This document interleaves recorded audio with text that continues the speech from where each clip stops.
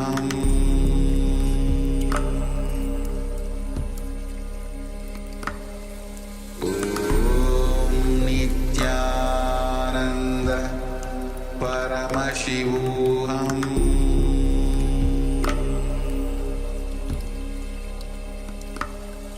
Om Nithyananda Paramashivoham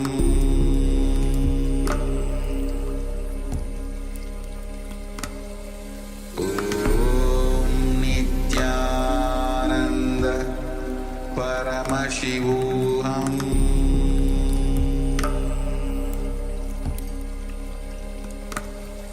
Om Nithyananda Paramashivoham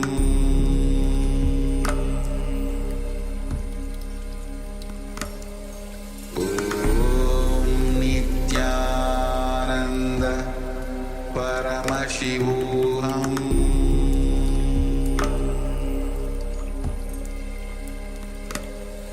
Om Nithyananda Paramashivoham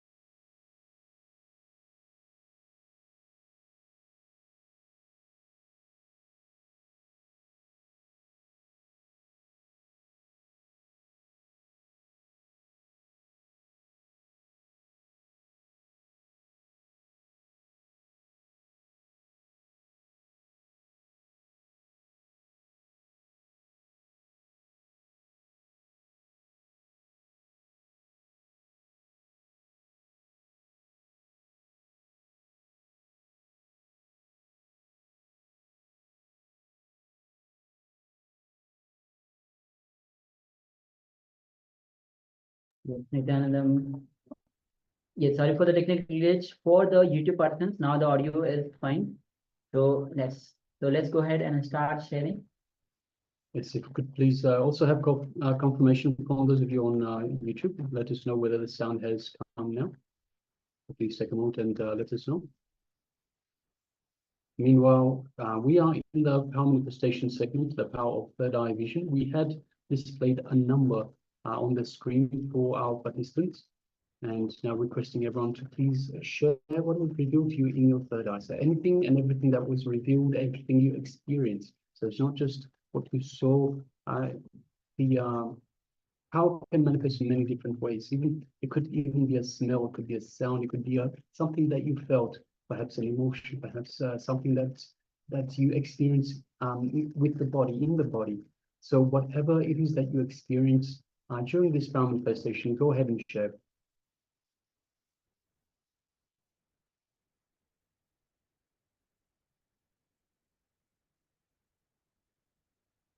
Also, Chandrasekharaya on YouTube.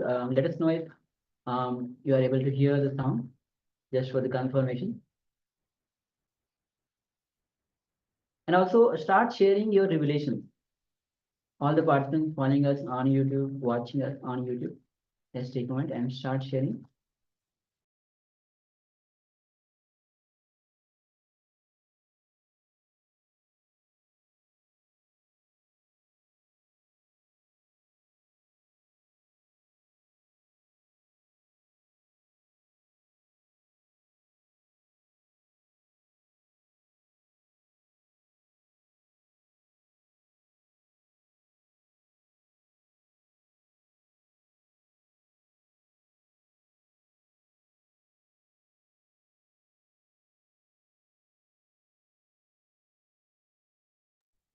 All right. So we have few sharings. Ma Stephanie shared 6. First, I see green, many leaves, plant, trees, wood. At least I see Ganesha. Okay, thank Yes, you, Ma. thank you very much for sharing that. And also we have one more participant sharing balloon shape, a red, blue, and green. Yes, thank you very much for sharing that.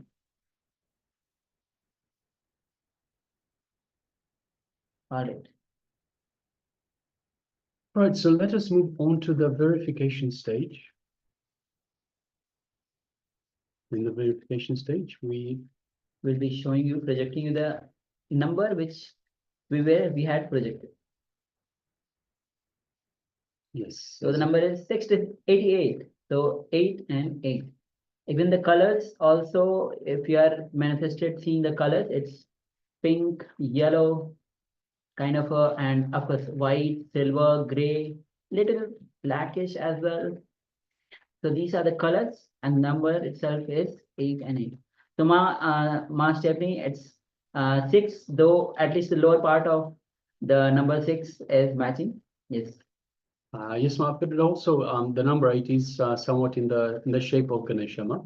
So there's a potential connection there, Ma. Yes, even like when the front face, when it is denoted, the Ganesha's nose is drawn like this. Yes. All right, thank you very much for sharing, Ma. And also, second sharing, we have balloon shape, red, blue, and green. So we have a pinkish red. We don't have the blue, and we don't have the green, but we do have. So we have 88 is like 4 balloons next to each other. So very much balloon shape. So yes, thank you very much for sharing, Ma, and congratulations for manifesting. Yes. So with this, we'll be moving on to the today's theme itself. And today we'll be having the theme of the Guru itself, and Swamiji will be gracing as a Nithyananda Paramashivoham, where how the Guru and disciple relationship are important, how it transforms our life. Understand, Master, the Guru, he himself transforms us in so many ways at different dimensions. But if we don't cognize it, we move away from the Guru. That's why understanding the Guru, even at the intellectual level, helps us a lot to have that relationship. So here Swamiji will be today, as will guide, Swamiji will be guiding us how the Guru helps you step by step, transforms you step by step to take you, to transform you to that ultimate consciousness. All right, so without any further ado, let us have this opening by the Supreme Pontiff of Hinduism. So I'm requesting everyone to sit comfortably with the head, neck, and spine in a straight line. Bring your full awareness to Swamiji as he opens up this topic.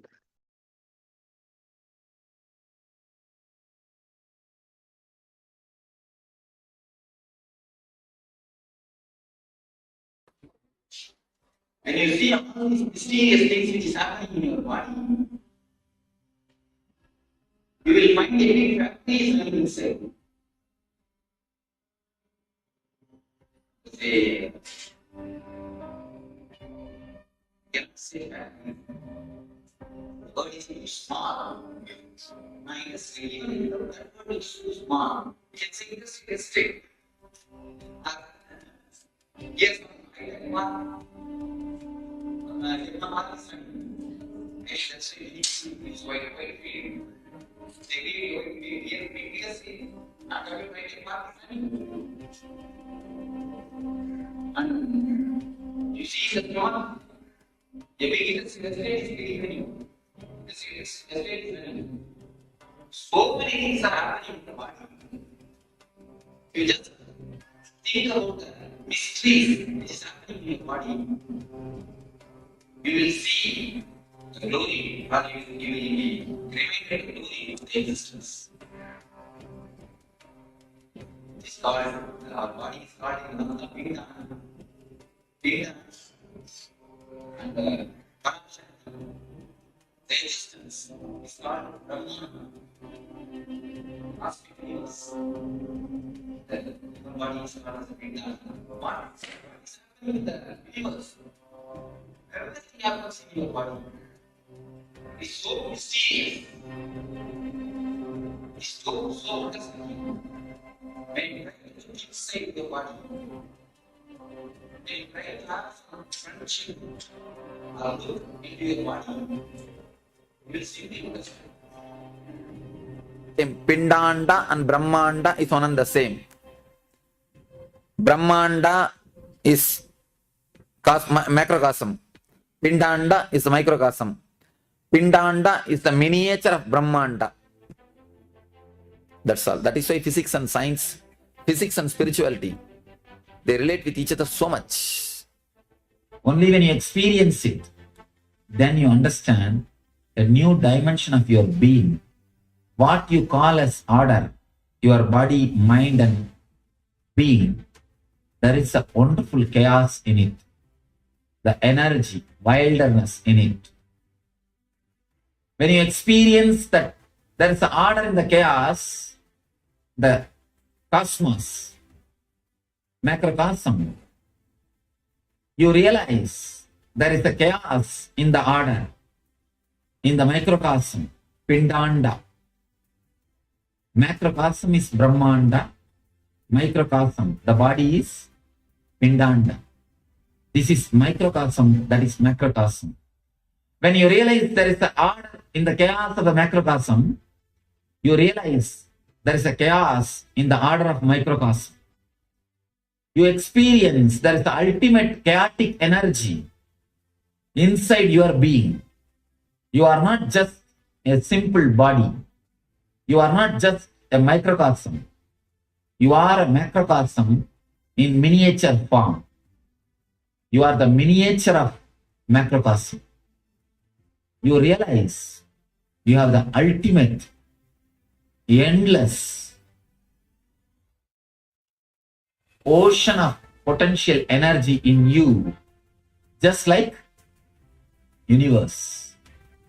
When you experience there is an order in the chaos, you experience there is a chaos in your order. You experience you are something beyond. You are something more than what you think. So now you think you know about everything about yourself. That is why you think you are very orderly.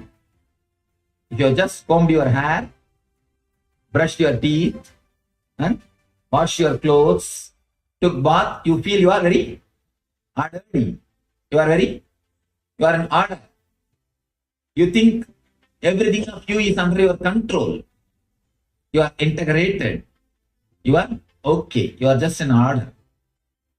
You know your boundary. Always we feel we know our boundary. We know our limits.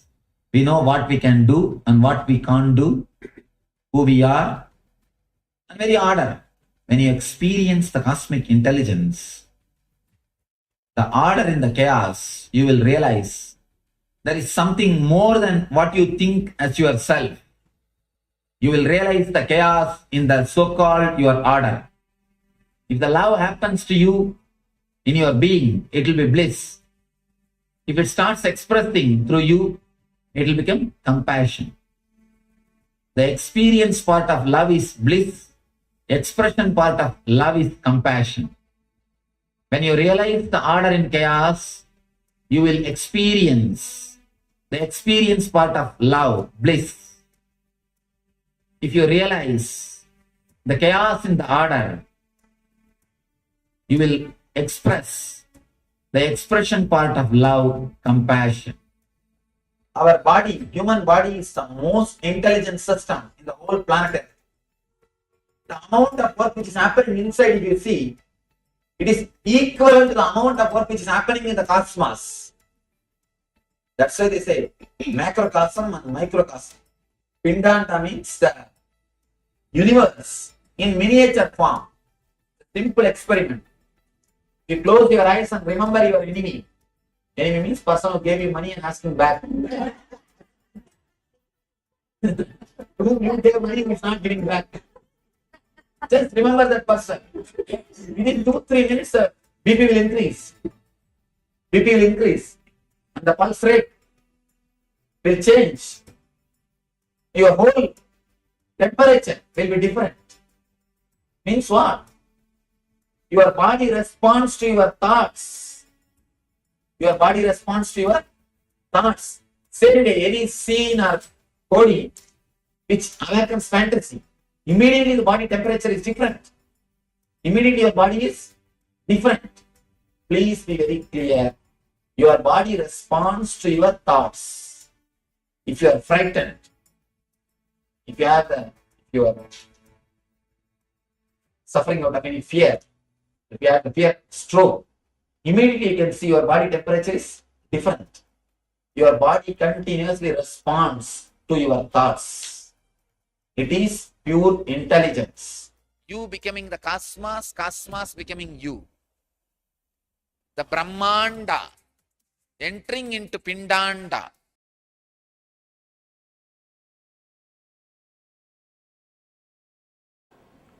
Bhagavan Uvacha Pashya me partha rupani sadasoda sahasrasaha nana vidani divyani nana varna kridini cha. Lord says, O Partha, see hundreds of thousands of my forms. These are of divine forms, diverse divine forms, of diverse colors, shapes and sizes. O Bharata, see the different manifestations of Adityas, Vasus, Rudras, Aswini Kumaras, Maruts and many wonderful things which no one has ever seen before. Now he starts explaining or giving darshan, and before that he says a beautiful word, an important word. He says, O Arjuna, you cannot see my form by your ordinary eyes. You have to see only with the Divya Netra, means the third eye, divine eye. Let me give you Divyam Dadami, Dechakshu. He says, let me give you the divine eyes. Then you will start seeing me. Then you will be able to experience me. From this sloka, he starts giving the Viswarupa Darshana. I think from this sloka, the whole thing is a continuity. It has to be understood as one part or one sloka. The whole thing is a single sloka. This whole chapter is a single sloka. Because the whole chapter explains the darshan. Krishna starts beautifully. He says, O Arjuna, let you start seeing whatever exists, all the Stavara, Jangama, universe, everything which no ordinary man can see, which no ordinary person can see. He says, even Rishis, Munis, even they have not seen this. Even they don't know this. Next sloka. Natu mam sakyase drashtum अनेनैव स्वचक्षुषा दिव्यं ददामि ते चक्षु पश्य मे योगमैश्वरम्. Oh Arjuna, you cannot see me with these ordinary eyes. Let me give you the divine eyes, Jnana Chakshu, Divya Chakshu. Only through that you can see my cosmic form. You can see my cosmic energy. First thing we should understand, can it be really seen? These three questions. Can it be seen? What is the qualification? What happens when you see? These three questions is the whole chapter. Can it be really seen? I tell you, it is possible. It is possible. There are so many enlightened masters who experienced this, who experienced this consciousness. Let me narrate an incident from my life. After 9 years of tapasya, meditation, long tapas, at one point I was totally frustrated. I was totally frustrated. I started thinking, what is happening? Am I wasting my whole life just reading few books, following those few books, just reading some few books and following few books, of trying to practice those few books in my life? Is there really something called enlightenment? Or am I wasting my whole life? At one point the fear started coming. And I started thinking, the essence of whole life, the cream of the life is youth. I am gambling with my youth. I have just poured my youth into this tapasya. I have sacrificed my youth for this tapas. I started thinking, is it worth? Is the game worth? Suddenly, after a few days, I felt a deep depression. Whatever can be done is done. Because whatever I think as a spiritual sadhana, I started doing. I did not leave even a single inch, 1 inch. I tried my best, all possible things. I used to sit inside the firewall. I used to create a firewall, 6 feet diameter, and I will sit inside and chant continuously, do the japa, so that I will not fall asleep. And not one or two, like this, hundreds of types of sadhana. I thought, whatever can be done by my effort, I think I am done. I finished. Still, if it is not happening, either there is no such thing as enlightenment, or I cannot achieve. But strongly the thought came, I think there is no such thing as enlightenment. Just these few people are cheating the whole humanity, just for their ego fulfillment. All these things I started thinking, really. I started thinking all these things. Then I started doubting the whole system. I lost faith on the whole system. I used to have a beautiful Ramakrishna's photo, which I worship every day.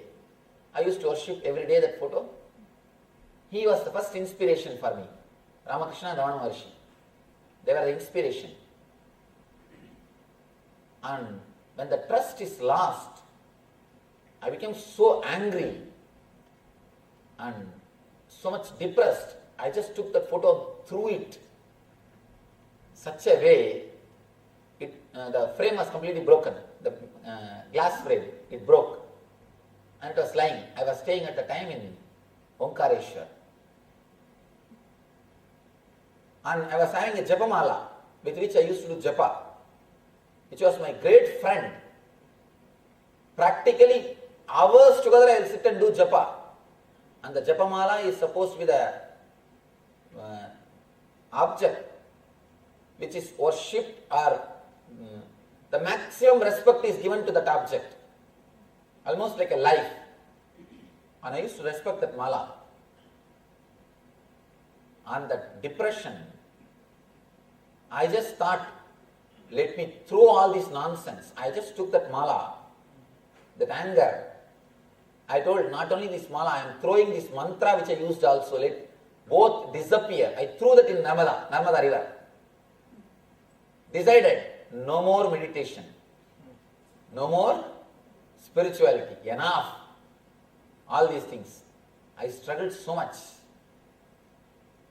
I think these fellows are doing a big game. All these so-called enlightened masters are doing big game. Whole thing is game. I just threw everything and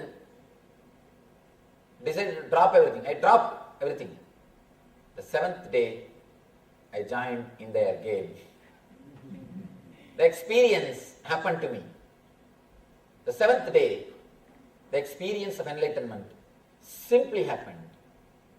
The experience of cosmic consciousness simply happened. Never the experience left after that. We may think, is it possible really to experience these things? Please understand, I was also in your place. Just because I travelled in the same path, out of courtesy I tell you, honestly this can be experienced. Solid truth, I tell you, this is a promise. This can be experienced. I have no vested interest to convince you about this ideology. Please be very clear. I have no vested interest, yes, except a simple courtesy. All I have is a simple courtesy. Some of your friend is driving little further in 101. You see the traffic. You just ring up and ask, is there traffic continuously? Can you tell something about how the road is? Will you not have a simple courtesy to tell you, no, there is no traffic, road is clear, only in that area I think little jam. Come, don't bother.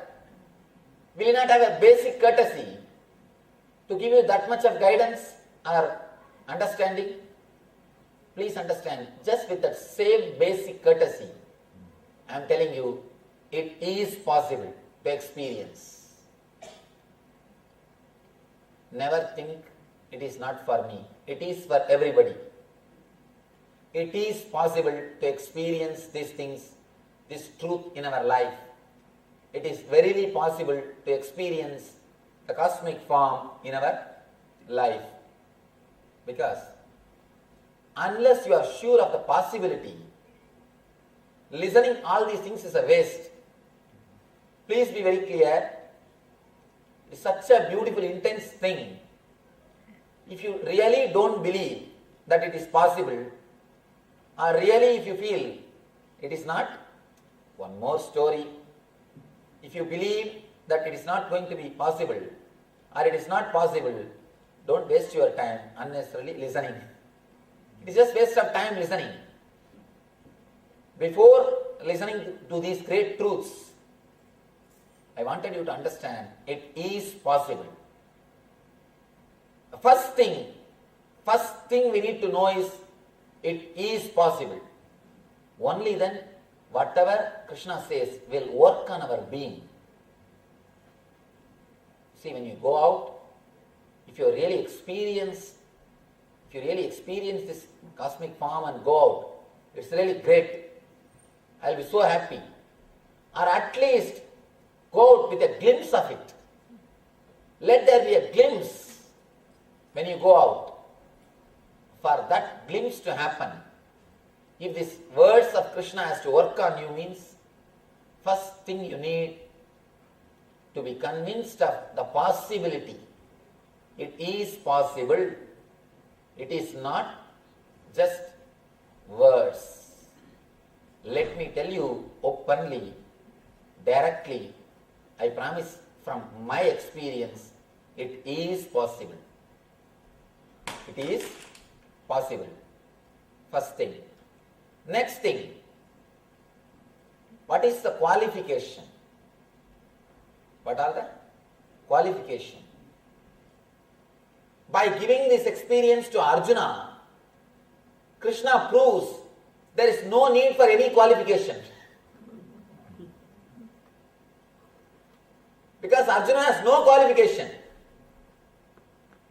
Neither he took the responsibility, nor he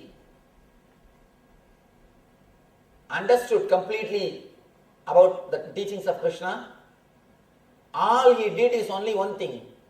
He is fortunate to be in the presence of Krishna. That's all. All you need also only one thing.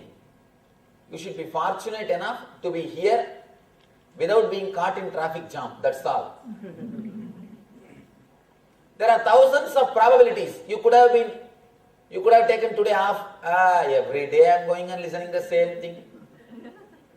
He may change the words, he tells the same thing every day. Today let me rest.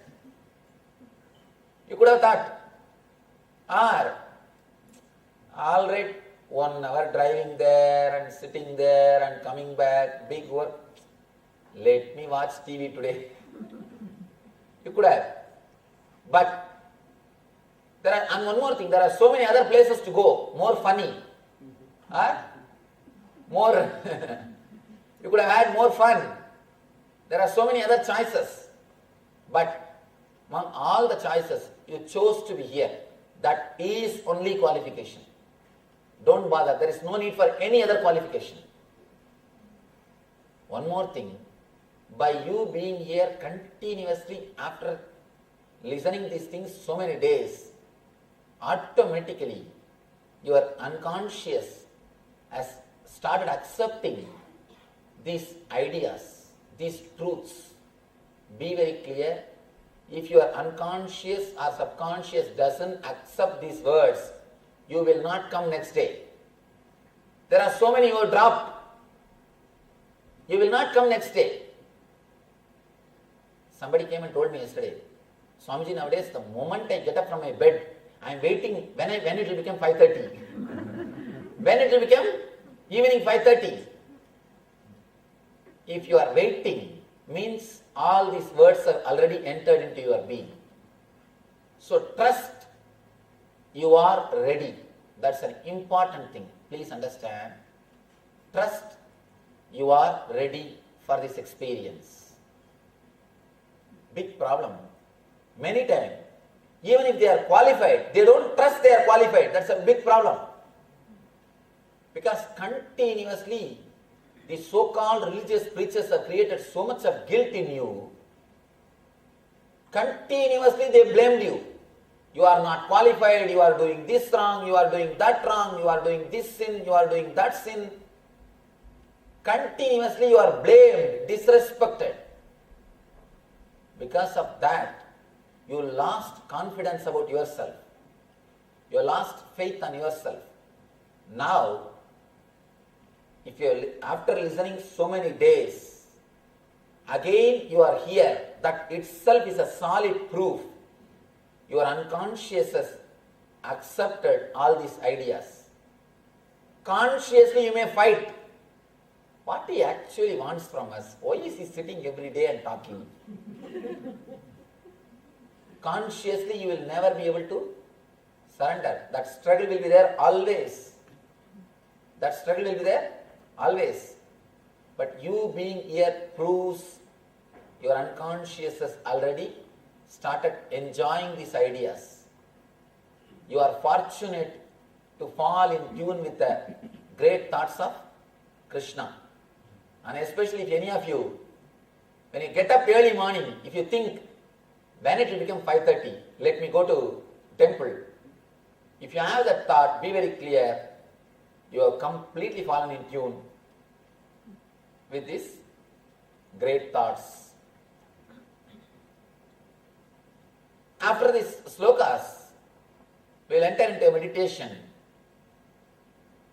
At least let us pray to the Parabrahma Krishna to give us a glimpse what he gave it to Arjuna.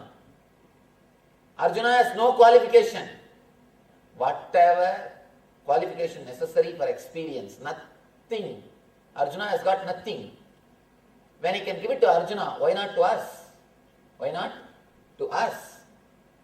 And surely we will enter into the meditation and hope to have at least a glimpse of what Arjuna had.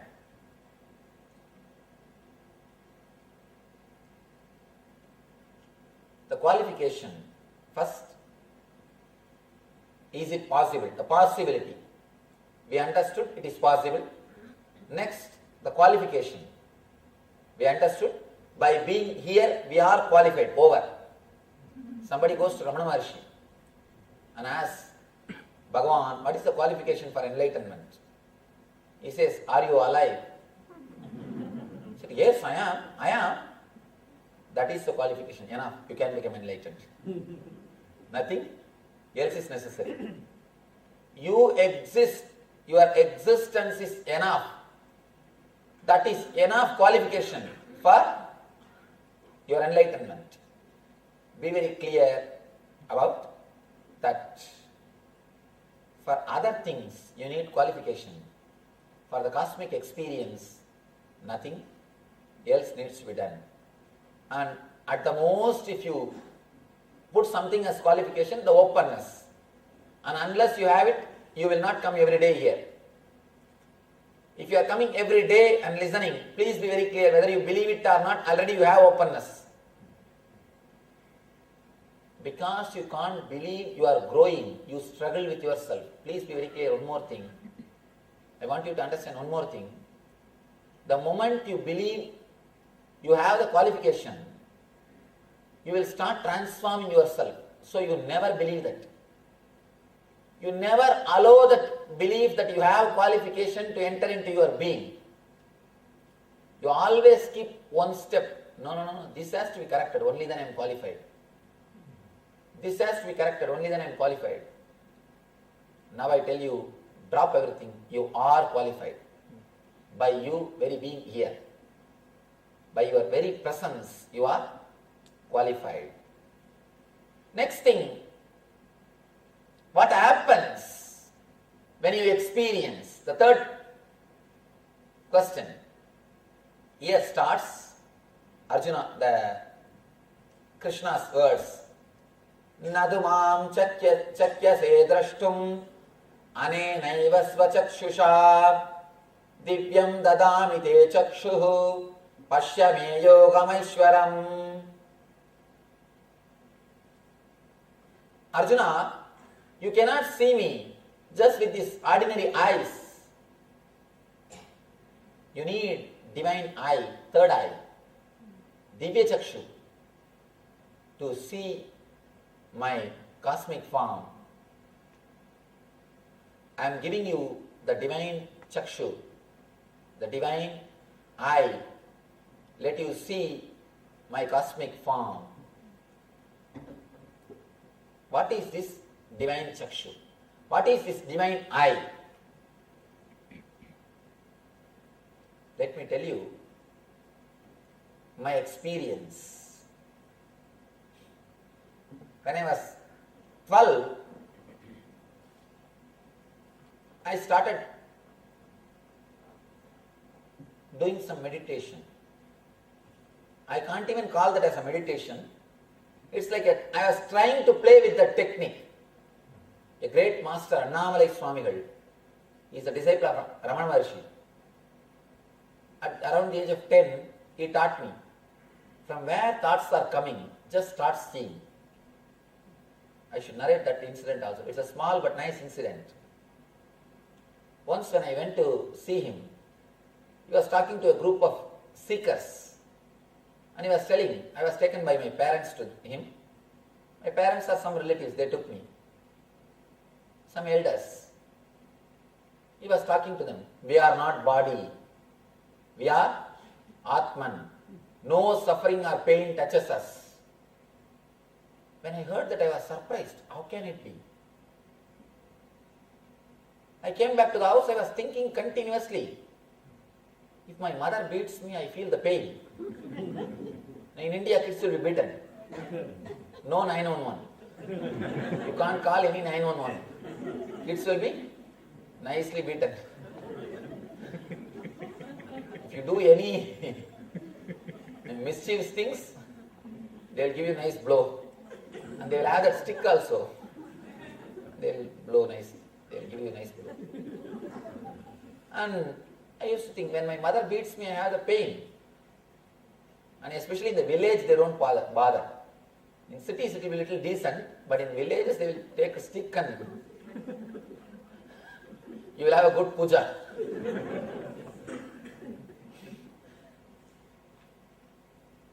How can this be true? He says, we don't suffer by pain. We don't suffer by suffering. Nothing touches us. I wanted to experiment. I went to the house and took a blade, knife, and cut my thigh to see whether I have pain or not. Not only I had pain, they took me to the hospital, they put all the stitches, and still now the mark is there, big mark. And again my mother gave me the puja, usual puja. You idiot, what are you doing? From where did you get that knife? And I had pain and suffering both. And I started thinking, what happened? This Swami taught us no suffering, no pain. Here I came and experimented on me. See, experimenting on others is easy. Arjuna is an intelligent guy. After understanding all these things, he started killing others. He never experimented on himself. He never cut himself. That's very easy. But experimenting on yourself only needs intelligence. A little courage. And I had the pain, suffering both. After a few days, I told, please take me to that Swami. They took me to that Swami. I asked him, see, what have you taught me? You told that we will not have pain, we will not have suffering. I went and tested it on myself and I am having pain. Then he told, did I tell you to go and cut yourself? Then he made a beautiful statement. My dear boy, don't worry. I know now you have pain or suffering. He made such a profound statement. Still now I can say that one single statement has transformed my life. He said, you may have pain and suffering now. Don't worry. This attitude of analyzing the truth, this attitude of searching the truth, this courage of experimenting the truth will liberate you from all pains. Go ahead. This courage to experiment with what you are hearing, this courage to play with these ideas, I promise you will be liberated. And he told me, just do one small thing. Start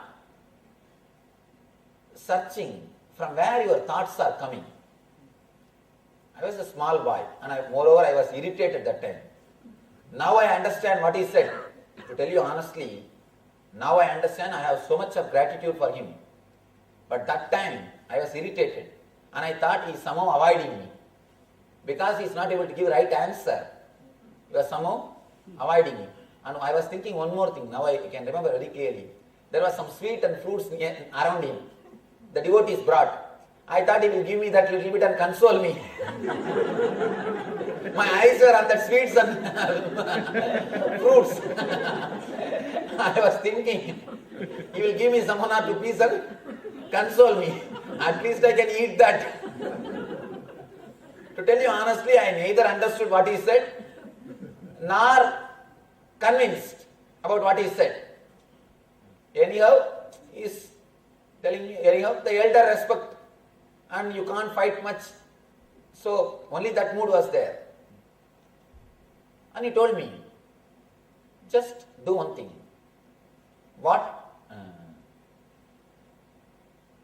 When thoughts come, see from where they are coming. I heard, I said all right and came away. After a few days, somehow I thought, why not try? Playfully I used to sit and try. After 10 minutes I will feel bored and get up and go away. I used to playfully do the technique, very casually, not thinking something or expecting something. I never had that idea that will give me any glimpse or that will give me some experience. Very casually I used to do. This happened when I was 10. Around 2 years I was playing with that technique. I don't even know it's a technique. I don't even know anything. All I know is, he told me, if I start doing that, I will go beyond pain. I will not have any pain, any suffering.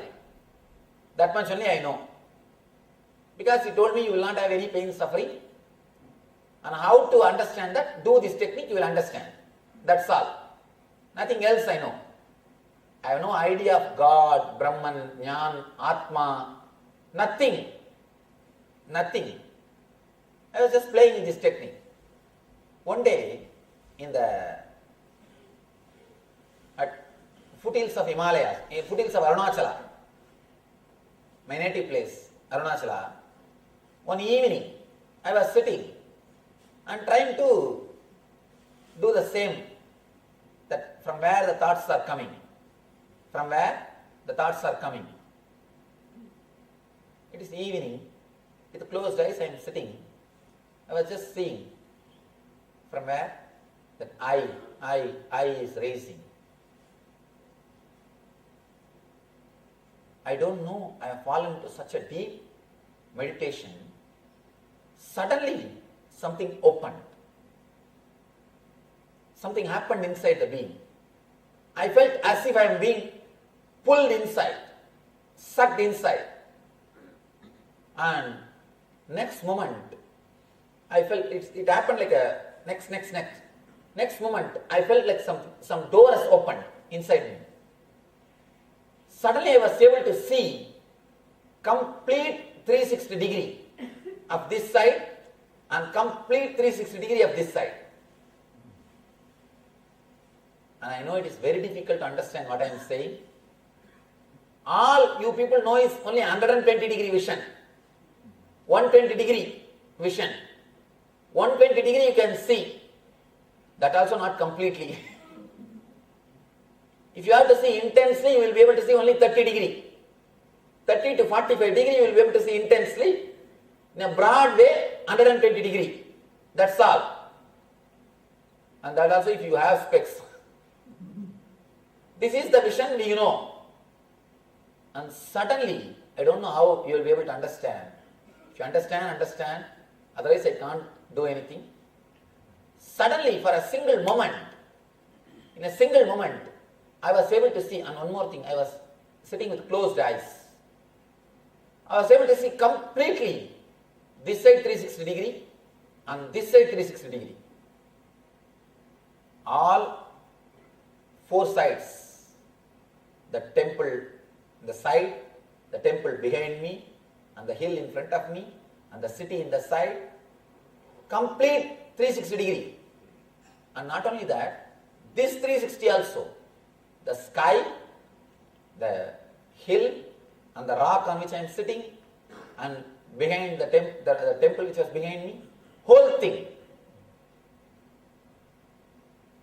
Of course, very difficult to comprehend. How can it happen? Or how it happened? All I can say is, I promise again, it is truth, it happened. That's all. No other way I can explain intellectually. Simply the whole thing I was able to see. And not only I was able to see, the next moment I was able to feel, not only I am seeing, it is me. Whatever I was seeing, whether the plants, or the hill, or the temple, or the city, whatever I was able to see, I felt the whole thing is just me. First, I was just pulled inside. Next moment, I was able to see complete this 360 degree and this 360 degree. And next step, I felt it is completely me. The whole thing is me. It was such an ecstatic experience, such an intense experience. It took more than at least 3-4 hours for me to open my eyes. After few hours only, I opened the eyes and I felt like I have the bliss fever. Same feverish mood, but blissful, not suffering. 3 days that mood continued. And after that, suddenly, the tremendous fear took over me. Tremendous fear that something wrong has happened to me. And I tell you exactly what happened in my mind. I thought there is some ghost sitting on that rock.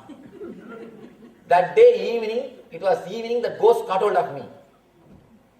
And now I escaped from the ghost. And I decided never to go to that place again. And I used to go towards that area only to my school. From house to school, if I have to go, I have to cross that area.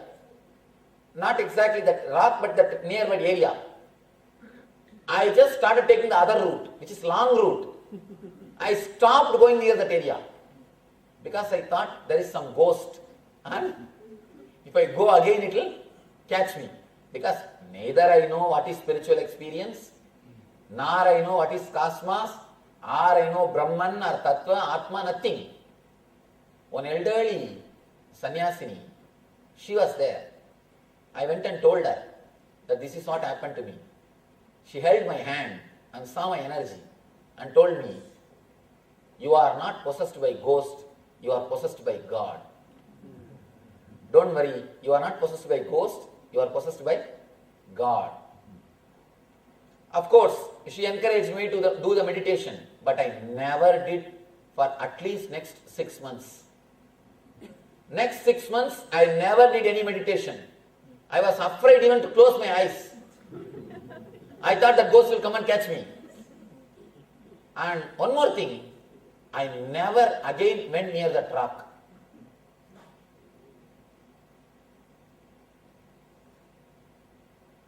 After, I think next year, after day two, one of my friend, classmate, I met him. He is my close friend. We used to play together and we used to go to the temple and all those things. And he is also a little interested in that puja, meditation, all those things. So, I took him to the temple and made him sit in one corner. And I started telling him, hey, few days ago I went and sat in that hill, something happened to me, and suddenly from that day I am able to see all the 360, all the front and back. I don't know what happened to me. That guy still is there, and actually he is now coming out with his reminiscences. What he felt first when I came and told him. Just next day, I am a small 12-year-old boy and I am catching one of my friends and I am telling, I am able to see all the side. I don't know what happened to me. And not only that, he said, fool, what are you talking? Something has happened to you. And I told him, no, if you try to keep some coin or anything behind my head, I will tell you what is there. And I started telling him, you see that ant which is there, it is slowly coming up. There was a small tree. In the tree the ant is coming up. Am I right? And he put some coin or something. And he said, now which side I am showing? I said, head. He turned. Now you are showing tail. And he did something like these few things. When I told everything clearly, till then he was smiling and laughing. I told everything clearly. So the first thing he did is just move a little bit that side. And then he told me, I am urgently feeling to go for one. I will come back, be here. Within 1 minute I will come back. I will go to the one and come back. He ran never came back. And I am sitting there. And he never came back. Now actually, he came to the ashram. He told one of our disciples, I am the first person who received energy darshan, but I missed it. I am the first person who received energy darshan, but I missed it. Because neither I know what is happening, I myself don't know what is happening. What was happening? Fellow got frightened and ran away. And I am shouting, hey, come here. Go to the rock, you will also experience this. If you want to know this, if you want to understand this, go to the rock. You will also see. And said, I neither want to go to the rock, nor I want to have all these things. Something has happened to you. I'll go and tell your mother, and they should take you to doctor. They should take you to doctor. He ran away. Anyhow, even though the fear was there, the fever of bliss, the whole body was boiling with joy and ecstasy. Once in a while, I used to have that small temptation. Even if it is ghost, what is there? I can go and sit, let it catch once more. It is really nice. It is really nice. After all, it is so blissful. But other side, fear. Usually the story which we hear, ghost will eat you and you will die. That side fear, one side. That type of fear. The other side, it is so joyful, so blissful. Never I understood what exactly happened. At least for next 1 year. After that, again I had a great opportunity of meeting one more enlightened person. He gave me the whole clear explanation, and of course the seeking started after this experience. Only after this experience it has become intense. Of course, after that 9 years of long tapas, all the tapas is done only to have that experience again. And next time when it came back, I think body and mind was ready. It never left. It just stayed with the being. I think that vision of 360 degree is what Krishna says, Divya Chakshu, divine eye, Trinetra, the third eye, or Anya Chakra. With 2 eyes, you can see only 120 degree. When the third eye opens, not only this 360, and this 360 also. You will start experiencing the whole thing as you are. And just you feel the whole thing is you. That is what the cosmic consciousness. What Krishna calls us? Cosmic consciousness. I felt the whole thing was living. How? You see, how you feel this body is living. How you feel your hands are living. When somebody touches, when somebody hurts, you know it hurts. And how you feel it is living. Because you feel this is living, you are able to handle it. And you feel if anything is done to this. Same way, I just felt the whole thing is living. I could clearly experience the whole thing is living. Just like this body is alive. That is what? Expanding your body consciousness to the universal consciousness. What you feel with your body, feeling the same thing with the whole universe is what I call cosmic experience. How you feel with your body, same way feeling with the whole universe. The problem is, even with our body we don't feel alive. That's the problem. Even with our body we don't feel alive. All we need to do is feeling the same way with the universe, how you feel with the body. That experience only Krishna gives to Arjuna.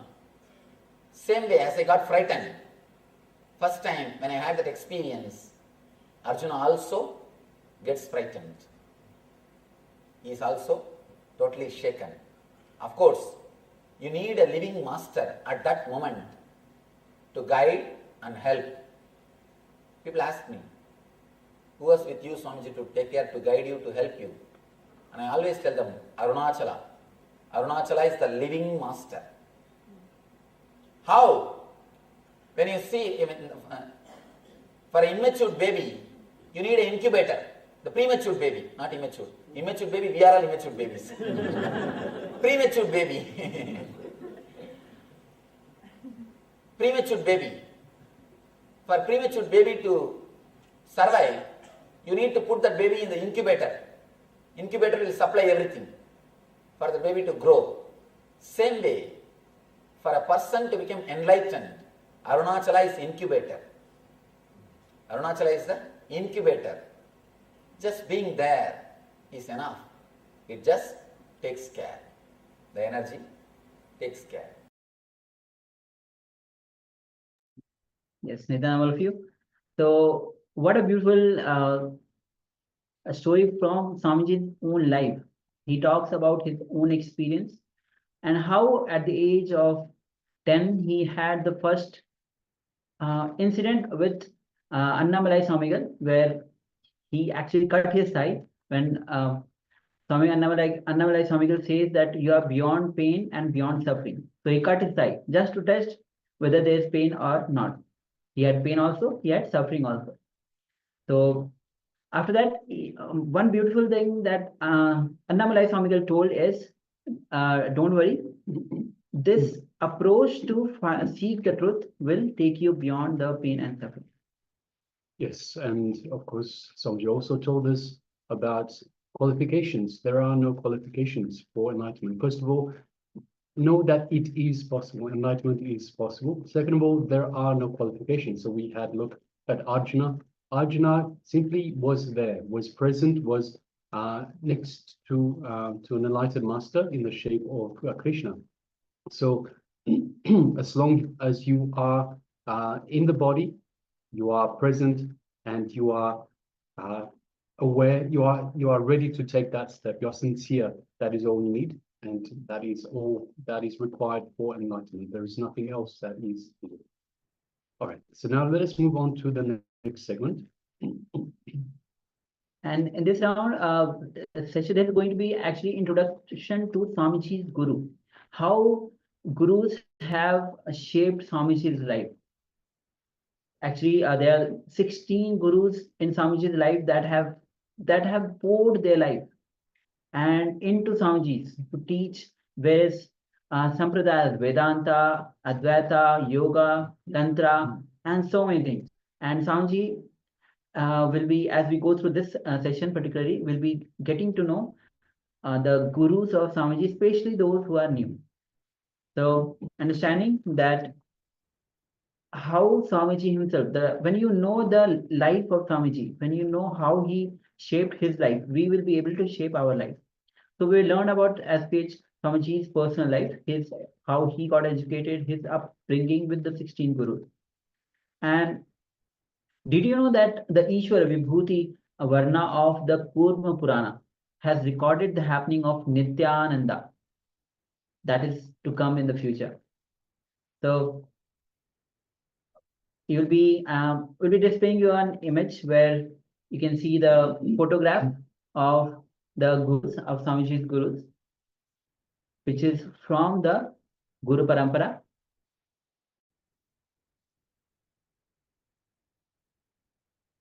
So yes, as you can see below are the darshan photographs of Paramathar's gurus that we will learn about in this session. So we have Bhagwan Ramana Maharishi, we have Sakki Swamigal, we have Mata Vibhutanandapuri, Sri Yogi Raj Yoganandapuri, and Yogi Ramsurat Kumar. So these are the gurus who had actually predicted the happening of the Supreme Pontiff of Hinduism and Swamiji's Guru as well. They are and poured their life. The moment as we go through, I think we'll be getting to know how the moment Swamiji was ready, most of them actually left the body. So the avatar of Paramashiva descended on the planet Earth, who is Swamiji himself, in the dawn of the year 1978. He whose name is so beautiful, revealed in Ishvara Vibhuti Varna of the Kurma Purana, where Mahadeva says, Ishvara Vacha, Nithyananda Nirvikalpam Tadadhama Paramam Mama. Who is Nithyananda Nirvikalpam? That certainly is my ultimate space. Yes, so the reincarnation as it is described by the avatar. So in preparation for the descent, Swamiji says, I sent my gurus down to wake me up. Literally, my gurus birthed me, brought me from Kailasa, protected and groomed me, and made me manifest. By the time, so again, this is in Swamiji's own words, by the time I started knowing me, they already made me realize my identity. Never they allowed me to forget my identity as Paramashiva. Beautifully, they did the transformation of macrocosm to microcosm. Actually, Swamiji, in his own words, shares, all of them have contributed so much to me, stabilizing myself in the space of Advaita, the non-dualistic space, oneness. Arunagiri Yogeshwar supported me on a totally different level, on the level of biomemory. Yogananda Puri supported me in the very core of the body, in the level of physical completion with the body.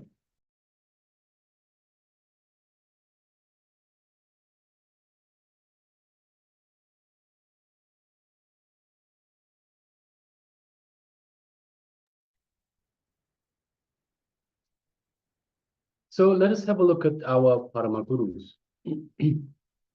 Vibhutananda Puri supported me. So again, this is still in Swamiji's own words. Vibhutananda Puri supported me in Vedanta, developing the Vedic mind.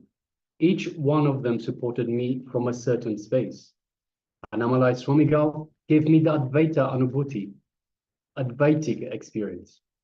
Because of their ability to command gratitude, their ability to command love, their ability to spend time with me and with tremendous patience respond to me. The whole credit for my becoming an incarnation, my flowering as an incarnation goes to my gurus and mentors. And in the speech onwards, as Swamiji continues, I tell you, my mentors and gurus were living examples of not giving up on people. Again and again and again, I look back. I look to them for more and more inspiration to not give up on people and to have more and more patience. Yes, the amount of patience they showed me, Swamiji continues, the amount of time they spent on me and waited for me to come to the context from where they were standing or teaching, the amount of chiseling they have done, the amount of friction they removed from me, the amount of completion they generated in me. Still, when my disciples bring some issues to me, I look back and look to them, to my gurus, for how they resolve such issues and how they handle them. When I lived with Yogananda Puri and Vibhutananda Puri, I really used to feel that there was not a single day when something extraordinary was not happening in my life. Every day was an incident in my life. Swamiji continued. So I don't know what to tell and what to leave because they were showing something extraordinary every day. They kept me alive. So let us have a look at Shaktipada, establishing yourself in oneness. When you connect with an avatar who is in the body, while both you and he are alive, you are in Shaktipada. Bhagavan Paramashiva describes Shaktipada in the Kularnava Tantra. In the Kularnava Tantra, Chaturdasha Ulasha, which is 14th chapter, Paramashiva reveals to Devi the glory of and the secrets of the power of Diksha, which is initiation from the Guru who is Paramashiva incarnate. He also explains about the Shaktipada.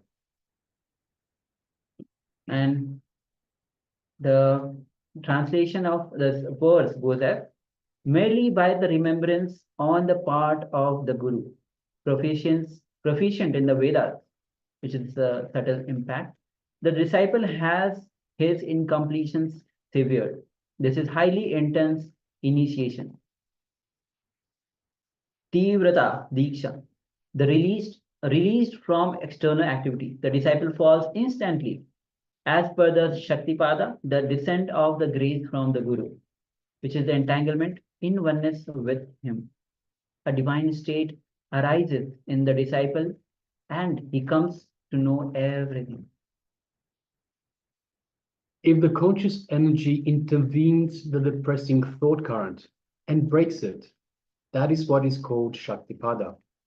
Understand, this is what is called descent of grace, disciple of avatarana, the principle of avatarana, or the doctrine of the avatar.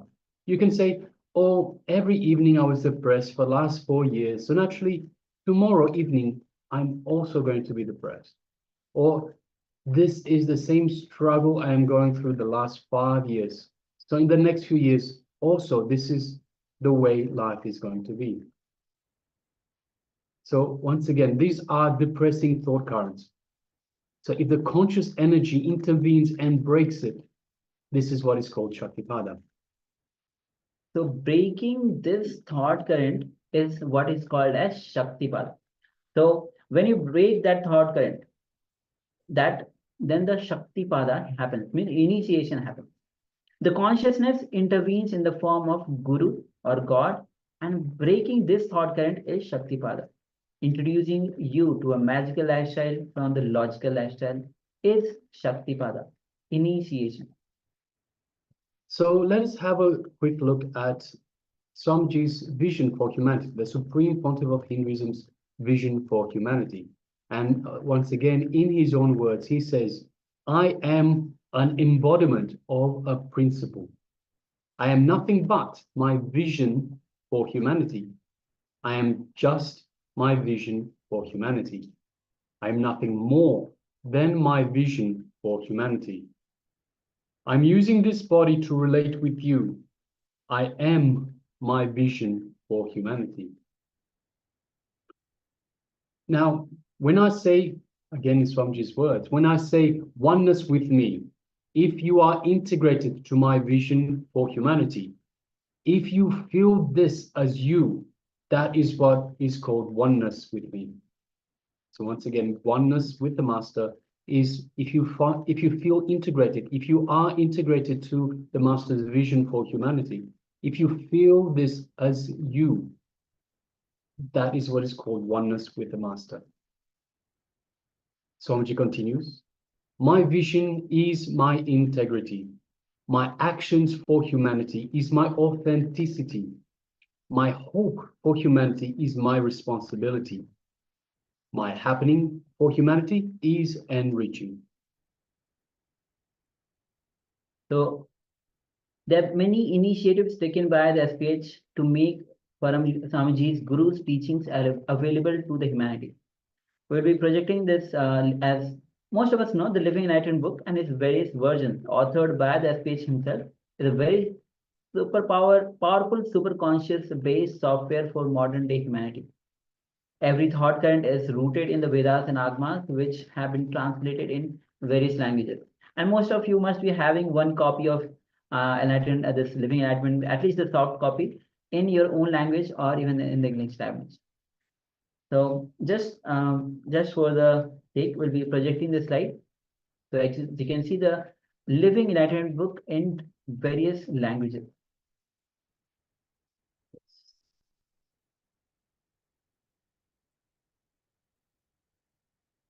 Yes, some further initiatives that have been taken by the Supreme Pontiff of Hinduism to make his teachings available to all of humanity include several sacred Hindu scriptures that were translated from Sanskrit to English, along with the commentaries of the Supreme Pontiff of Hinduism.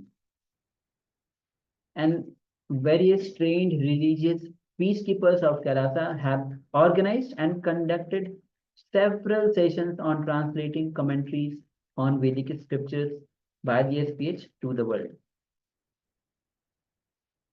Also, the Supreme Pontiff of Hinduism reaches out to millions worldwide by overcoming the language barrier by simply wishing people in their own language in over 25 languages. And Swamiji talks about Ramana Maharishi. Ramana Maharishi is Swamiji's first love. He is revered as incarnation of Paramashiva himself. Ramana Maharishi is one of the predecessors of the Supreme Pontiff of Hinduism, who foresaw his happening before attaining the state of Mahasamadhi and leaving the body in 1950. Yes, Bhagwan Sri Ramana Maharishi was among the greatest enlightened beings who carried the torch of Sanatana Hindu Dharma courageously into the 20th century. 20th century being one of the darkest times in history for Hinduism and for planet Earth itself. Ramana Maharishi was born in 1879 and manifested the complete superconsciousness by the age of 16, which incidentally was the same age of the avatar when his gurus initiated him as the 1008th incarnation of Paramashiva. And before passing on, when Raju Mudaliar, who is the biological grandfather of the SPH, went to receive the blessings of Bhagwan Ramana Maharishi in the late 1940s, when he was a young orphan who worked in the rice shops of Tiruvannamalai. Bhagwan blessed him ceremoniously and declared that Lord Arunachala himself would come into his family.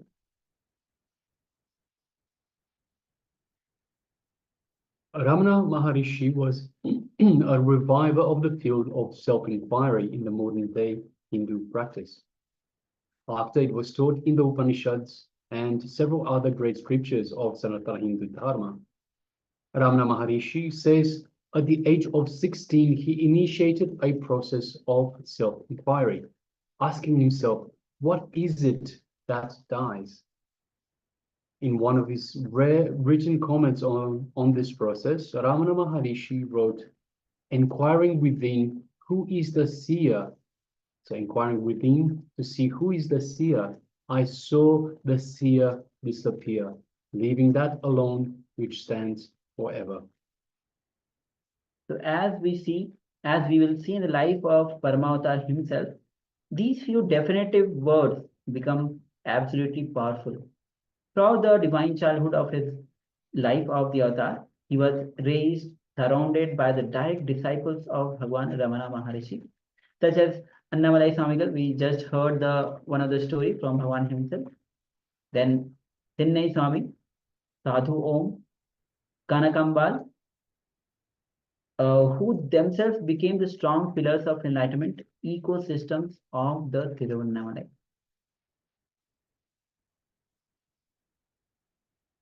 Yes, so now let us have a look at Isaki Mahamunivar, Param Guru of the Supreme Pontiff of Hinduism, Bhagwan Sri Nithyananda Paramashiva. So after the Supreme Pontiff of Hinduism was born, Isaki Mahamunivar stopped all his public activity. And Isaki Mahamunivar says that actually, is Swamiji's own words, he says that I had good fortune of living around him for 6 years. I have never seen him eating or drinking or sleeping, no regular activities. I have never seen him having regular sleep. He never used even clothes. He was continuously overflowing, bubbling with joy. He doesn't need anything from the outer world.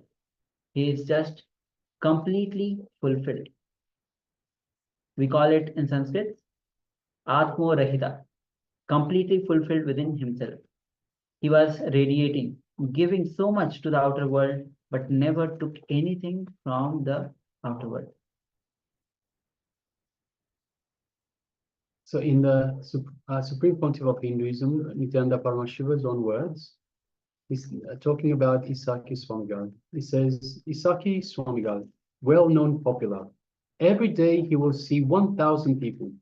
After I was born in 1978, he took me to the temple, and after taking me to the temple, he declared he is withdrawing from life, from social life. He lived 13, 14 more years after I was born in 1978 to 1991. And the whole day and the whole night, he just poured himself onto it.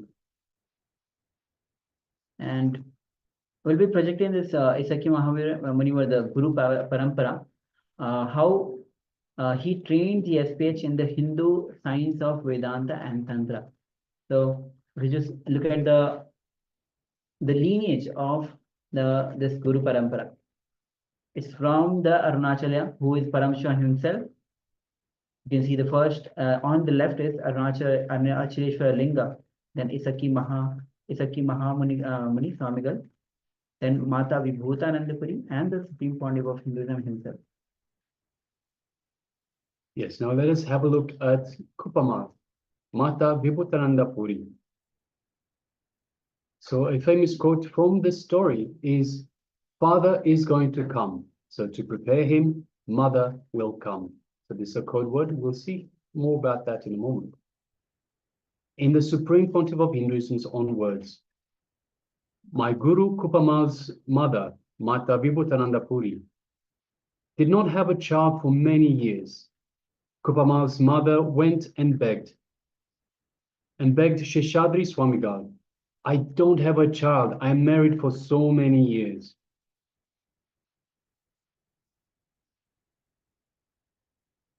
In Indian society, they will make fun of you if you don't have a child. Sheshadri Swamigal is a great Mahapurusha. He was sitting on a dustbin in Tiruvannamalai where they dump everything. And the Isaki Mahamunivar, the Swamigal, he took that dust on which she was sitting and put it in her hand. And that lady was so devoted and dedicated, she just ate the whole dust. Later on, she told, when I started eating, I saw the whole thing turned into jaggery. Immediately within 3 days, she conceived. Third day, the local doctor are saying, you are carrying. So she went to Sadhvi Swamigal again, and she was sitting on the same dustbin. She bowed down and said, Doctor, I am carrying. The Sadhvi Swamigal said, Father is going to come, so to prepare him, Mother will come. It is a code word. The baby was born and it was brought to him. He was sitting on the same dustbin. He received the baby in his hand and kept it on his lap. Dustbin. See, the dustbin itself, in the Tamil word is mil, the means Kupattodi in Tamil, and the child was named as Kuppamal. So it comes from this name. So this is the reason for that name. If you go to anyone who lived in Tiruvannamalai for 2 generations, last 50 years, you will hear the story about some Siddha in their life. Yes, so now let us have a quick look. We'll display this slide for you.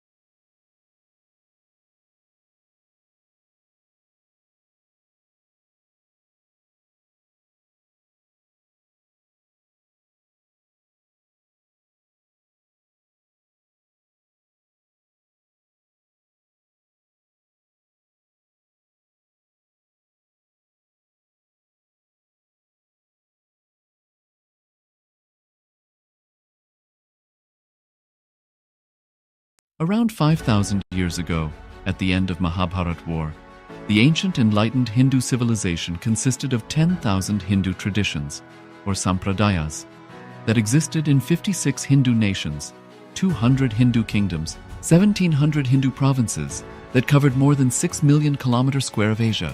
The Supreme Pontiff of Hinduism, SPH, Bhagavan Sri Nithyananda Paramashivoham, is the reviver of Kailasa, this ancient enlightened Hindu civilizational nation. Kailasa is an unbroken cultural, religious, historical, civilizational, and sovereign continuation and revival of multiple of these historical Hindu sovereign states and Hindu ecclesiastical entities. The unbroken continuity of these ancient Hindu nations through Kailasa results in the legal recognition of Kailasa as per the international customary law, particularly the doctrine of continuity. The international law, the doctrine of continuity, implies that upheavals and revolutions within a country, changes in government, territorial adjustments, measures taken during military occupation, or other internal transformations do not negate the existence of the country, do not affect the legal personality and international obligations of the country or state. The Vienna Convention on Succession of States in respect of treaties, 1978, addresses these principles of the doctrine of continuity as it outlines international law during situation of state succession or continuation. International law recognizes a state's legal personality by recognizing its identity. This perspective extends even during the period when the given state or country is annexed or occupied by a foreign power. Even in such cases, the legal personality of the state is considered to persist, enabling its subsequent re-establishment.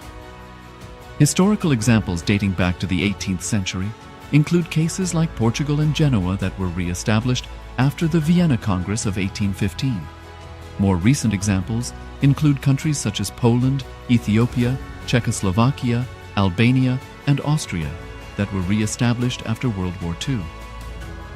Even when a nation is deprived of its territory, the nation continues to exist. Its sovereignty and international legal personality continues to persist. The Dalai Lama, as the spiritual and temporal leader of Tibet, exemplifies this principle. In 1959, the Dalai Lama was exiled and forced to flee. Despite the challenges faced, the Dalai Lama continues to advocate for the preservation of Tibetan culture and garners worldwide support for Tibetan autonomy on the global stage. Similarly, from 1309 to 1376, the Pope of Catholicism had been in exile in Avignon. Despite this, he was recognized as the head of state as well as head of the church and given full privileges of the position after their return to Rome. Even in 1861, much of the papal territories had been lost, leaving the Pope with no sovereign territory other than the papal residence and related buildings. Yet his temporal powers were still acknowledged. He was recognized as a head of state, and later, the Lateran Treaty of 1929 formally re-established papal sovereignty over the Vatican City. The Sovereign Order of Malta further exemplifies this principle, retaining international recognition as a sovereign entity despite the permanent loss of their territory upon Napoleon's invasion in June 1798.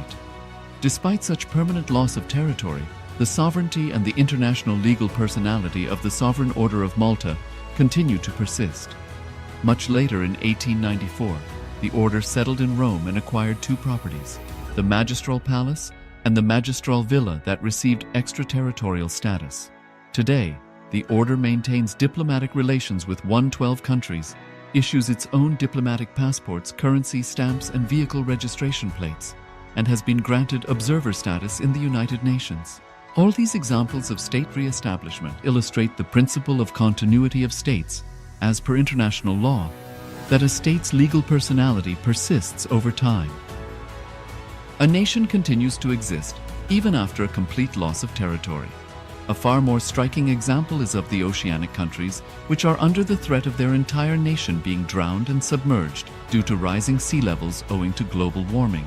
In response to such existential threat of climate change, Pacific Island nations, including Tuvalu, have enacted constitutional amendments and made international declarations affirming that their nation and their sovereign rights will continue to persist, despite their entire territory being lost to the sea. This proactive stance is highlighted in the Constitution of Tuvalu Act 2023, and the Pacific Islands Forum Declaration of 2021. The Supreme Pontiff of Hinduism, Bhagavan Sri Nithyananda Paramashivoham, through the line of succession is the present 203rd Emperor of the Hindu sovereign kingdom of Surangi Samrajam. He was crowned on the 31st of December 2004 at the age of 26. Thus, by very same principles of the doctrine of continuity, through which the international legal personality of Portugal, Genoa, Poland, Ethiopia, Czechoslovakia, Albania, Austria, Vatican, Tibet, Sovereign Order of Malta, and several other nations has been recognized despite having undergone a period of exile, annexation, occupation by a foreign power, or despite loss of territory. The SPH Nithyananda Paramashivoham, through well-established legal and historical facts about the Hindu sovereign state of the Surangi Samrajam, derives all sovereign rights and powers of the royal lineage of the Surangi Samrajam as its 203rd sovereign emperor from his inheritance and continuation of the unbroken succession of the kingdom of Surya Vamsa Surangi Samrajam Sarvanapitha. Surya Vamsa Surangi Samrajam, through unification with 20 other sovereign Hindu states and sovereign ecclesiastical, historical entities, became part of the United States of Kailasa, which thus became a sovereign, independent juridical state, with the SPH Nithyananda Paramashivoham as the sovereign.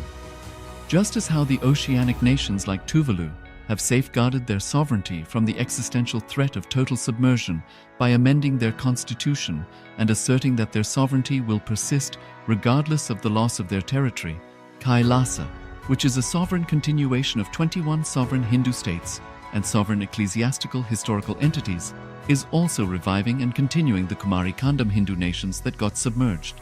As per the doctrine of continuity, these facts imply that the Kailasa's statehood is recognized by international law and manifests as a natural outcome of well-established historical legal facts. Share your time, talent, and treasure. Become part of Kailasa. Sign up as an eCitizen https://kailasa.ecitizen.info.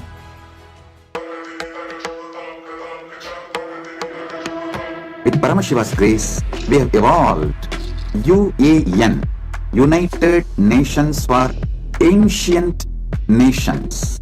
Paramashiva successfully manifested, and now he is introducing this to all of you, to the world formally, United Ancient Nations. It is United Nations for Ancient Indigenous Nations. This is a profound intergovernmental body. More than 100 ancient nations are already part members of this UAN. It is to unite and support all the indigenous nations, indigenous kingdoms all over the world.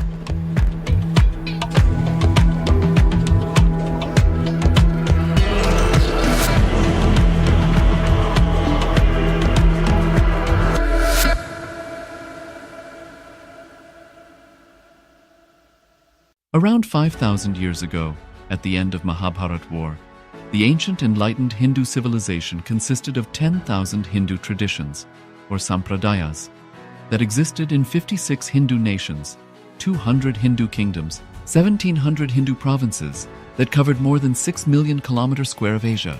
The Supreme Pontiff of Hinduism, SPH, Bhagavan Sri Nithyananda Paramashivoham, is the reviver of Kailasa, this ancient enlightened Hindu civilizational nation. Kailasa is an unbroken cultural, religious, historical, civilizational, and sovereign continuation and revival of multiple of these historical Hindu sovereign states and Hindu ecclesiastical entities. The unbroken continuity of these ancient Hindu nations through Kailasa results in the legal recognition of Kailasa as per the international customary law, particularly the doctrine of continuity.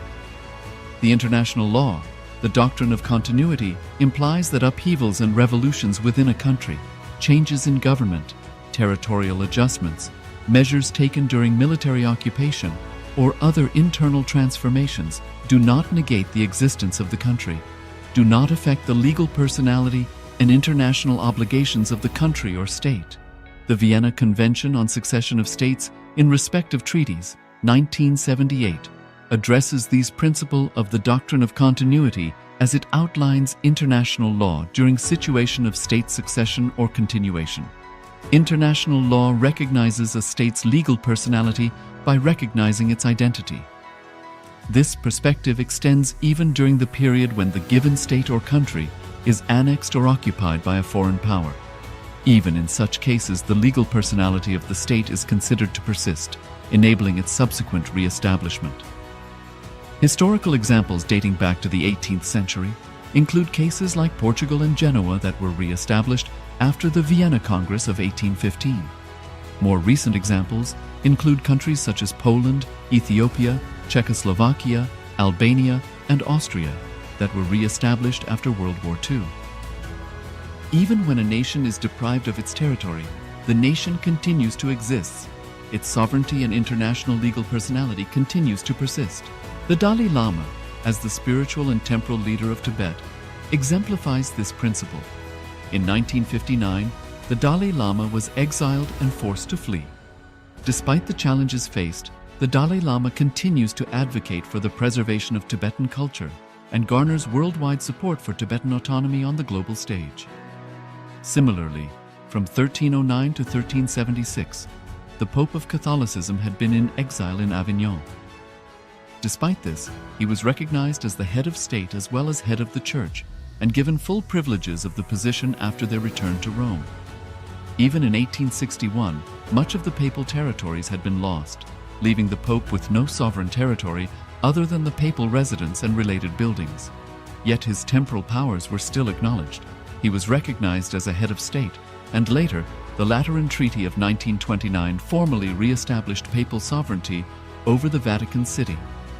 The Sovereign Order of Malta further exemplifies this principle, retaining international recognition as a sovereign entity despite the permanent loss of their territory upon Napoleon's invasion in June 1798. Despite such permanent loss of territory, the sovereignty and the international legal personality of the Sovereign Order of Malta continue to persist. Much later in 1894, the order settled in Rome and acquired two properties, the Magistral Palace and the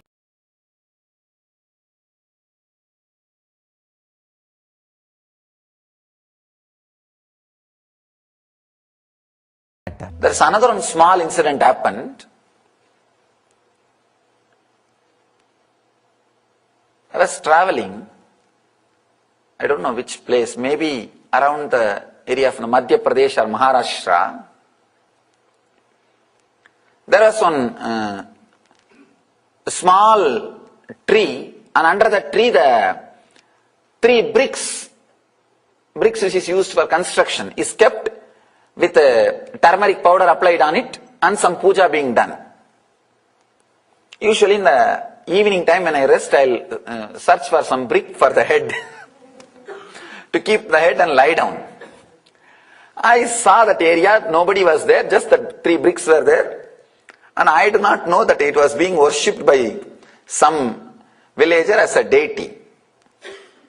And I just picked up that brick and put it for my head and lie down. And really, in 10 minutes, one village guy, elderly person, is running towards me. His house was maybe 1 mile away. He ran towards me, and when he came near me, he understood I am a sadhu. Because I was a sadhu, he did not beat me. He told, "Do you know, this is Shiva, I worship." He appeared in my dream and told that you are lying on him. Truth, really. Understand? So that's why I came here. And he brought a small pillow. That's another one beautiful thing. He brought a pillow. Lie down on this pillow and leave him there. Put that murti back. From 1 mile, he was lying down in his home. He says, "I had a dream. Shiva told me that one sadhu is lying on me. Take that." And he brought the pillow and told me to put the brick that side. We don't know who all are having connection to what all. Just his deep love for that ordinary brick, which is used for construction, can create a telepathy power in him. Understand? I read an article. American army is trying to develop telepathy power to use during the war times. They are doing some research and development to use this telepathy, sending message through the mind. Understand, ordinary villager, just his love for a brick. Of course, I'm afraid to use the word brick again now. He may get a... I don't think he is dead. Only that elderly lady was dead. I don't think he is dead because I never tried to trace him also. Anyhow, just simple love to the ordinary looking brick can create such a deep telepathy connection between him and Mahadeva. Then understand, between him and Shiva, this ordinary brick is acting like a cell phone. You can't imagine the way in which that guy ran towards me and the way in which he was shouting at me. Just because I am a sadhu, he left me. Otherwise, I would have had the puja. The puja from him. Just I want all of you to understand the power of love, the power of simple love. People who cannot experience, understand the space of being in love with the Master cannot understand the truth. That's why I always tell, we are not cult, we are a culture. Understand, there is a big difference between these two. There is a big difference between these two. When you are in deeply love, you will see the uniqueness of the truth, and everything will become alive, reality to you, and you will see every step you take in your life feels ecstatic, feels joyful. I cannot imagine from 1 mile somebody running with a pillow saying that you are sleeping on my God.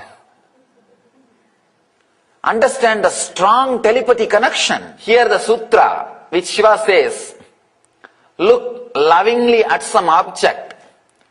Do not go to another object. Here in the middle of the object, let the blessing happen to you.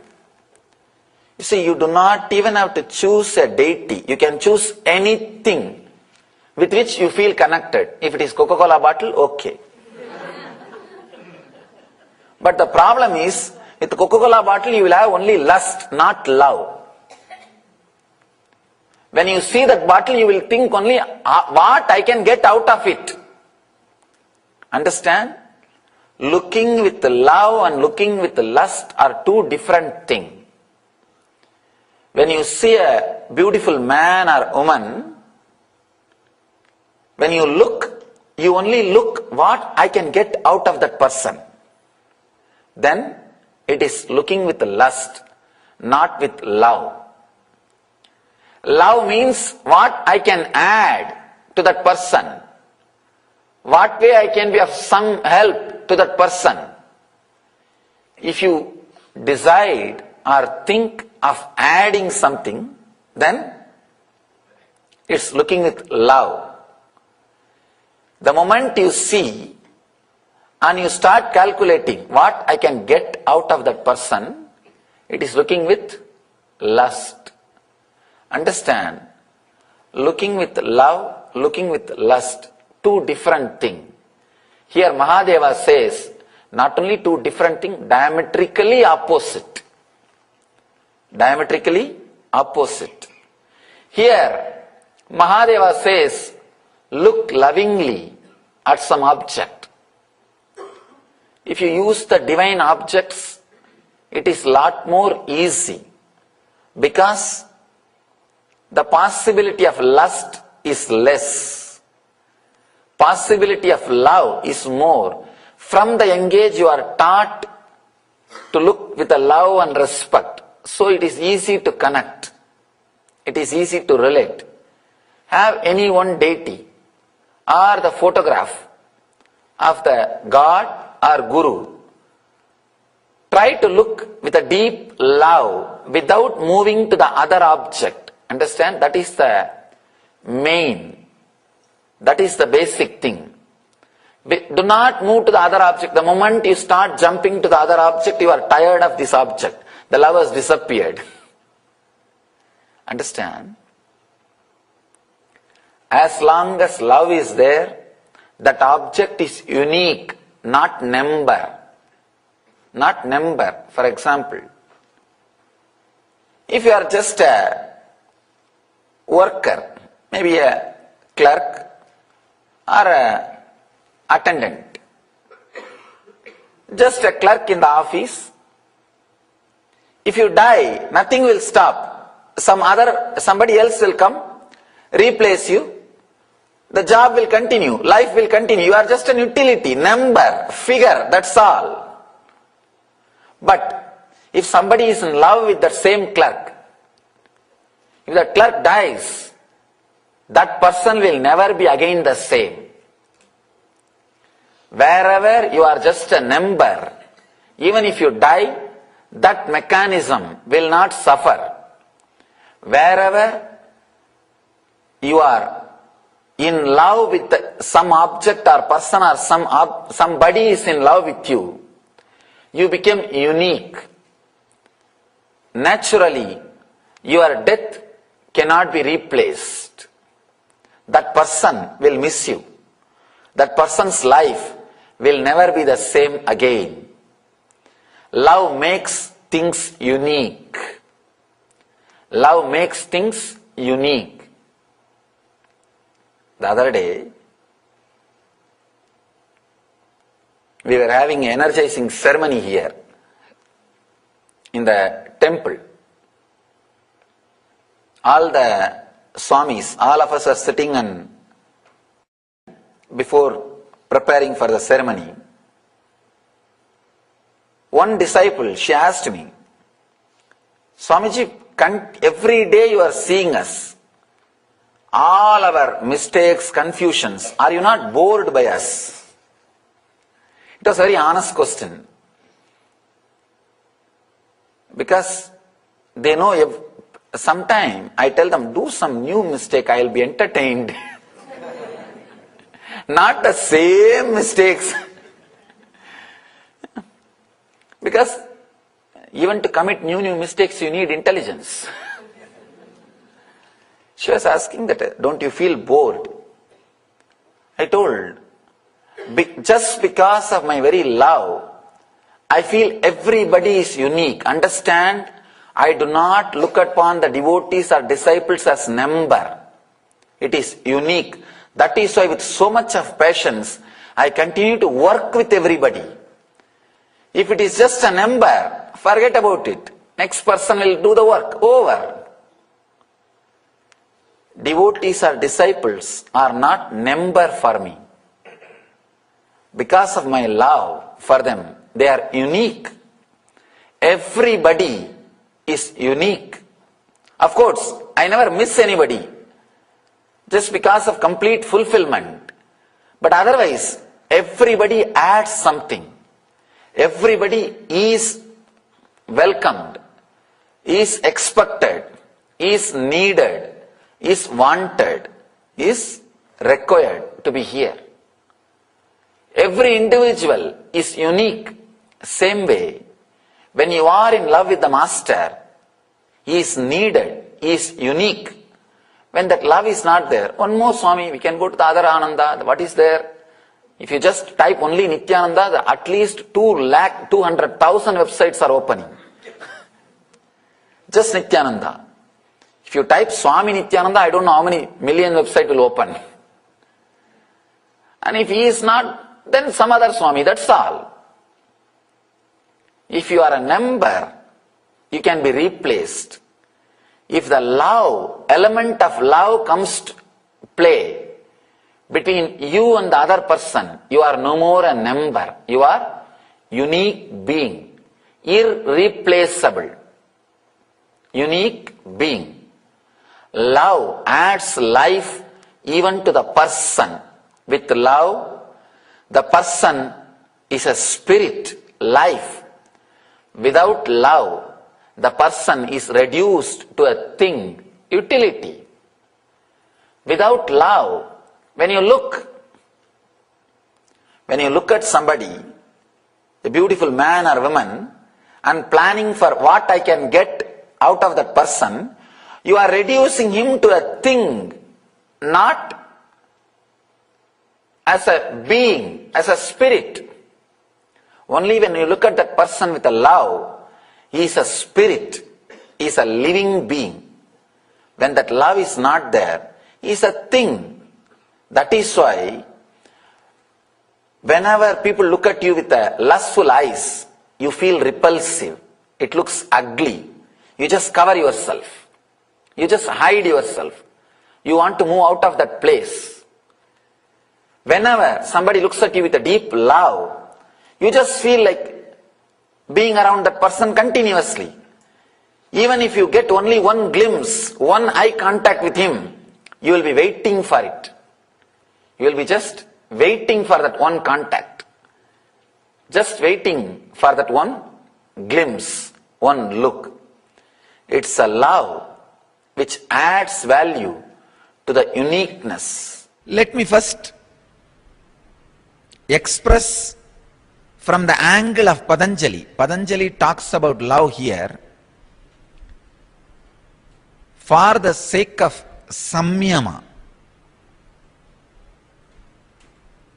Please understand, he gives us as technique. He says, do Samyama on these great qualities and excel in them. Through this, he approves the expression of love.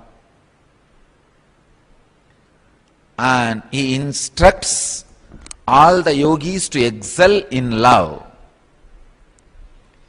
He makes this as a technique, a powerful expression of the consciousness in you when it penetrates your blocking low mood logic and expresses itself in spite of your logic. It is called love. Understand? Inside you, there is an intense super consciousness constantly waiting to break through your body and express itself. But your secured low mood logic, which goes on saying, no, no, no, you will be exploited, you will be exploited, you will be exploited. If you are so open, so alive, whoever goes around you will exploit you. Physically, mentally, economically. Men have a fear women will exploit economically if they are too loving. Women feel if they are too loving, men will exploit them physically. Both of them feel if they are too loving, others will exploit them emotionally. So always the fear, if you are loving, you will be exploited. Very dangerous. So there is a certain logic in you which completely bans you from flowing. I want all of you to know, your life is like a river. Only two ways of life exists. One, the river which is embanked, the river which is dammed. Embanked means don't completely stop, use it properly, only tell the river where it should not go. That's all.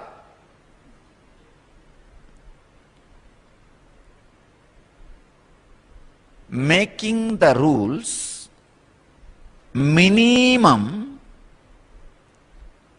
so that the flow of life also is useful for you. It is like making embankment for Kaveri or Ganga.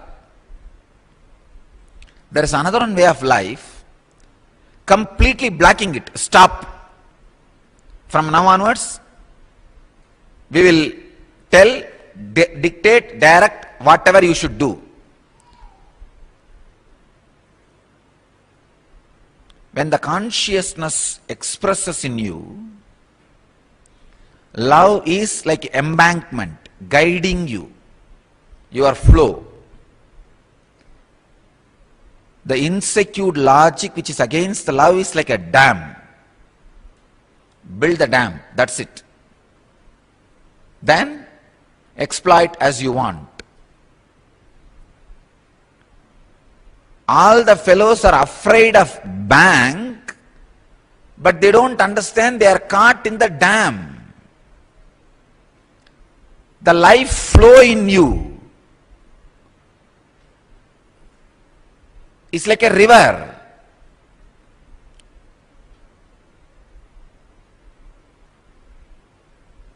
If you are afraid of love, you are afraid of the embankment happening around you. True, embankment also does some restrictions. But the fear of love, the secured logic which denies love, which goes on talking and creating ideas against love in you, is a dam.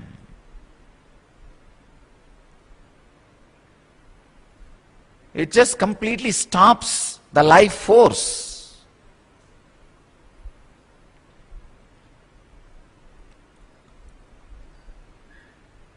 Not just the shining in the eyes, even the shining in the skin changes when you stop the flow of love in you.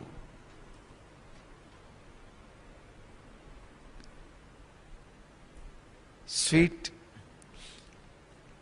experiences of love constantly reminds you when you open up. I am not talking about only romantic love which is towards one person. I am talking about the love suddenly opens up in you towards whole and your very self. Rarely you will fall in love with yourself.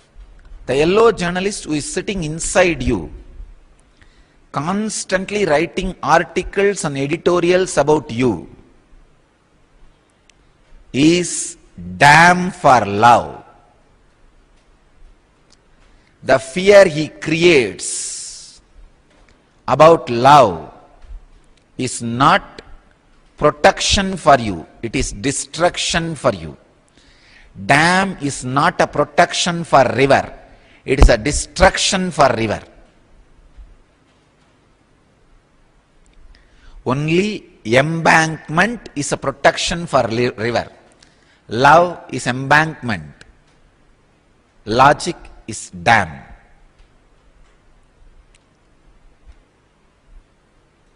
Do Samyama on love. That is what Patanjali says. Means sit and meditate on the intense, beautiful inner space you go through when you are in love with you and with the whole. Understand? Here, Patanjali is not saying contemplate on the love which was directed towards one person. No.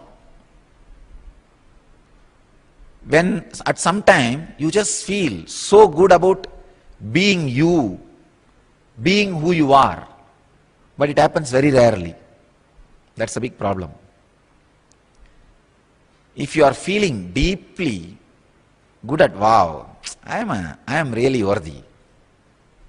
I am really worthy of what I am. I am really worthy of life. I am really worthy of whatever is happening around me. When you are experiencing the love for yourself, suddenly you will experience that love for the whole. you will see then everybody, everything is worthy of what they are. The whole. When the love is experienced towards you by you, you will suddenly experience that towards the whole. So meditate on that love. Surely every one of you would have experienced that kind of moments at least few times in your life. When you feel love towards you and the love towards the whole, everything, you feel like blessing everybody and everything. Do Samyama on that inner space. Not just the love directed towards one person. That may have its own investments, vested interests and all that. That is okay, nothing wrong. But that is not supposed to be the ultimate, or Patanjali does not expect you to do Samyama on that. Do Samyama on the love experience which you had towards you, towards the whole.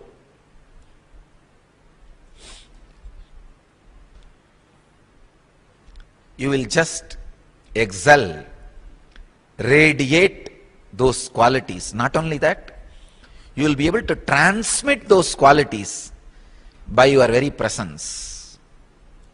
The word, very beautiful word,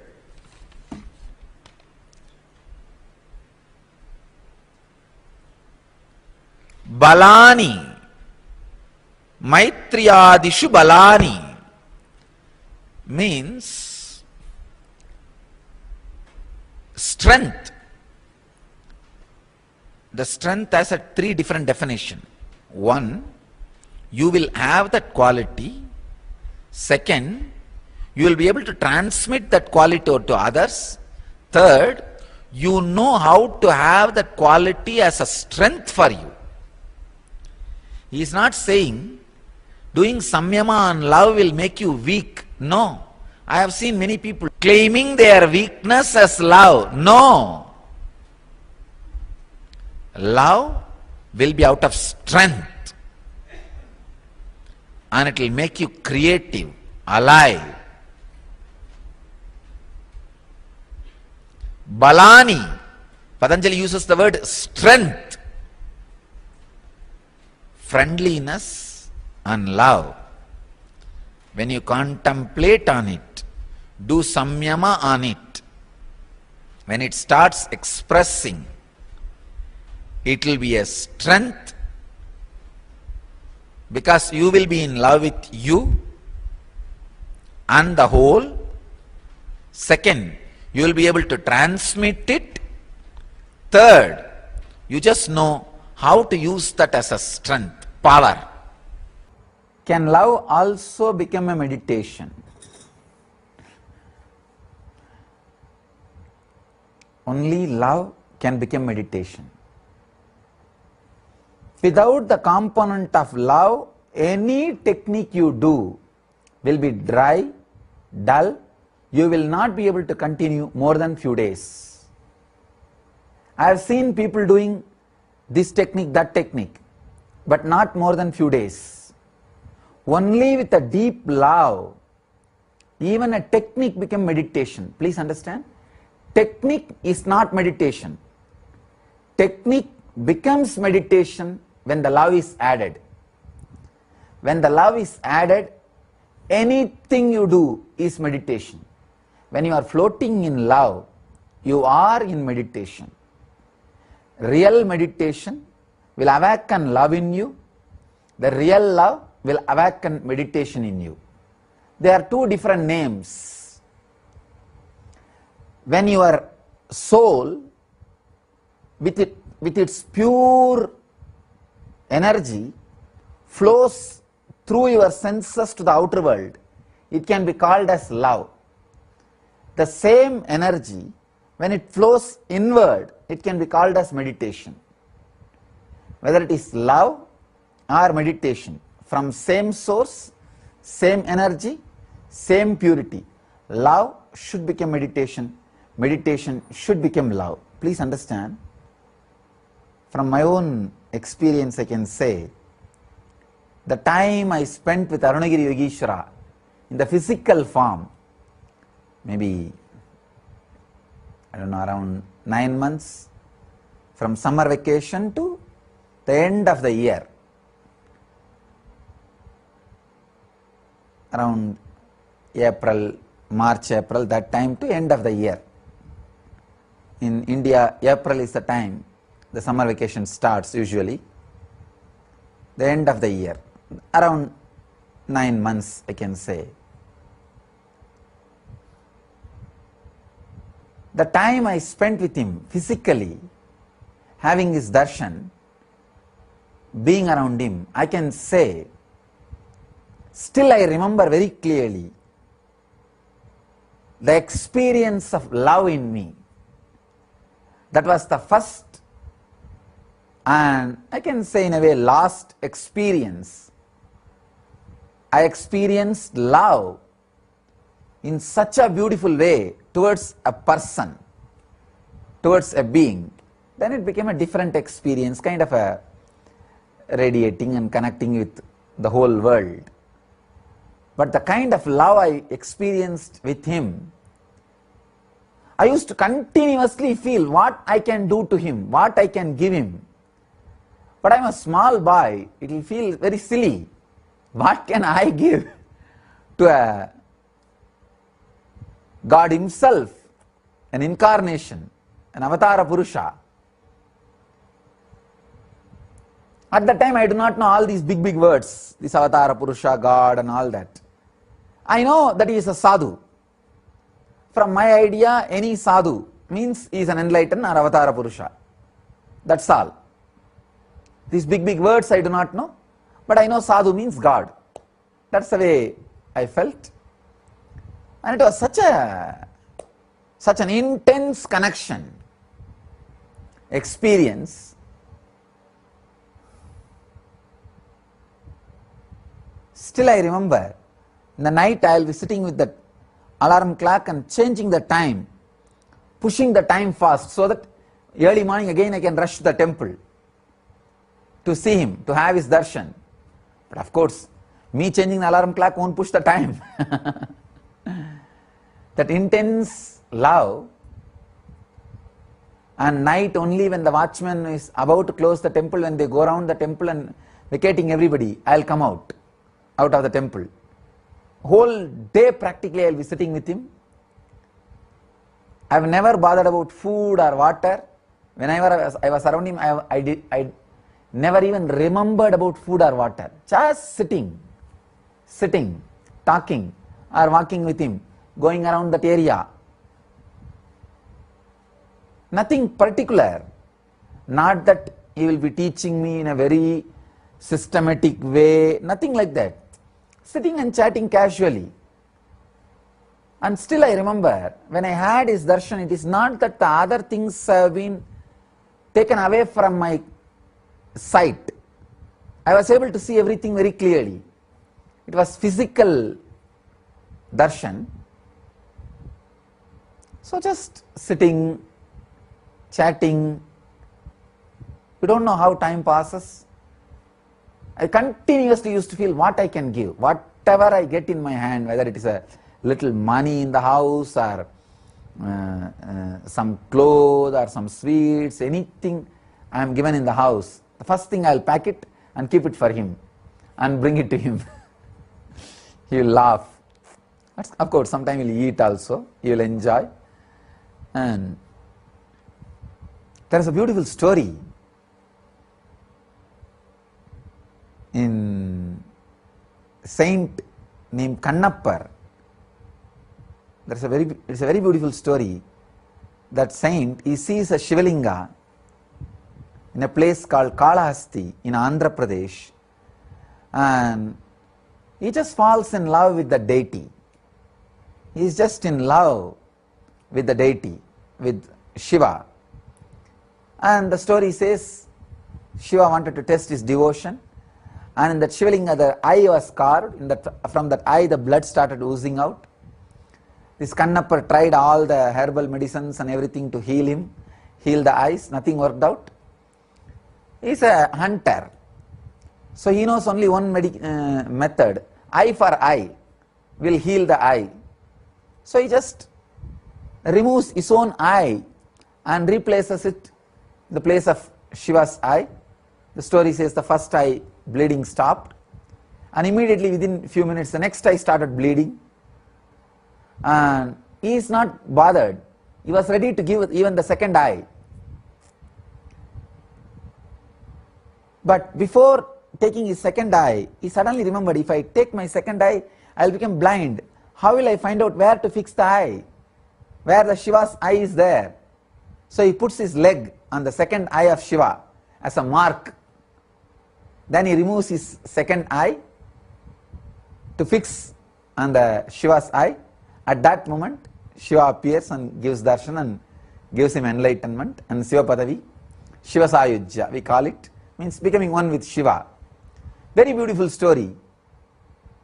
The love became meditation. That love for Shiva, whole day he was living in meditation. That is why he just feels, what can I give, what can I give, what can I give? I can understand that Kannappar's feeling, because I went through that same feeling with Arunagiri Yogeshwara. It was such a strong experience.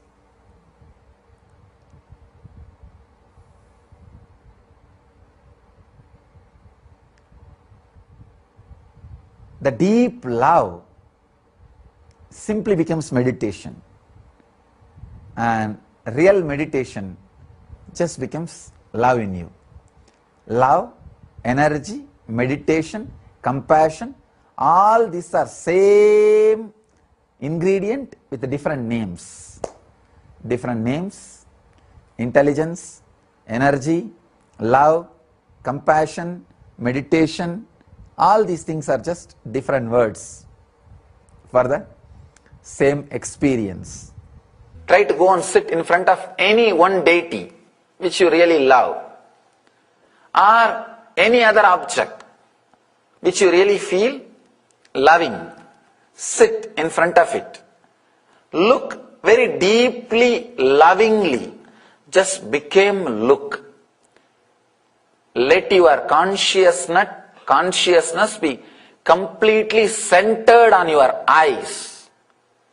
Let your hand, leg, body, everything lose its very existence. Let you forget about all those things. Let everything disappear. Let you just become eyes. Look deeply with a deep love for few minutes without jumping into the other object. If you jump to other object, come back. Get back. And just sit with a deep love, completely in a relaxed way. You will see a very deep silence, very deep bliss, very deep blessing starts coming out of your system. You need to understand one more thing. All techniques can lead only to peace. When the peace settles inside your system, bliss will explode. Do not expect the bliss which is being expressed or shown in my body language. Meditation will lead you only to peace. And when the peace settles inside your system, when your nerves are cleaned, when your nervous system is cleaned by the peace, the settling peace, the bliss will explode.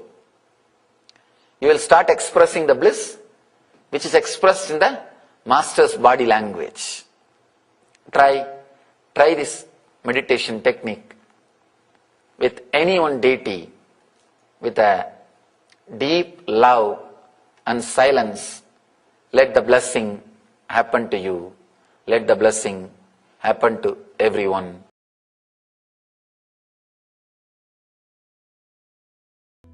Siddha, master, is a person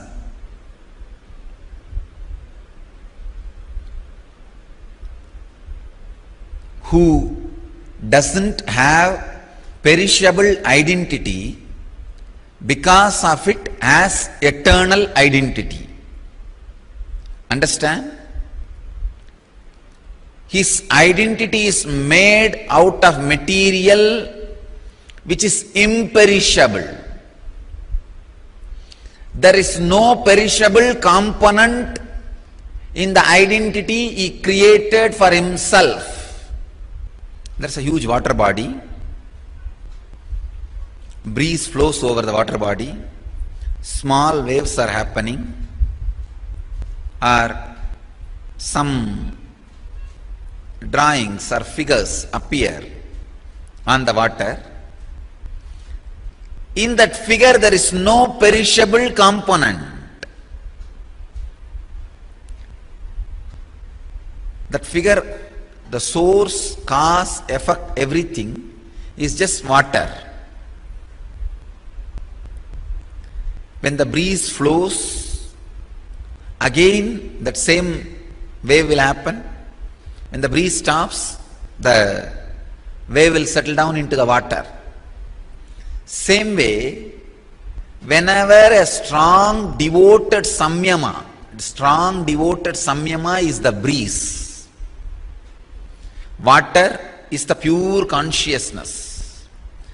Whenever the strong devoted Samyama from a disciple happens over the conscious water, Master's forms appear and blesses you, graces you, and again it relaxes back into the same water. There is no perishable component. Please understand.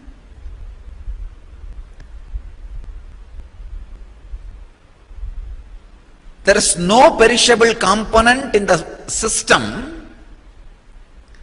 Because there is no perishable component, it is eternal identity.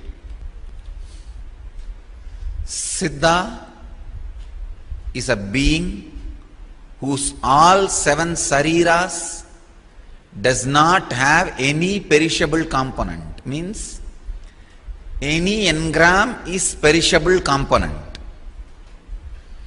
When all the engrams have disappeared, that body has become such a pure liquid, it creates different shapes, shades, waves, visuals, based on the breeze flowing over it. The lake has no interest to take some shape.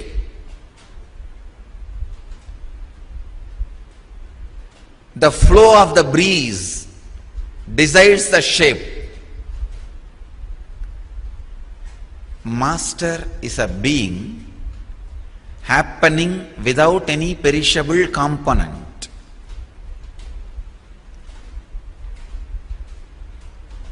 He is just a beautiful rhythmic play.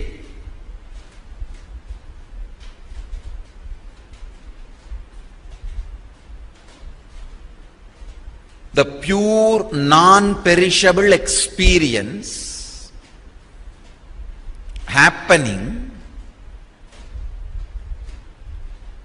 in the source.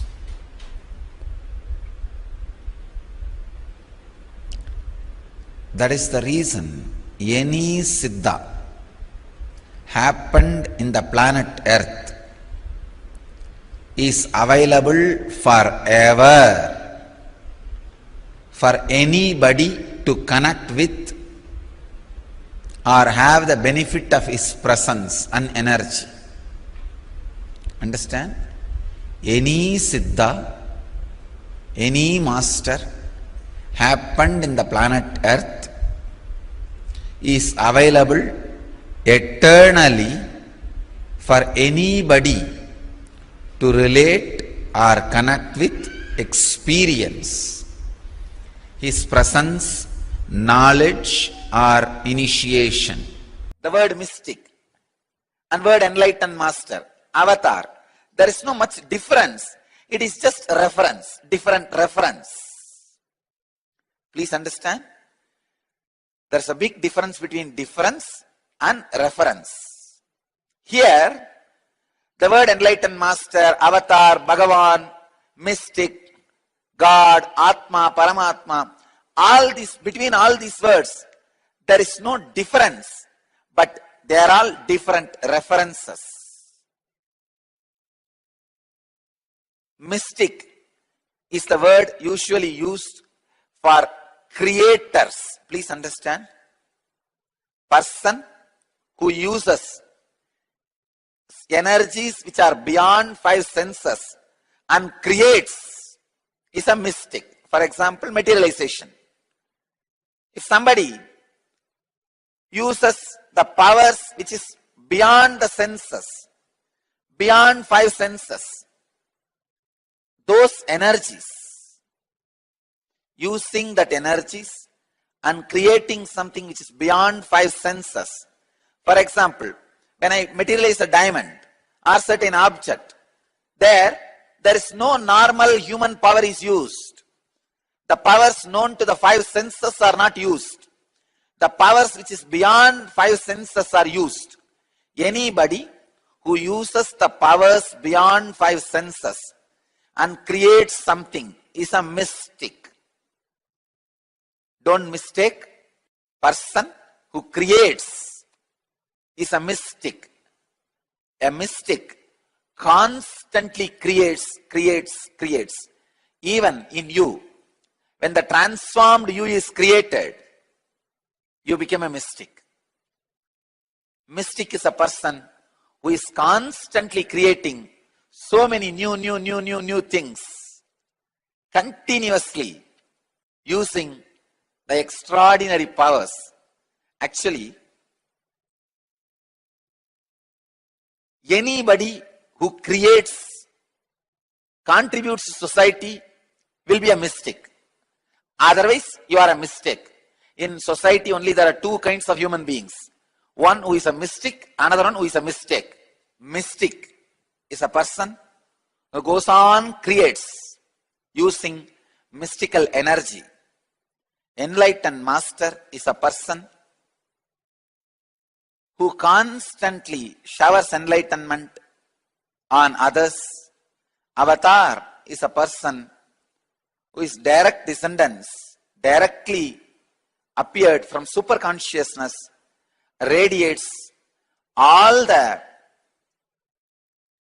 sadgunas, all the auspicious qualities. Bhagavan is a being who radiates all the qualities, including giving enlightenment. God is the formless energy. Atma is the energy, formless energy reflecting on the form. Paramatma is the formless energy in its original existence and all its reflections put together. I have defined all the technical terms. As I said, there are no differences between all these terms. They are only different references. This whole Vedanta Sampradaya, the only requirement is a proper guru.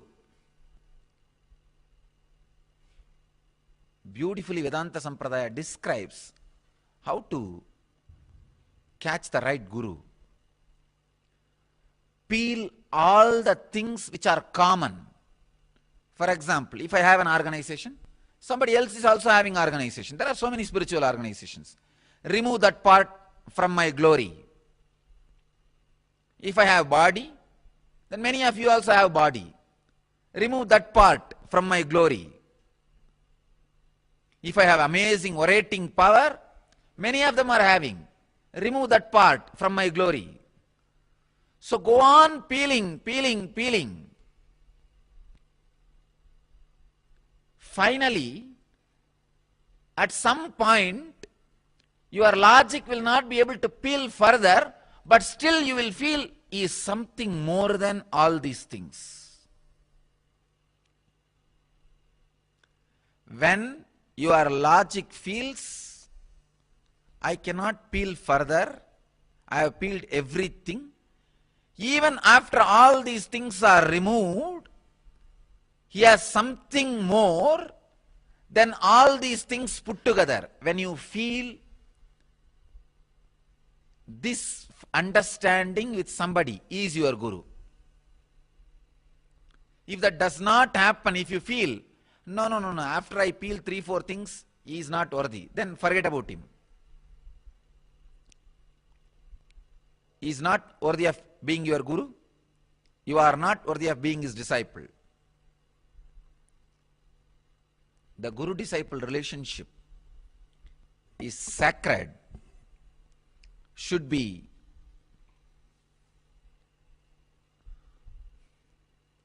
started after thorough study and research and should never be ended.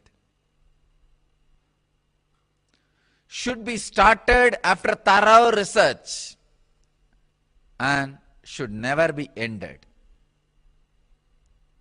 I tell you, ending the guru-disciple relationship in your life is a worst crime you will do to yourself, worst punishment you are imposing upon yourself, worst conspiracy against yourself.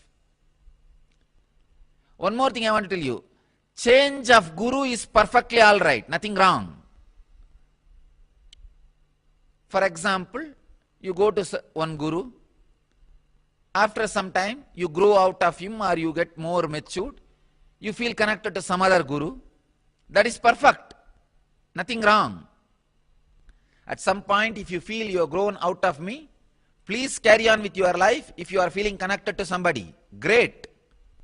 But dropping from the guru and not having some other guru is the crime. It means you did not drop from this earlier guru because you are advancing. You dropped because you have fallen. Somebody asks Bhagavan to Nithyananda Maharaj, Bhagavan, you say enlightened beings do not have karma, then how are you moving your body? You cannot even move your body without having karma. Understand? You need to have some karma, only then you can even move your hand or you can talk. He is asking Bhagavan, you say enlightened beings do not have karma, but how you are talking? How you are working? He said, I am not doing anything. The disciple says, no, you are not understanding my question. How you are talking to me, even that is a work. How you are talking to me if there is no karma? Bhagavan says, I am not misunderstanding, you are misunderstanding. I am telling you, I am not talking to you. Very difficult to talk to these guys. I understand many times what my disciples go through.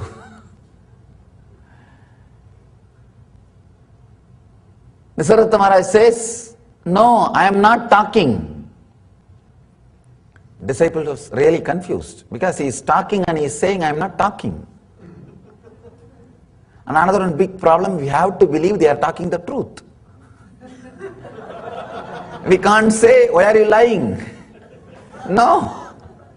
That is another difficulty. Disciple was completely confused. He asked Bhagavan, please explain. You are talking and you say you are not talking. And then Maharaj says beautifully, understand, because there is a movement in you, you think there is a movement in me. You can never understand talking can happen without any movement in the inner space. That is why you think when the sound comes out of my mouth also there is same kind of a movements in my inner space. Maharaj says, in you never had a time or a moment where your body or your mouth can move without your being moving. In me, I have experienced my body or mouth or even mind, anything can move, but inside me, my inner space, nothing moves. Understand? Having such a strong, clear peace inside you, even your thoughts cannot disturb. That is enlightenment. I wanted all of you to understand. Do not think enlightened masters don't have thoughts. I can say the space is so big, it is negligible part. In normal mind, if you have 10-acre mind, all 10-acre is jumping like a zoo. With an enlightened being, they have 1,000,000 acre, only 10 acre is zoo. In 1,000,000 acre, can you consider 10 acre being a zoo is something disturbing? Some movement? No. It is negligible. Practically, which is not there. It just no more. It is not there. That is why Ramana Maharishi says, for normal persons, I am body. For enlightened being, I am also the body. It's not that the idea that I am body disappears, it just expands. I am also the body. This is also part. So I have nowhere to go. It's a very important thing. Judging the masters based on their movement, physical movement, is the worst thing can happen to a disciple. Because he will judge master's action from his idea. If he does that particular action, what logic will go through in his head? He thinks that same logic is going through in his head. Especially the people who live around few days or few years or who claim, I know Swamiji for so many years. That's a big problem. That's a big problem. I always tell people, these people who claim, I know Swamiji for so many years. What do they know? Nothing. First of all, they don't know themselves. And they think they know me. They think with their logic, the logic with which their head functions, with the same logic, my head is also functioning.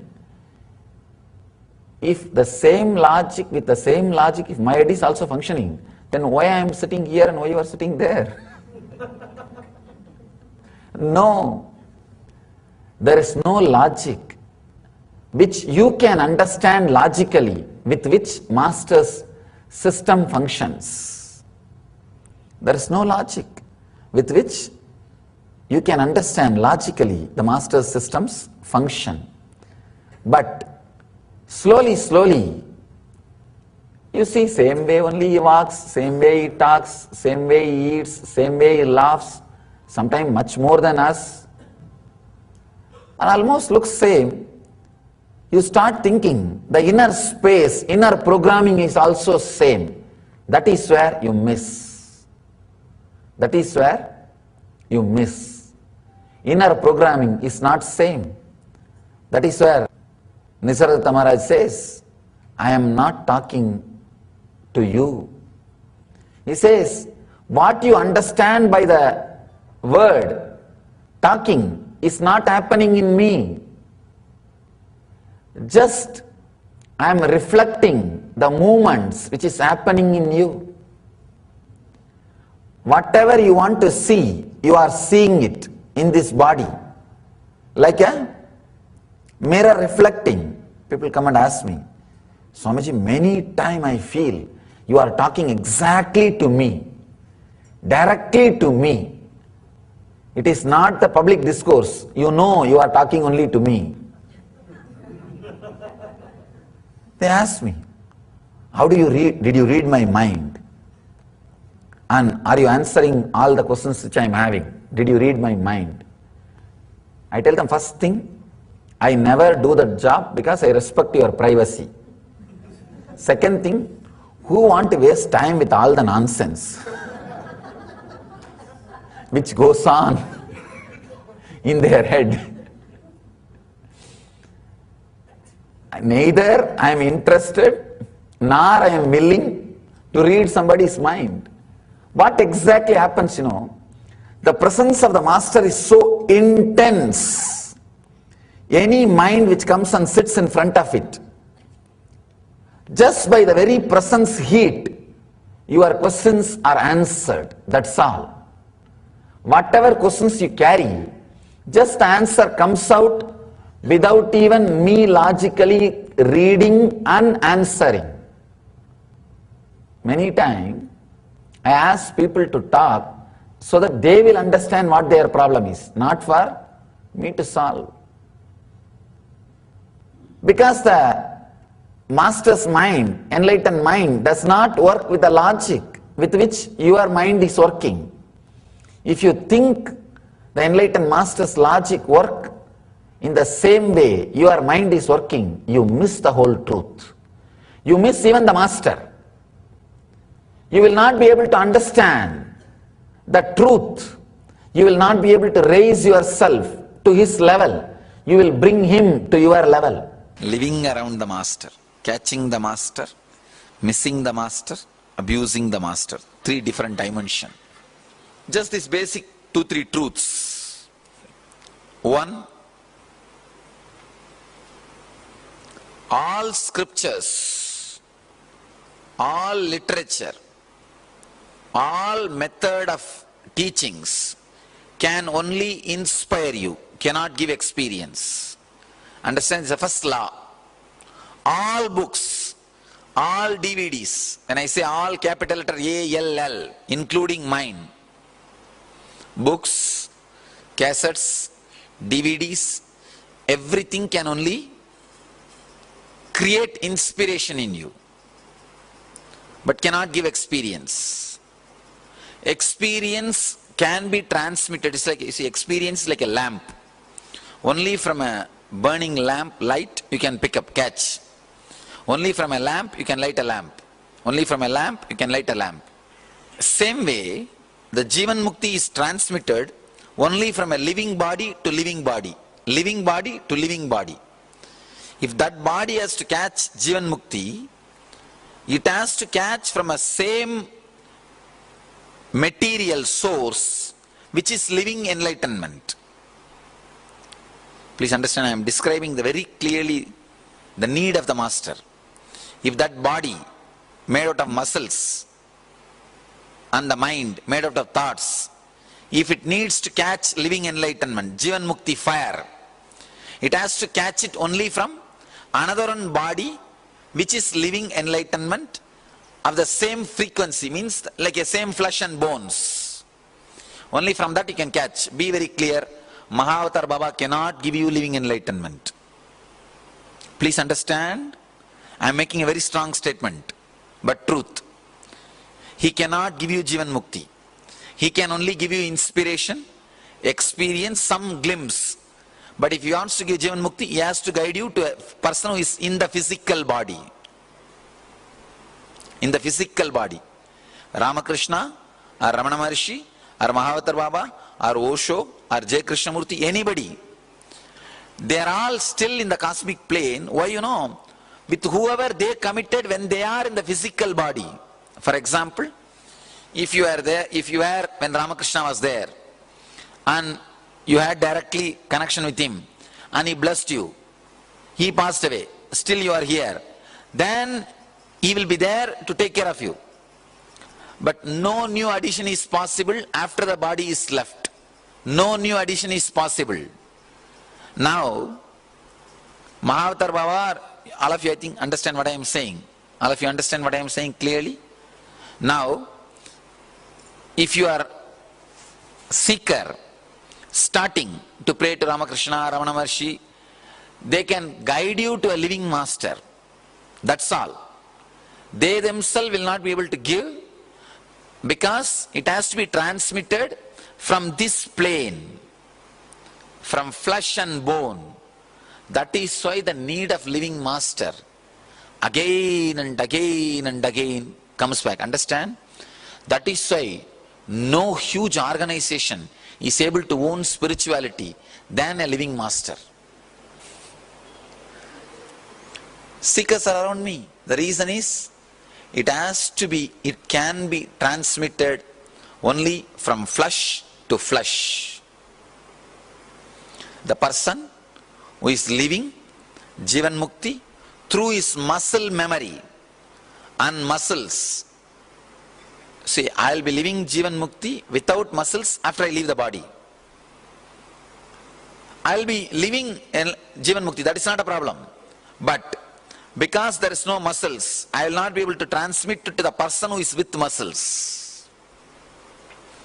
If I initiate you now and give you the assurance, only then I can handle you even if I leave the body. So if you had assurance from Ramakrishna, Ramana Maharishi or Osho, somebody, when they are in the flesh, then you don't need to go to new master. It may not be needed. But even then usually they guide to a living master, because living around the master is not only living enlightenment, it's a joy. It's an ecstasy. It's a way of life. For that reason they guide. Understand thoroughly. Otherwise, if you have not had connection with them physically, when they were in the body, even they can't do anything. Mahavatar Baba will not be able to give you enlightenment or the spiritual experience. He can only guide you. That is the reason why still that living master's necessary is not replaced at all. It's not replaced. Still, the necessity for living master is there when the whole thing started by Shiva millions of years ago. The only thing which is not yet outdated, which can never be outdated, is necessity of a living master. See, the only difference between you and me is not enlightenment, because you also carry that, I also carry that. In our 7 layers, see, you are having 7 body, I have 7 body. The last 2 body, the cosmic layer and the nirvanic layer, the last 2 layers are one and the same for you and me, even now. Please understand. Even now, the cosmic layer and nirvanic layer is same for you and same for me. There is no difference in that. But this physical, these layers, these 5 layers, that is where the difference starts. So all you need is not enlightenment, but the body language of enlightenment. Please understand. I think all of you catch what I am saying.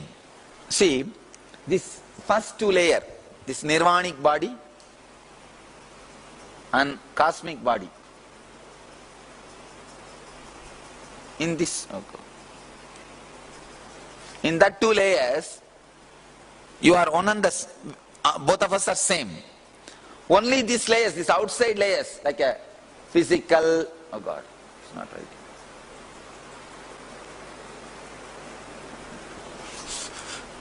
Only these outside layers, like a physical, mental, and physical, pranic, mental, subtle, these outside layers, only there we differ. It means what? You don't need enlightenment, you need enlightened body language. You understand what I am saying?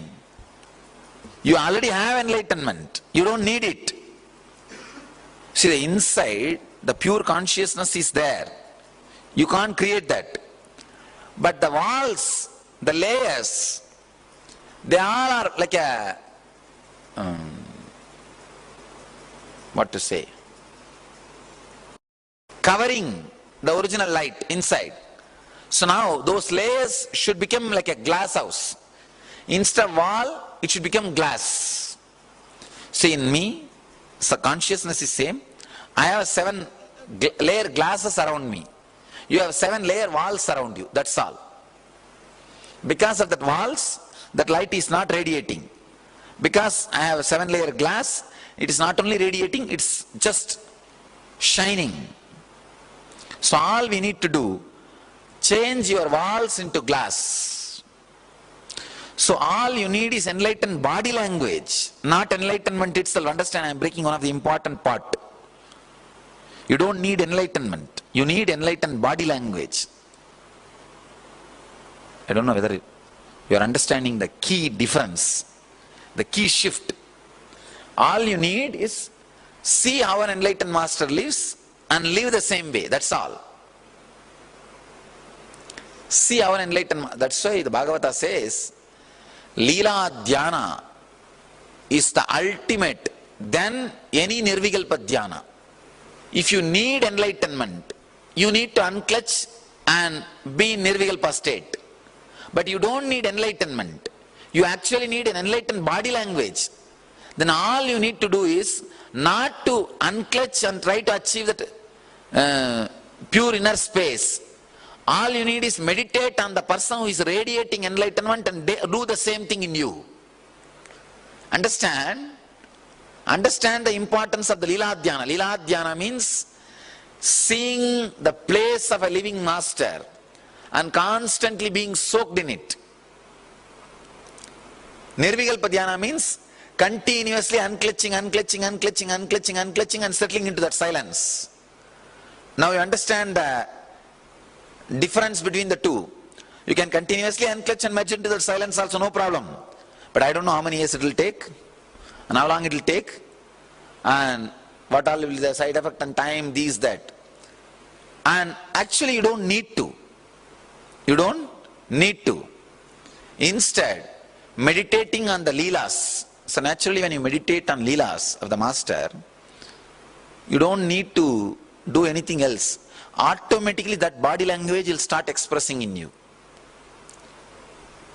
The NSP, I got a few letters, devotees are telling, after 2-3 days we feel like I'm talking like you, Swamiji. I feel my face is like you. When I close my eyes, and I feel you are me. And sometimes when I see your photograph, I feel it's my photograph. My photograph. How many of you had like this glimpse at least sometime? Once in a while. Raise your hand, let's see. So that whole started happening in you. Means that Leela Dhyana Dwara, that initiation of Leela Dhyana started happening in you. Understand? If this happens, then you are done. If that same feeling starts staying inside you without your effort, you are done. That's all. I think now you understand living around the Master, what it does inside you. What it does inside you. Catching the Master, missing the Master, abusing the Master. Oh God. Is catch that fire and having that strong vidarka, catching that living enlightenment fire and start living. So catching the Master. Missing the Master is unable to catch that fire, but understanding that Master is of compassion, only I am not able to catch it. He is missing the Master. Abusing the Master is no, he is not giving. Understand? The three major thing. See, catching the Master means you understand. Straight away relating, having vidarka, experiencing, catching the fire and start living it. Living enlightenment, Jivan Mukti. This is catching the Master. Missing the Master means understanding that you are responsible and you have to catch it. Trying to alter inside you is missing the Master. Abusing the Master means trying to alter the Master. Trying to correct the Master. Understand? Trying to judge him. See, first thing, if you catch the Master, that is the ultimate best. Even if you miss the Master, don't worry, you will come back again. But never ever do that abusing the Master. Gone, once for all. Understand? It's like in Cinefield, if you produce a movie and did not pay the artists, they will complain and your file will be closed. You will not be able to do any movies further. Any movie you try to do, this file will be there. No artist will come to act in your movie. Same way, if you abuse the Master once, please understand, I am not threatening you or anything. Consciously it gets recorded into your system. To anybody your file goes, they will say wait. Living with the Master.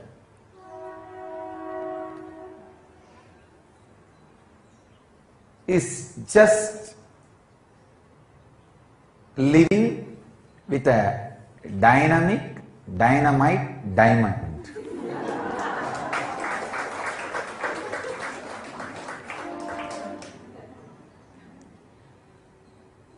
When a dynamic diamond is made to work on any stone, other than the diamond part in the stone will be completely removed. See, the quality of diamond is, when it is dynamic and made to work on any object, all other particles in that object except its very strength, diamond, it will all be removed. That's the way the diamonds are polished. Only the diamonds are used to polish the diamond. It's like any stone has some component of diamond in it and some component of ordinary carbon in it. When the moving dynamic diamond is made to work on that object, all other particles except the diamond component, carbon or anything, is burnt away. Same way, when you live with the master, everything other than the master component in you, everything other than the cosmos in you, everything other than the enlightenment in you is burnt away.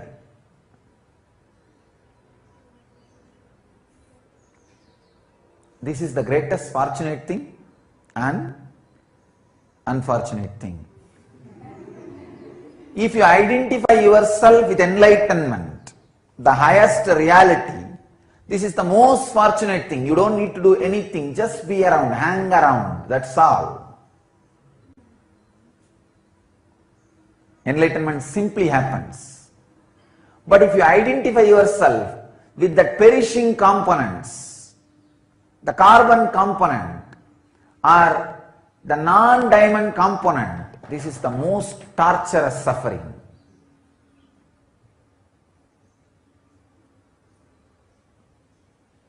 Very beautifully, George Gurdjieff, one of the greatest revolutionary master of modern days, he says, only if you associate yourself with me, be around me. If you think you are separate, I am separate, then this is not the place for you. Because constantly you will feel threatened by me.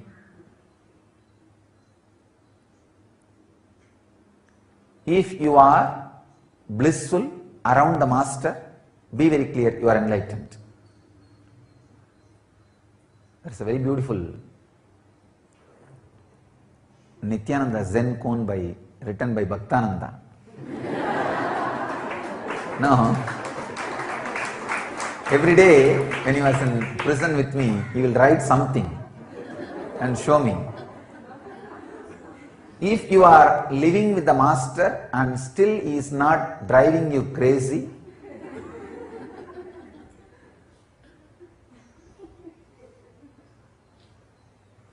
up in the wall, either he is not enlightened. There is a very beautiful koan, he put it in a very nice way, or you are not living with him.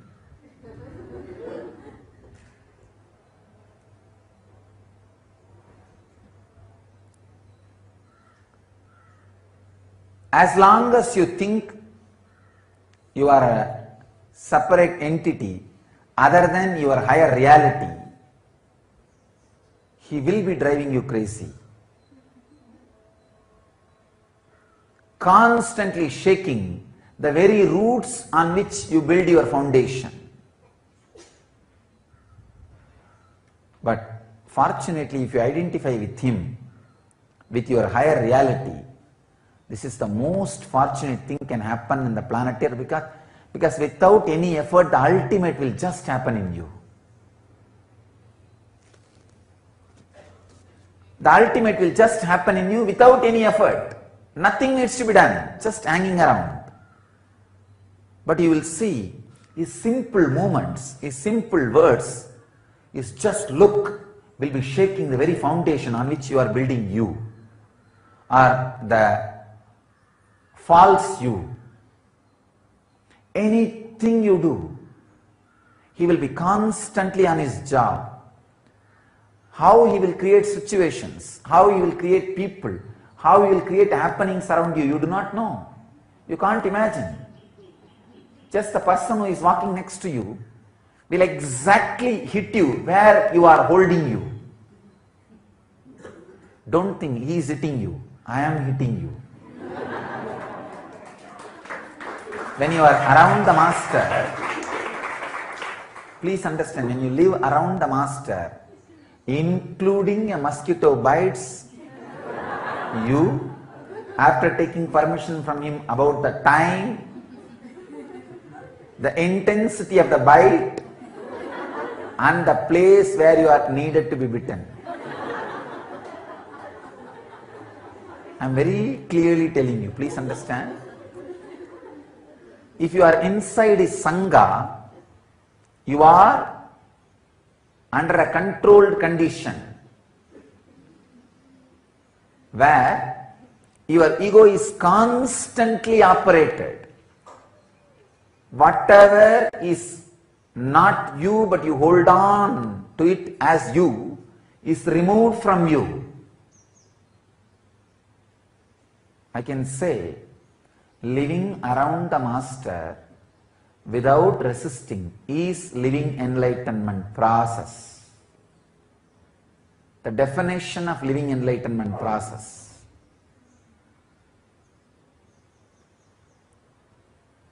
All you need is whatever you think as your intellect, your efficiency, your energy, just cooperate with that, that's all.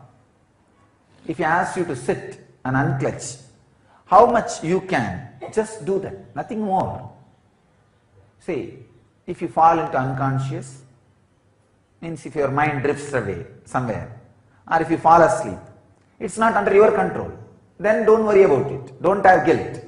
But as long as you are aware, as long as you have backbone to sit, as long as you have awareness to unclench, do it, that's all. Nothing more.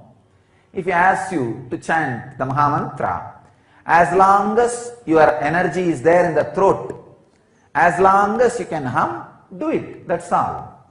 Nothing more. See, when you feel you can't do anymore, just your body falls, either falling asleep or your mind has drifted away somewhere, then nothing can be done. It's not under your control. So you are not asked to do things which is beyond your control. No. Just do things which are under your control. That's enough. Beyond your control is not under your control, it is under his control. Whether it is handling your anger, handling your hunger, handling your fear, handling your greed, or handling your life, anything, as much as you can, with the clear intention of as much as you can. That's all. Nothing else. Nothing more. As long as you identify yourself with the higher reality, living around the master is the ultimate celebration and liberation. But when you identify yourself with the lower realities, other than the master, the big problem is the intellect starts developing a very logical principles to go against the master. How to find out whether I am with the right guru or wrong guru? A right guru will go on pushing you continuously to move forward. Will never give you the feeling you are done. I tell you, the real peace is the explosion of the mind which asks for peace into peace. The real peace is the explosion of the mind which asks for peace into peace. Now that is where the real peace happens. Understand? What you think as real peace is the tamasic tiredness, chronic fatigue. That is why when life comes in front of you, you just jump into some cave. Wanted to have a cozy cave. No. Even your cave is inside my Himalayas. Understand? Even if you catch a cave, you do not understand, I am the walls of the cave. A real master will go on be pushing you. As I said, the samadhi happens to a person whose non-mechanical parts of the brain is alive, awakened. The mind which asks you for vacation, for rest, for peace, for tiredness, has to be blown away. It should explode to peace, peace, peace. Mind which asks only then for vacation, peace happens. For rest, a real peace, master for tiredness, will go has to be blown away. It should explode to peace, peace, peace. Only then peace happens. A real master will go on be pushing you, will not encourage that fatigue, tiredness. He will never run a resort. He will run only a commune. Maybe after his death, his disciples will change the name into resort. He himself will never run a resort.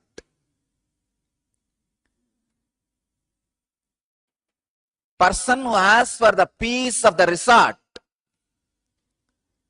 out of fatigue, tiredness, wanted rest, will never be allowed in the presence of a living master. The mind which asks once in a while, I think I need rest. I think I need a break. Yes, you need. Not from the situation. You need break in the root. You need to be broken. The mind which asks for the break need to be broken. That is the break it needs. A real master is a person goes on pushing you. Ability to receive the suffering as prasadam, poison as nectar. What you think as poison, not the real poison.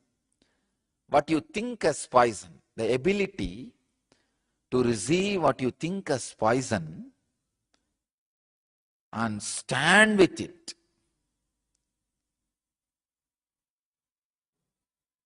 Is what I call tapas. To surrender to a living master fully is almost impossible for me. What is the best way to attain enlightenment for a seeker who cannot surrender completely? It's a wonderful question. It's like you are asking, achieving enlightenment is almost impossible for me. What is the way you give for me to achieve enlightenment? Actually, there are some possibilities. You can surrender to a deity. You can surrender to the master who left the body. Understand? Masters who left the body, don't think they are dead as you think. The dead masters are not dead as you think. Living masters are not alive as you think. Dead masters are not dead as you think. They are still available. Their presence does not have body. You can still connect with them. The only problem is, takes a lot of time. Takes a lot of time. I always tell people, directly sitting in front of you, clearly in English I am making statement which you can understand. With this itself you are not able to catch the thread and catch the message. Somebody is sitting somewhere in some consciousness some space, how do you think you are going to connect with him telepathically? And even if you get some message, how are you going to find out how much is your mixture and how much is from him? And how are you going to classify? How are you going to understand? And you think even if you start following, getting some message, you will have the courage to complete it? In between, if there is some problem, what do you will think? Who knows, maybe my own imagination. Who knows from where message came? My own imagination. This kind of difficulties, that is the reason we always say the living master is a lot more easy. Forget about forget about the dead masters. Even with the living master, in few days, you will, if you try to remember my words, it will not be exactly as I uttered. It will be as you wanted. So even with the living master, again and again, you need to correct your notes. You need to update your notes. You need to clear your notes. You need to update your understanding. Even with the living master, it becomes such a big task. So what? With the masters who left the body, it becomes too difficult. Of course, that is at least second choice. Living master is the first choice. The second choice is masters who left the body, trying to connect with them. And the third choice, some deity whom you don't even know whether they existed or not. That is the third choice. Of course, last choice, try to connect or surrender to anything, even to a hill or a river or ocean or a small stone. The very surrender will raise you to the deeper and higher frequencies. When you say Nama, let the eye and mind be relaxed. Let the eye and mind be surrendered. That itself will raise you to the higher states of consciousness, higher frequencies. But whatever is said and done, it will all take its own time, and only second or third choices. With living masters, straight away he will work. I have always seen the karma which they will exhaust or the clarity which they will get after years suddenly happens. The whole being opens up just in 1 or 2 days of working with the master. Even 1 or 2 days, so many things will open up, so many things will be cleaned, so much of purification will start happening. That's the reason so much of emphasis on the living master in the Vedic tradition. When you enter into me, you disappear into something beyond you. That's what we call black hole. Black hole means all these planets, everything disappearing into something which is beyond your comprehension, beyond your understanding. So when you disappear into something which is beyond your comprehension, that is black hole. I made another one statement. When I enter into you, it is Big Bang. Means, what is Big Bang? Whatever you see appearing from something which you can't understand is Big Bang. Understand, when I enter into you, it is Jivan Mukti, living enlightenment. When you enter into me, it is Videha Mukti, enlightenment beyond body. So Big Bang means what? Initiation. I'm me entering into you, you experiencing new you. At some day, suddenly you will feel even the trace of your old identity is not there in you. 2 questions I'll answer. Does every guru go through religious persecution? First thing I want you to know, do not go to a guru who has not gone through religious persecution. I tell you, any guru who is an authentic enlightened master will have a unique integrity and strength which cannot be tolerated by collective negativity of an ignorance and the collective unconsciousness. They will try to persecute him. See, an unconscious man who possesses even 10 rupee he has, who is greedy of money, cannot even understand, I am not attached to this gold rudraksha or this golden throne. He cannot understand. See, when a man comes out and does so much good, the collective negativity cannot tolerate. It will persecute. Understand? If somebody is not persecuted, he has compromised with enlightenment. He doesn't have that integrity, that strength. So I tell you, don't go to a guru who is not persecuted. Persecution is being persecuted is one of the basic scale to find out whether somebody is the real guru or not. That's the truth. That is the truth. Gurus go through religious persecution because of the honest, truthful contribution they give it to the world. I can only give this one scale. Maybe this can guide you. That technique or that person, after you come in contact with that person, initial introduction or initial exposure, does it add intelligence, awareness, and bliss to you? If these three quality, even one quality increases in you, go behind that person. Surely you will be helped. Or in these three, if you are not growing in these three, forget about him, even if he brings fortune and wealth in your life.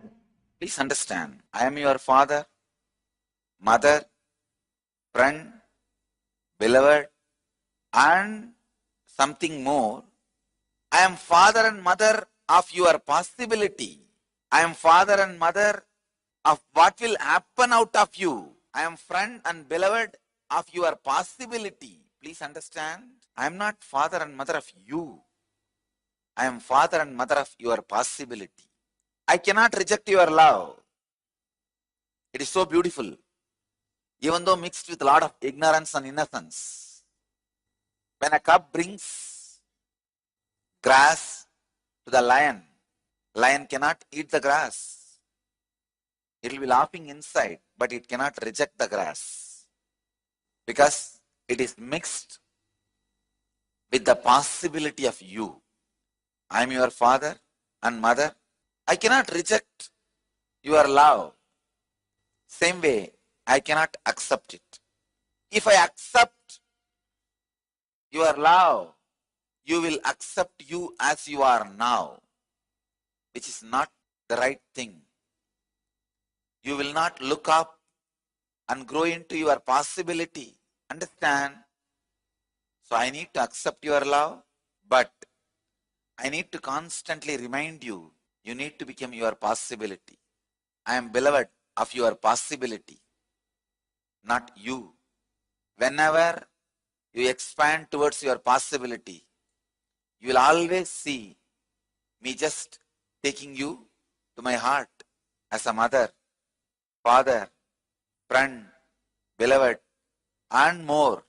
Whenever you try to shrink me to your level, see, first of all, there is no you and me. Once you become Ashramite, there's only one thing. The relationship between you and me lives through you. If the relationship is flowering, you are joyful. If that relationship is shrinking, you are in pain. I tell you, there is no you actually. Of course, long before there is no me, I have disappeared.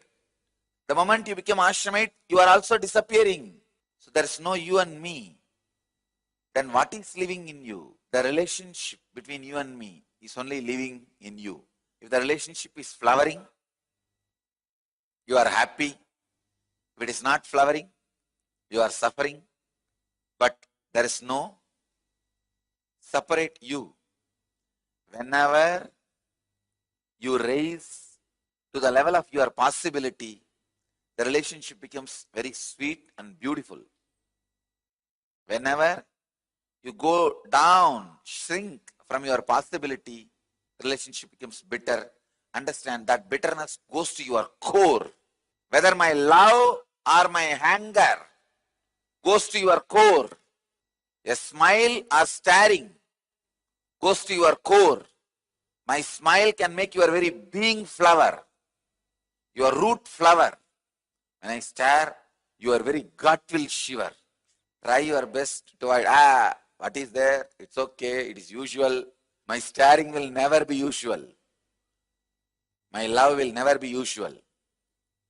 It is alive, living. You might have had 10,000 hugs, but 10,001 hug will be new and fresh and alive. I might have stared at you 1 lakh times, but 1,00,001 staring will be fresh, alive and shivering, frightening. Understand, I have to do a job of neither rejecting you nor accepting you. Human being cannot do this job. Either he falls in love or hates. That's all. Here, I have to completely keep you in my heart and just cutting and doing the surgery. Removing the cancer. Removing the tumor. I cannot reject your love and I cannot accept it. Hot love always turns into anger. Your love is too hot. The hot feeling of security always turns as a deep insecurity. Means the hot fear. If I have all this, only then it is security. Security with legs always will become handicapped. Love which is hot will always become hatred. Love should have tremendous coolness like Ganga flowing. In some Puranas they say Ganga is one more wife of Shiva. No. Shiva made Sati into Ganga and keeping it. Sati is too hot. Dakshayani is too hot. He makes her like Ganga. Then you can always be Ardhangini, part of Shiva. Whether you are in a male body or female body, understand, once you are ashramite, nothing else lives in you except the relationship between me and you. When that is flowering, you are flowering. When that is shrinking, you are shrinking. That's it. Because you don't have any other source. Not only you don't have any other source to enlighten you or entrain you.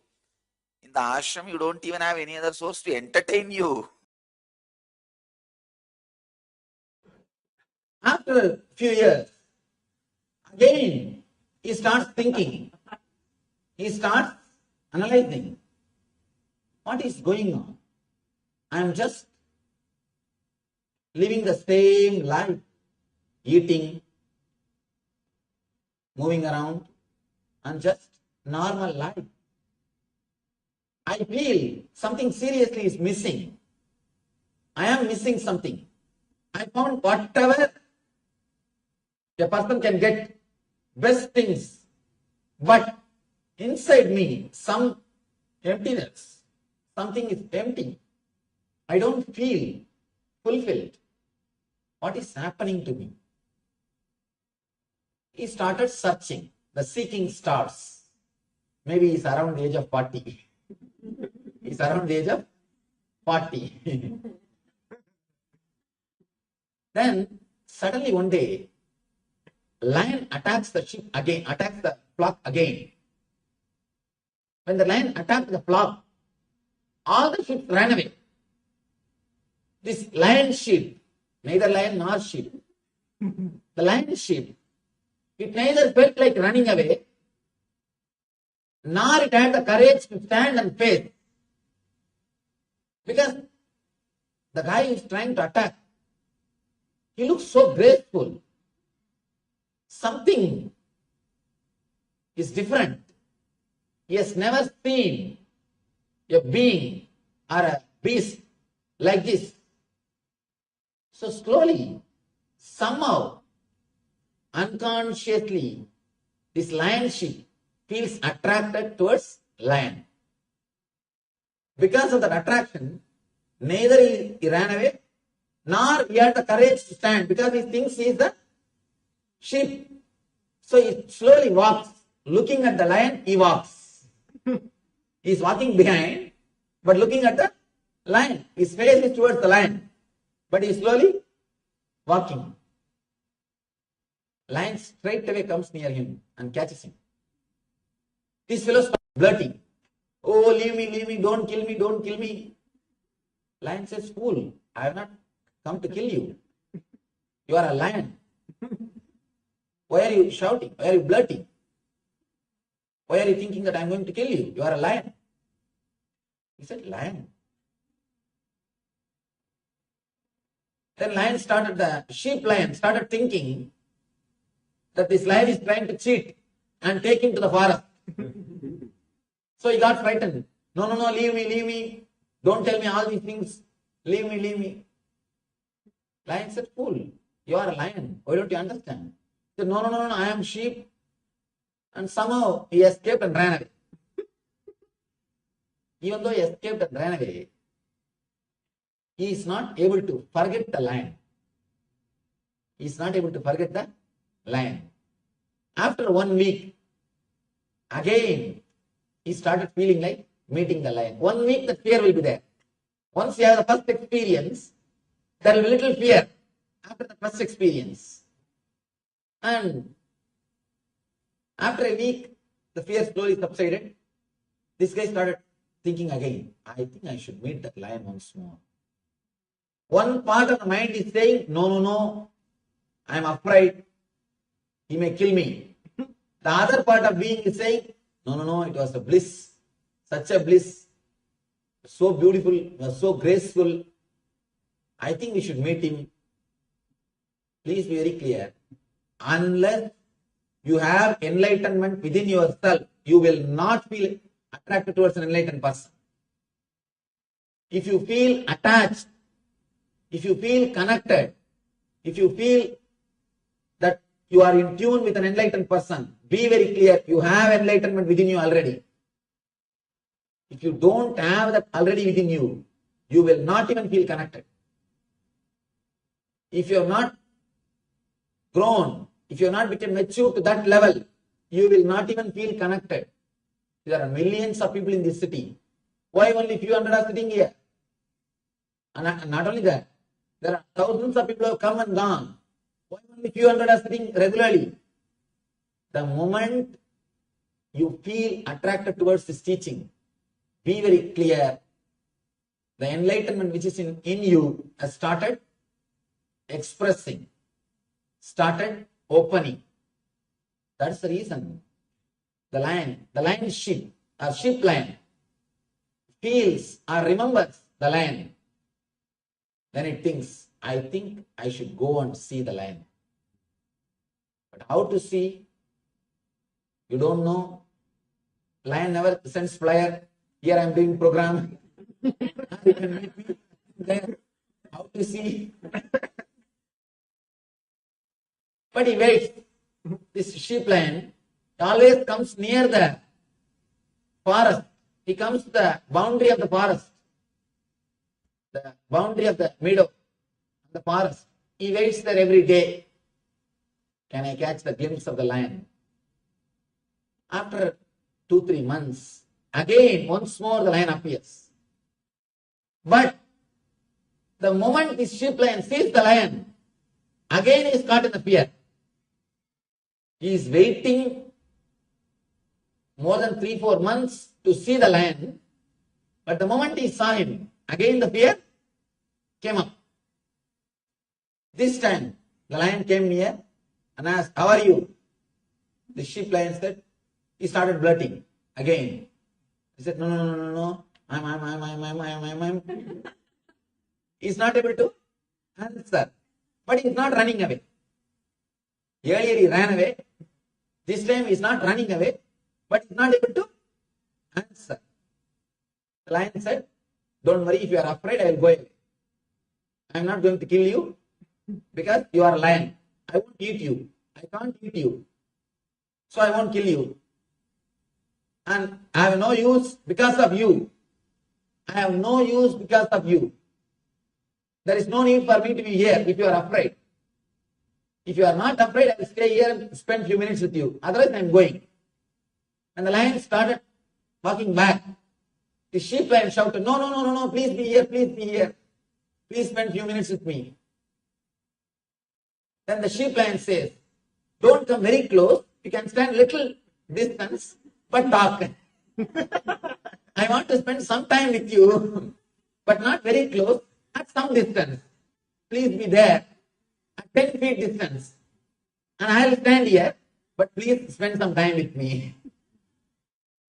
The sheep lion, neither he is able to forget the lion, nor he wants to go near. This is the next phase. Neither he is able to live near, nor he wants to escape. So around 15 feet distance, he stands and talks. But again and again, the lion is saying, you are a lion, fool, you are thinking you are a sheep, and you are living with the other, your friends. They are not your friends. They are not your life. This is not the way you are supposed to live. This guy starts thinking. Slowly the doubt, maybe this lion is trying to take me inside the forest and eat. That doubt has disappeared. Now, the sheep lion understood. Lion is not saying all these things because lion has got some benefit. No, lion has no benefit because of me.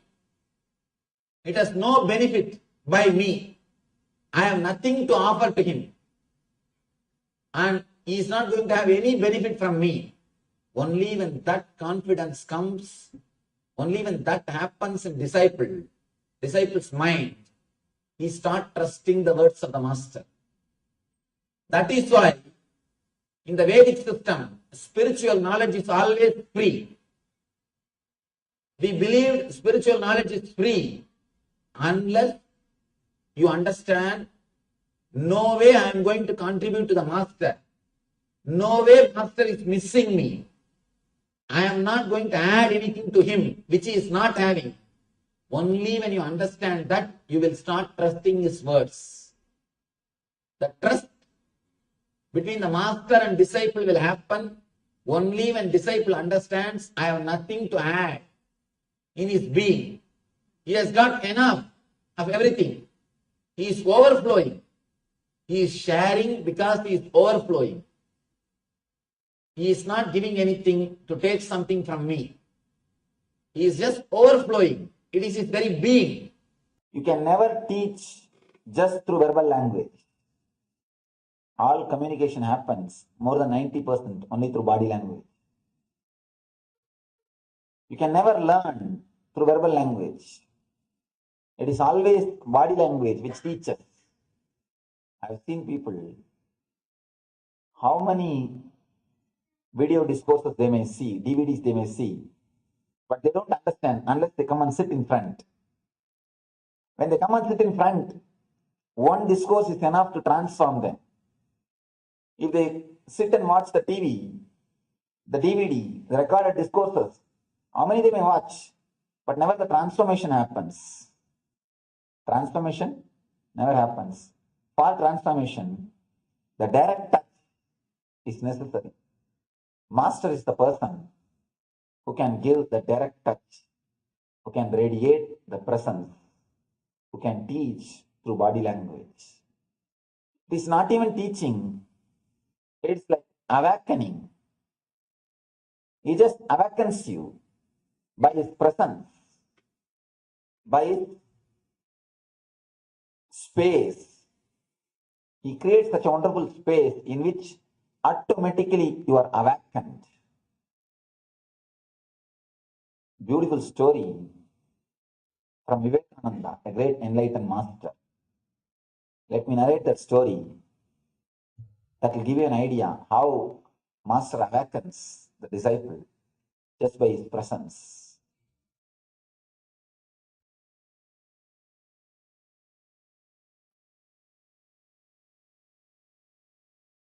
There was a lioness in a forest. It was pregnant. about to give birth. One day it was searching for food, going around the forest, trying to catch some animal. It saw the sheep of flock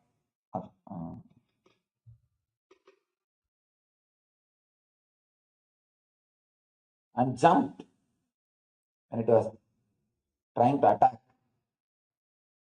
It just gave birth to a lion and died there itself because jumping is too much. It was not able to manage or maintain. Gave birth to a lion and died. The cub was left orphan. Nobody was there to attend. These goats, they somehow felt very friendly with this cub and they took this cub. Cub started growing with these goats. They started drinking the goat's milk and started eating the grass. Almost living like a goat. And actually, one more thing. The way in which you are brought up, that is the way you will have an idea about yourself. And don't think we are human beings just by birth. You walk with two legs because you are taught and you are brought up in that way. Otherwise, naturally, we will be still animals. This cub was brought up just among the goats, and it really felt it is a goat. It used to eat the grass and drink the goat's milk and play with the goats, live like a goat and create sound like just like a goat. After a few years, one day, one lion was again attacking that same group, and it saw a cub along with the goats, and it just attacked the cub, brought the cub out of the group. Cub started shouting, leave me, don't kill me, don't kill me. Lion said, don't worry, I won't kill you are not a goat. Cub said, don't tell me all these things. Don't kill me, don't kill me. Just give me that assurance that you will not kill me. Lion said, don't worry, I will not kill you. It just left. The cub ran and his cub escaped and ran. Next day again, lion attacked the same group. Again it attacked the same cub and brought it out. Again the cub started shouting, crying, oh, don't kill me, don't kill me. Leave me. Lion said, don't you understand? I am not catching you to kill you. Understand, you are not a goat. You are a lion. Again the cub started crying, no, I am lion. I am goat only. Don't kill me. Anyhow, lion tried its best to convince the cub. Cub is not ready to get convinced. Lion left the cub. All right, go. Third day, slowly the cub started feeling somehow connected with the lion. It started remembering the lion again and again. Why should he catch me? Twice he caught me. He could have killed me.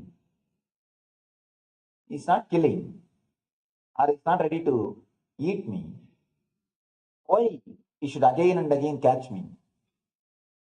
And again he's advising me I am a lion. Why should you do that? He started contemplating on the lion. Something of that lion, some quality of that lion started attracting him. In the heart, without his knowledge, unconsciously, he started contemplating on the lion. Third day, when the flock crossed that area, the cub stood and watched whether the lion is coming or not. Fourth day, the cub started waiting in that same area to have a glimpse of lion. Now lion appeared again, came near the cub. This time it doesn't have to catch the cub. Cub just stood. Cub started trusting the lion. Just stood. Lion said, "How are you? How are you doing?" After a few words, lion called the cub. "Why don't you come and spend some time with me?" The moment cub heard this word, got frightened. You can see and spend few minutes, but he is not courageous enough to go with the lion. Again, the cub escaped. After a few days, again the cub saw the lion, a little bit attachment towards the lion. This time he brought a little bit of grass to the lion to offer. "Sir, why don't you eat this?" Lion also has to act as if it is a goat. It has to show to the cub that he is not somebody superior, he is not somebody away, he is not somebody different. So he acted as if he is eating the grass. Now slowly the cub has started trusting the lion. Now lion started acting. Instead of telling the cub that you are the lion started acting as if it is goat, so that the trust can happen between the cub and lion. Slowly, cub started trusting the lion. One day, cub was ready to go with lion to the nearby river, a picnic.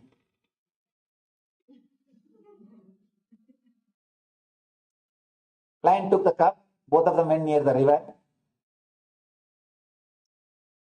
When they were standing near the water, suddenly lion grabbed the face of the cub, head of the cub, neck, and said, look at the river." Cub said, "Yes, I am seeing." "What you are seeing?" Cub said, "Our faces." "Do you see my face?" "Yes." "I am a lion." "Yes." "Do you see your face?" "Yes, I am seeing." "You are also a lion." Again, the fear came up. Cub said, No, leave me, started shouting. Now it is too much. The lion had little meat. He just took the meat, forcibly put inside the mouth of a cub. Cub slowly started chewing. The taste of the blood, and the cub started tasting the blood. Slowly he started feeling, yes, I could eat the meat. I'm not just a goat. If I'm a goat, how can I eat the meat? The first experience that I am the lion started happening. Of course, again the cub is not ready to be convinced. After a few minutes, just out of the old habit, he vomited the meat. Again started shouting, No, don't try to brainwash me. Don't try to teach me. I am goat. He started running. After a few days, again somehow lion managed. The cub brought him to the river. This time he decided he has to realize, he has to experience. This time when he brought the cub, it showed him very clearly, look at your face, look at my face in the river. Both are one and the same. And eat this fresh meat. He gave him the fresh meat to eat, to taste, and naturally, taste of blood made the cub to realize it is not a goat, it is lion. And he removed him He removed the cub, left him in the forest. He didn't let him stay with the goats. When he has to live in the forest, naturally, he has to search for his food. He has to hunt. He has to go around. He started hunting. He experienced completely who he is and started living as a lion. Beautiful story. I don't know how Vivekananda came up with this story. This is exactly the same thing happens between you and the master. Exactly same thing. Are the things happening in the outer world are no way connected to your response from the inner world. And the same way, the thoughts which is rising in your inner world are no way connected to your identity which you have about yourself in the inner world. You have two identity. One which you show for others, another one which you keep it for yourself. Both are lies. Let it be very clear, you always think the identity which you show to the world is lie, and the identity which you have about yourself, within yourself, is a truth. Let it be very clear, the identity which you are keeping within yourself, about yourself, that is a big lie. That is also a lie. Your response or your thoughts related to your identity which you are showing outside to the outer world, and to the identity which you are keeping in your mind about yourself, both are completely unclutched. It's a lie. People come and tell me, they always come and express their guilt. Swamiji, actually I am a different kind of person, but I am showing outside as if I am courageous and a nice, honest person.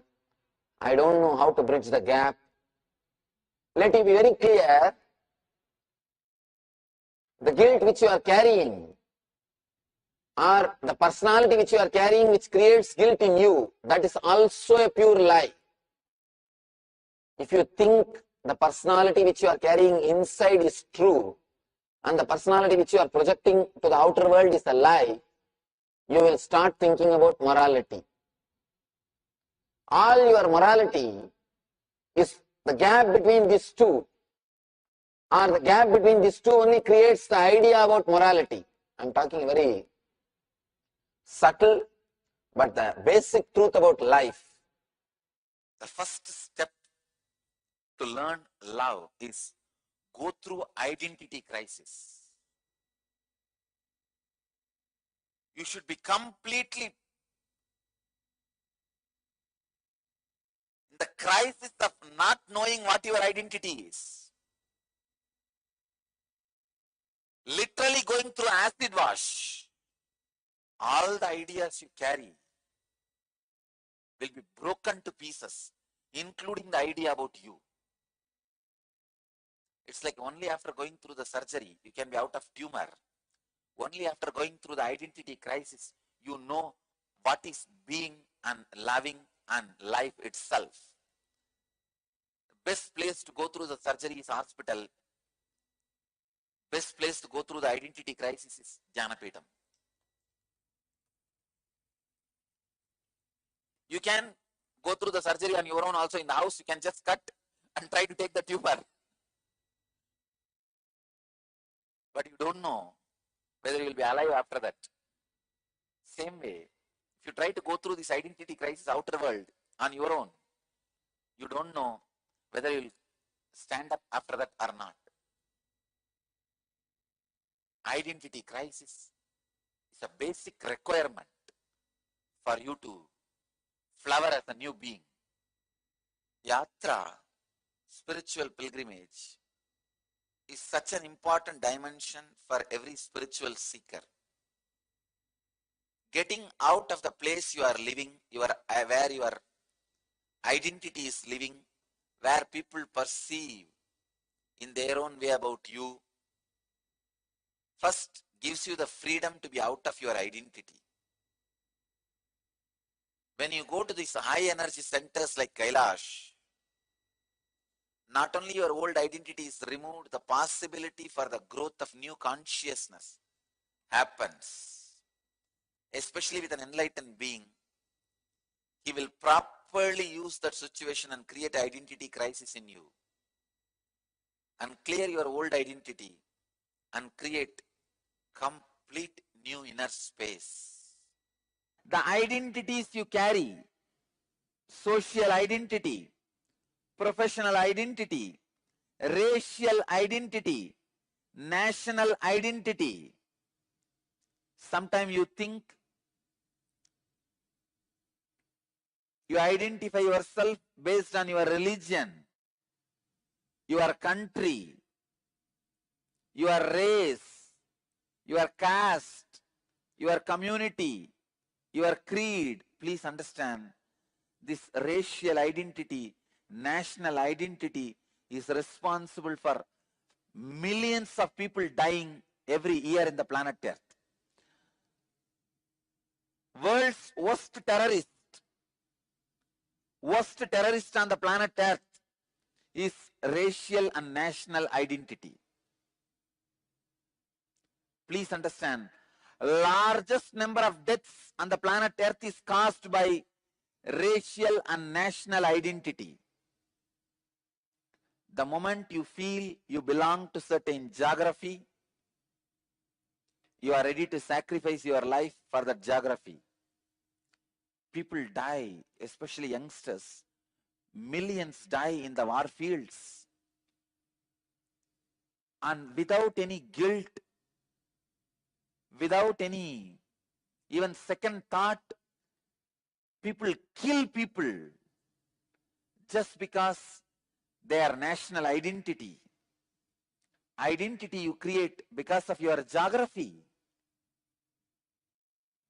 I tell you, most uncivilized act is killing people because of your racial and national identity. It is so unfortunate still human beings have not evolved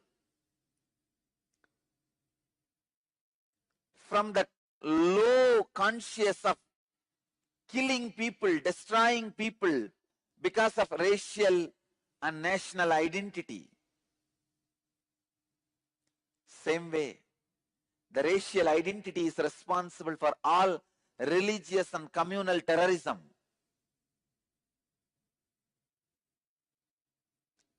Unclutch from social, professional, racial, national identities, you will see so much of peace, joy, bliss happening in you. Universal intelligence awakens in you the moment you unclutch from low-level identities. The moment you unclutch from racial, national identities, immediately the universal intelligence awakens in you. Unclutching from the inner world identities like parental conditioning, ahankara and mamakara. Ahankara means the idea you project about yourself to others. Mamakara means the idea you believe about you as you inside you. See, always the idea you project to others about you will be more than what you are. Mamakara, the idea you believe about you in the inner self is always lower than you. Idea you project on others, an idea you project on yourself. This ahamkara and mamakara,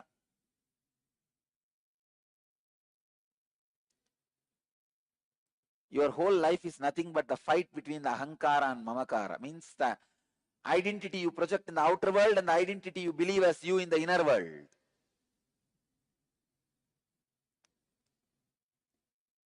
unclutch from inner world identities, both the identities. Unclutch from the identity you project to the outer world, unclutch from the identity you believe as you in the inner world.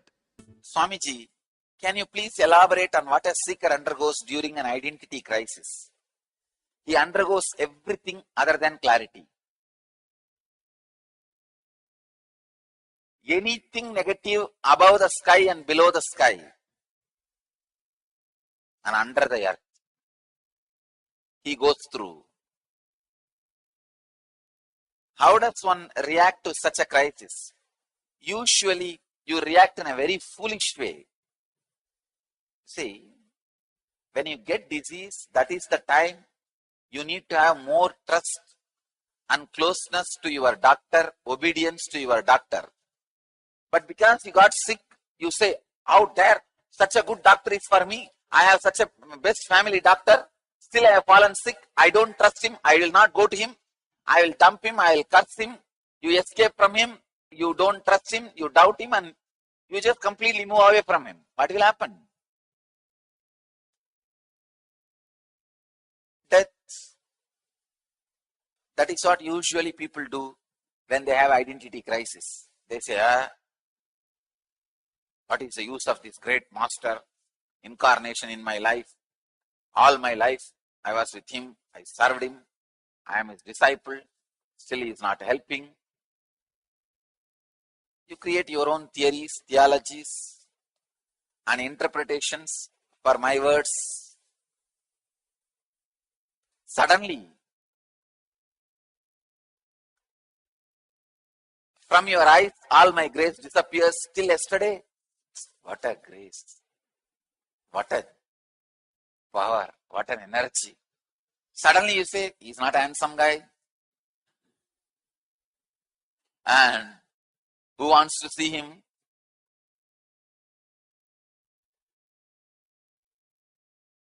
Suddenly, everything looks like a pain. And even if he helps, who knows whether I will be able to retain that help and stay in that state itself. Your foolishness does everything, all asanas, Sarasasana, Chakrasana, Surya Namaskar, everything your foolishness does, other than finding solution. When you have identity crisis, that is the time you need to have more trust on the master. You need to be more close to him. You need to be available to him. You need to do what he says. It is unfortunate how much ever you tell human beings, only during the identity crisis, they get bumped out of this whole enlightenment machinery. Master's mission is enlightenment machine. But when you go through the identity crisis, you get bumped out. It's like the car assembly line, just before engine being put, the car gets bumped out. What is the use? Just before the engine's installation, the car gets bumped out. Maybe it can be used as a bullock cart, not as a car. If a car gets bumped out in the assembly line before the engine being fixed, the only reason it can be used is, only way it can be used is as a bullock cart, not as a car. Many times, only when you go through the identity crisis, you escape, you get bumped out very foolishly. You are asking, can such a crisis bring about laziness and boredom? What laziness and boredom? It will bring destruction. It's like you are asking, if I drink poison and don't take medicines, will I have boils on my skin? Will I have any ulcer in my stomach? What ulcer? You are going to have cancer. Come on. Boredom and laziness is very small problem. Please understand.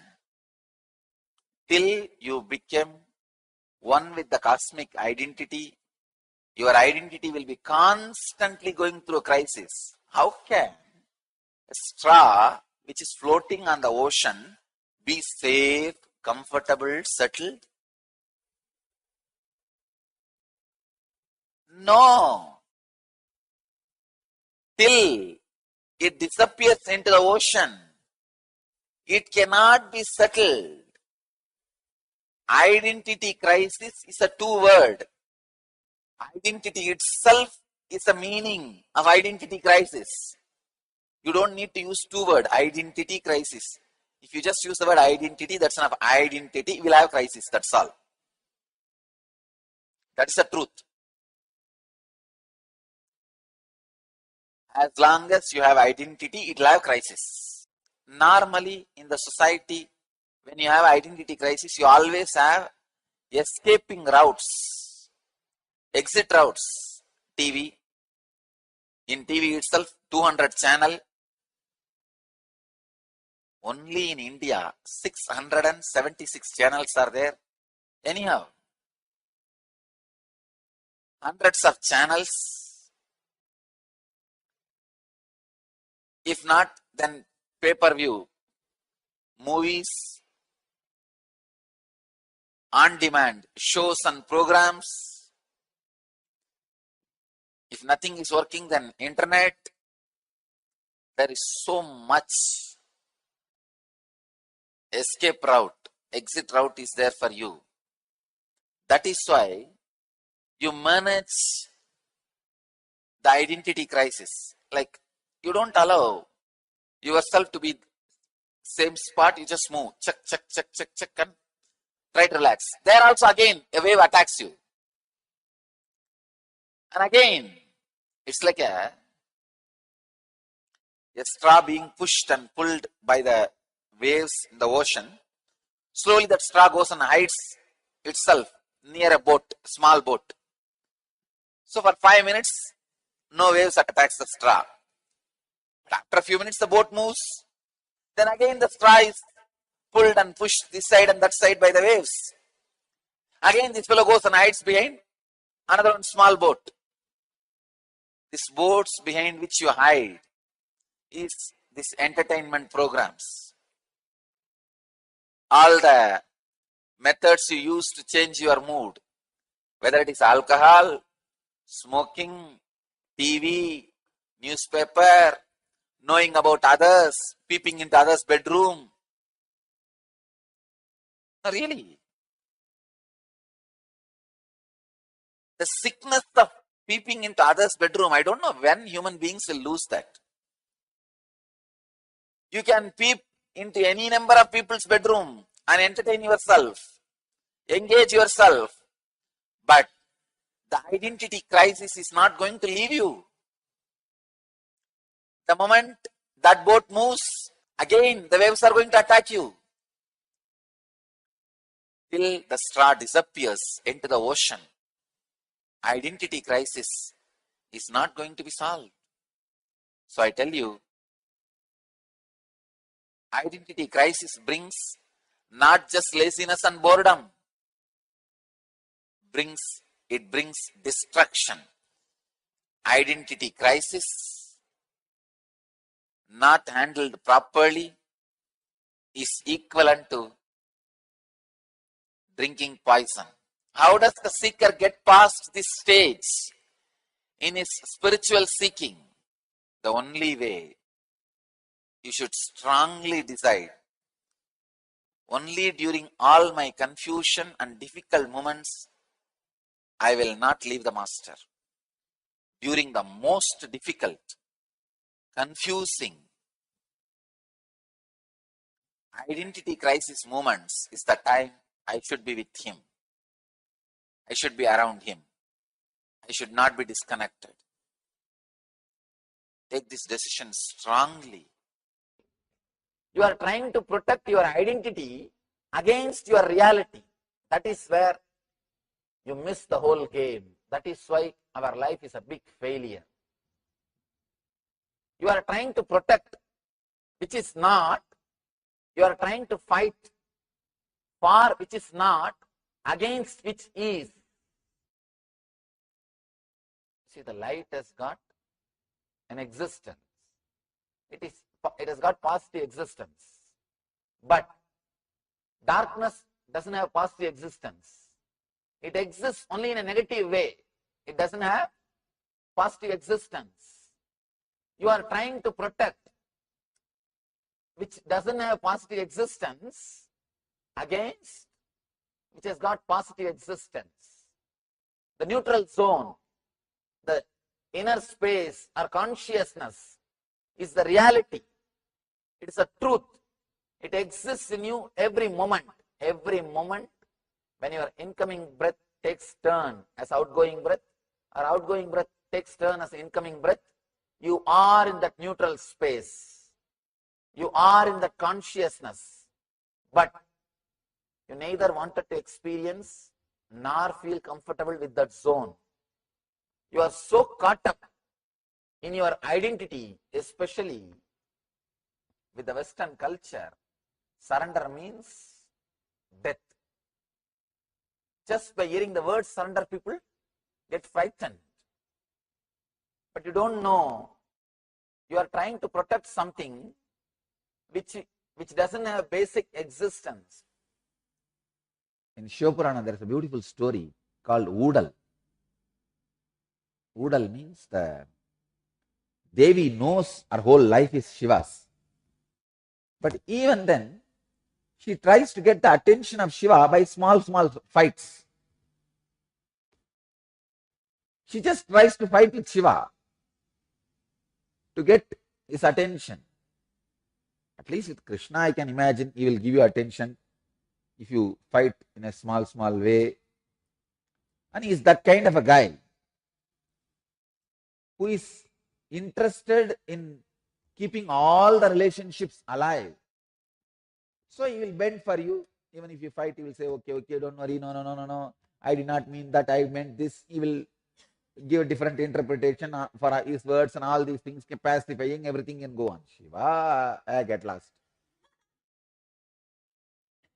Either you are here or you are not here, get out, that's it. She tries to have this small fight.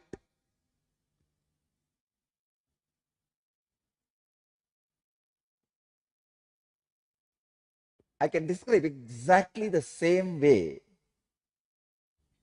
I felt my individual identity has already realized it lost its base.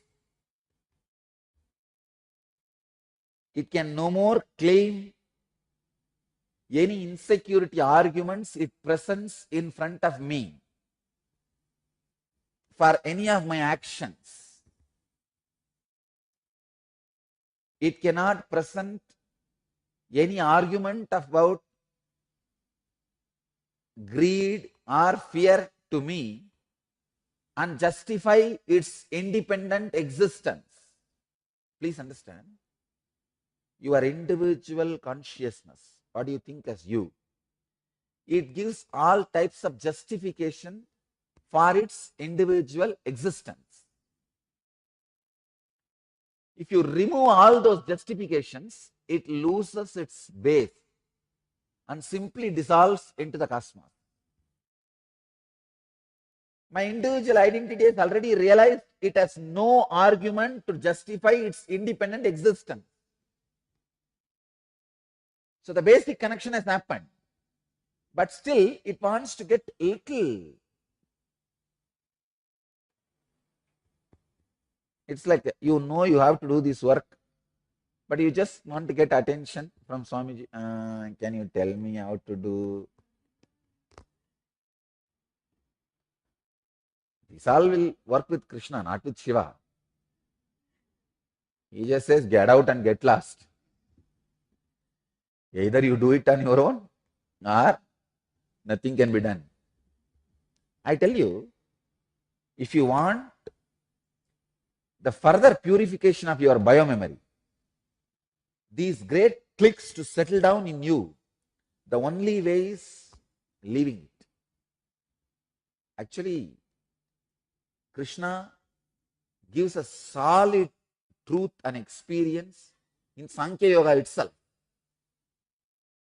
After this, it took at least few hours for Arjuna to completely get convinced and start fighting. I can say the Sankhya Yoga is like a first experience. If Krishna kept quiet, in half an hour Arjuna would have burnt all his bio-memory and stood up and fought. After the Sankhya Yoga, Krishna need not speak at all.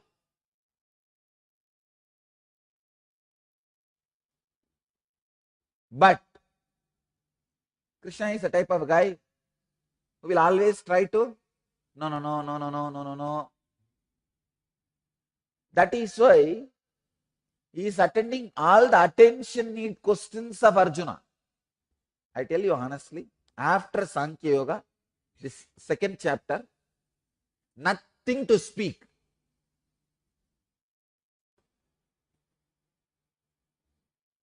If I have to describe the scene, Arjuna was in terrible depression. He is not even able to raise his head. And Krishna putting his hand on the Arjuna's shoulders, lifting his chin with the other hand, teaches Sankhya Yoga. The moment Sankhya Yoga is over, Arjuna, wow, the extraordinary light has happened in his eyes and he is ready. But he just does not want to accept the victory of Krishna. See, if Arjuna comes out just like that in depression, from depression, and says, wow, come on, let's fight. Now it's victory for Krishna. That is too much. He heard everything and whole thing is clear. But now he just covers the light in his eyes, takes the edge of Krishna's cloth. No, Krishna.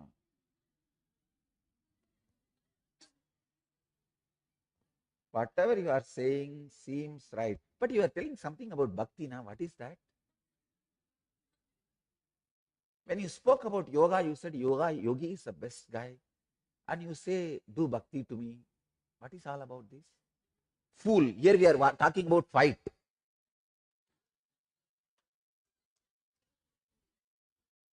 It is all about waging war.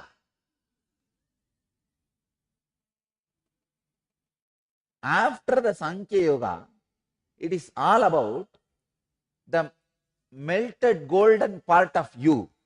Means it's like you have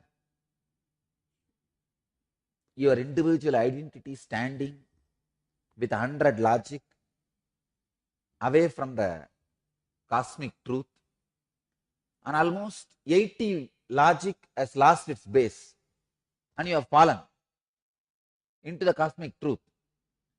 But that remaining 20 legs, it can't help you to stand, but it can help you to fight.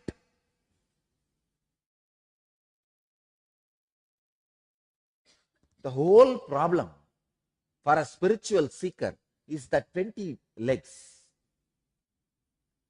Now anyhow, it's like visualize this. There's a huge part where gold is getting melted.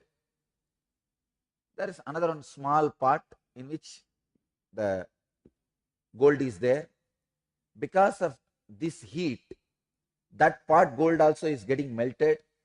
That part has 100 legs. When this gold has melted, 80 legs have fallen and that part has fallen into this. Means that gold has become part of this practically. But that gold is trying to use the remaining 20 legs as a hands to swim and jump, go out.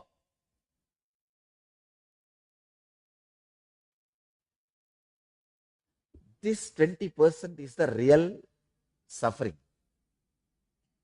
But I can tell you from my experience that 20% has its own sweetness also.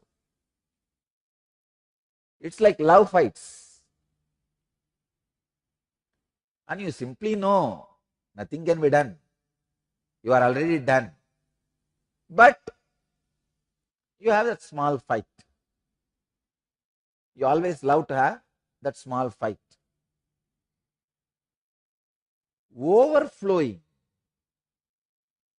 feeling life is a too big blessing.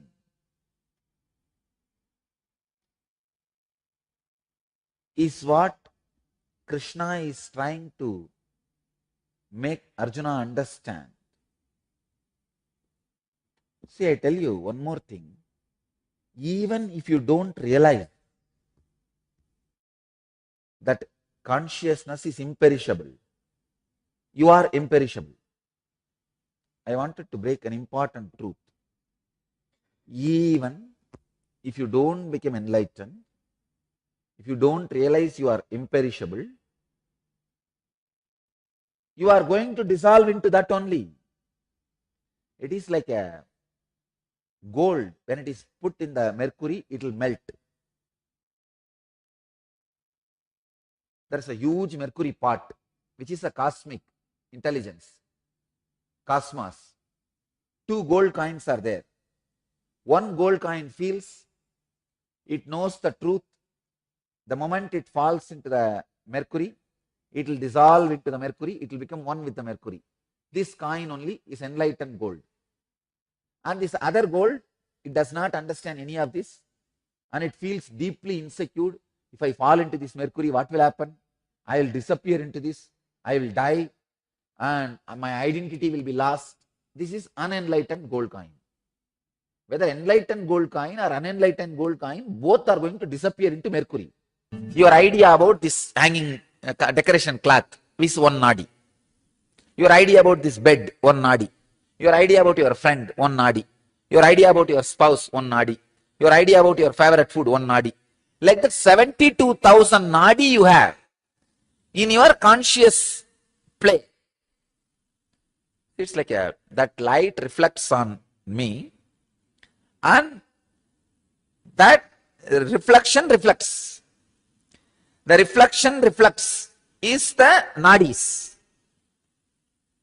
And that reflection on this body is individual self. The body is the mirror. The reflection is the individual soul. And that reflection also will be reflecting. Like a light, it will be radiating. That is what is nadi. Some nadis are spent in your attachment, some nadis are spent in your detachment, some nadis are spent in your fear. That's what is engrams. That is the engrams.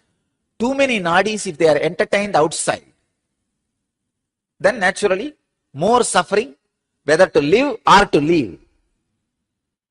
Even while living, more suffering, or to leave, more suffering. But at least if 10,000 nadi is centered, is. See, this is what. Just a simple example. This is superconscious. This light is superconsciousness. Sun. This is the body. And here is the reflection of that light. You are able to see that light reflection? Not. Now, okay? See, this is what is depression. This is the expression.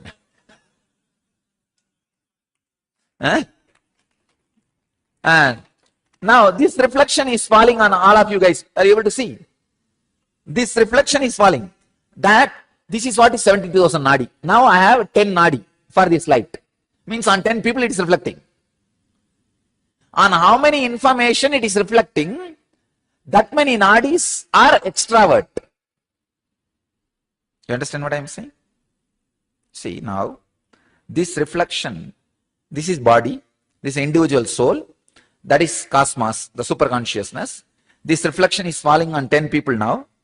So this reflection, individual souls, 10 nadi is extravert. Means caught. In the 10, he may like 2, he may hate 2, he may be detached about 2. So the more nadis are functioning towards outside, more suffering for living or leaving. More nadis are looking at the source For example, now I am turning. See, now he is enlightened. Now he is dead.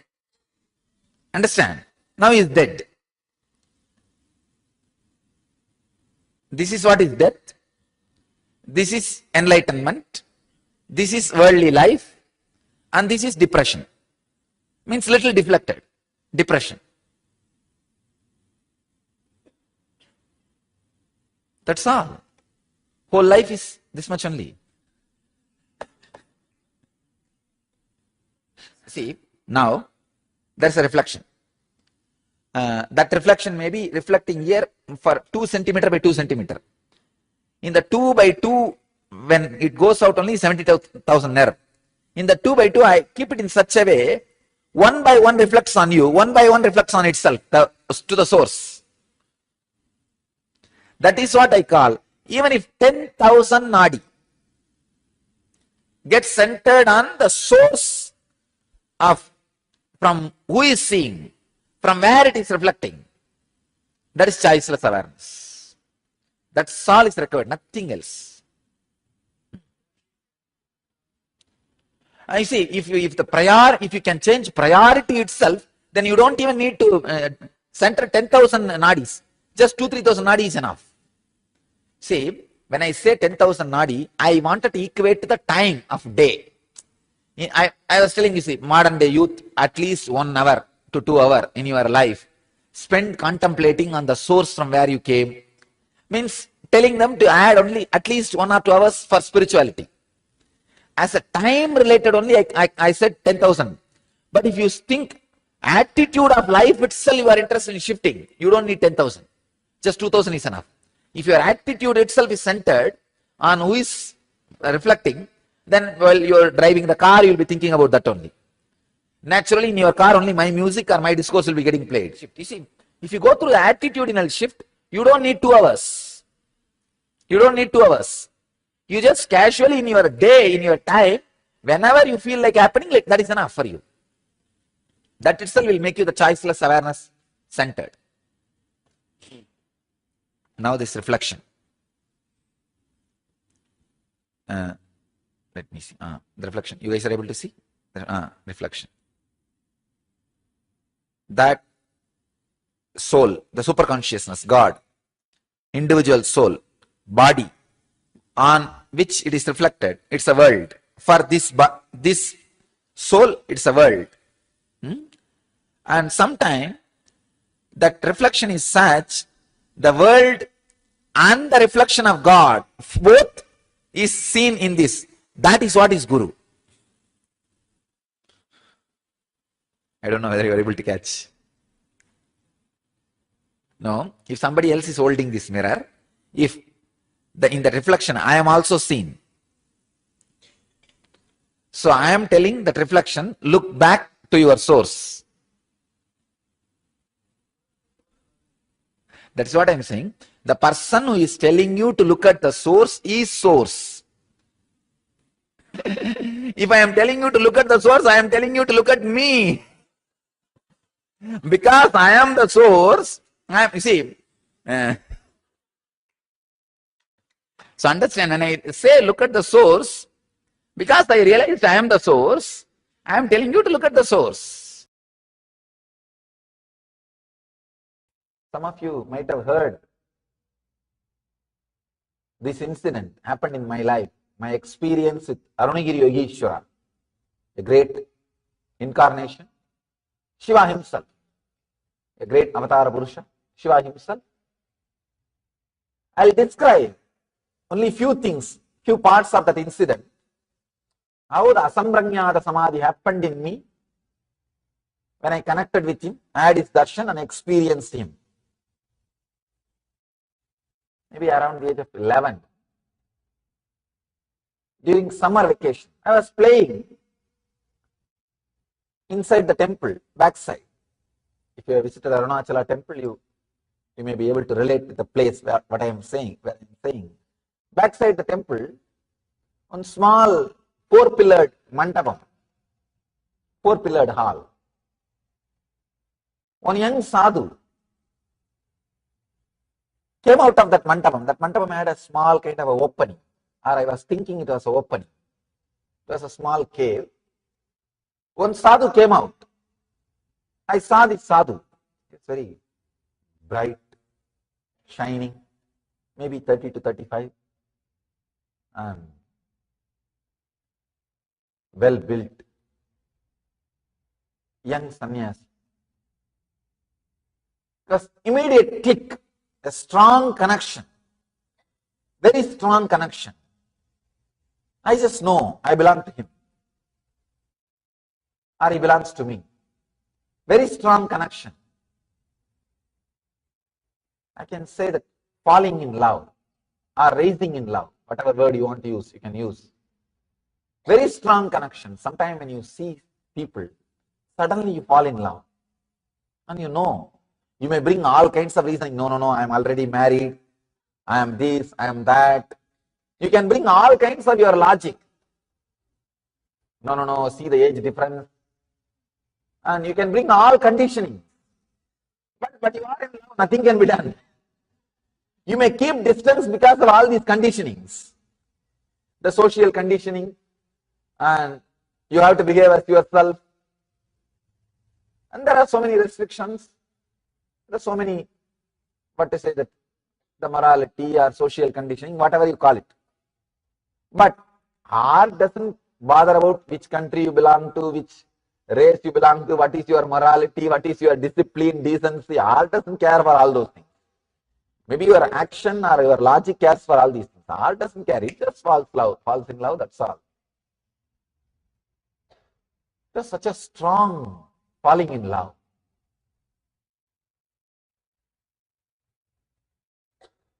Every day, I'll come and sit there with him. Morning till evening, he'll be talking, sitting. Sometimes I wonder what I used to talk. If I recall, there was nothing much, just sitting and chatting only. And you don't know why you are sitting together, but sitting together was such a pleasant, joyful experience. I was sitting together. It's like spending time together. He was also very happy with me. And he will eat whatever I bring. He will bring some fruits or something for me to eat. We'll be talking, some experiences, these, that. I can say that Mundakopanishad, I did not complete that story. That story says that when the small bird, like this, traveling this way, suddenly it really had a bitter experience, one strong bitter experience. It decides no more eating fruits. It just shuts its mouth. Without opening its mouth, it just travels towards the bigger bird. When it goes near the bigger bird, nearer and nearer, suddenly it realizes it is losing its individuality. It is losing its individuality. After a few minutes, it feels it is just a shadow of that bird. Actually, when you are really deeply in love with somebody, you can experience, when you touch that body, you won't feel it is a two person. You just know it is your own extension. Your extension is in that body. You are just extension of your extension is that body. That small bird feels its very extension is that big bird, golden bird. After a few minutes he feels it is not even his own extension. That bird's extension is he. And after a few seconds he feels there is no extension, he is just a shadow. After a few seconds, there is not even a shadow, only that golden bird exists. It was only illusion that I was an individual. The different levels of feeling connection. In Vaishnava tradition, they explain Salokya Mukti, Samibhya Mukti, Sarubhya Mukti, Sayujya Mukti, the 4 states of liberation. Please understand, 4 states of liberation. In Vaishnava tradition, they explain. First When the bird feels, I am connected to him, I belong to him, it is Salokya Mukti, living in his loka, living in his frequency. When he feels, no, no, no, he is my very extension, it is Samibhya Mukti, the liberation which happens just by his nearness. When he says, when the bird experiences, no, no, no, I am his very form, I am his very form, I am his very form, I am just his shadow, I am not an individual identity, then it's called Sarubhya Mukti, his own form, Sarubhya Mukti. When the small bird realizes, I never existed, it's only he who was existing, it was just an illusion that I existed, it's called Sayujya Mukti. I can say it was a strong feeling connection, just like how that bird felt, very own extension. I felt with that sadhu, that my very own extension. It was almost like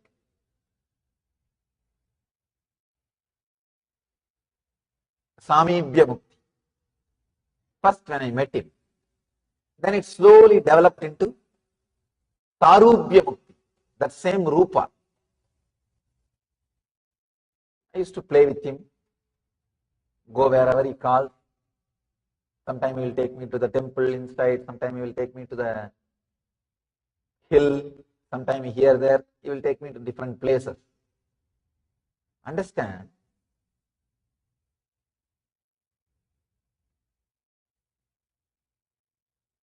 It was such a strong feeling connection.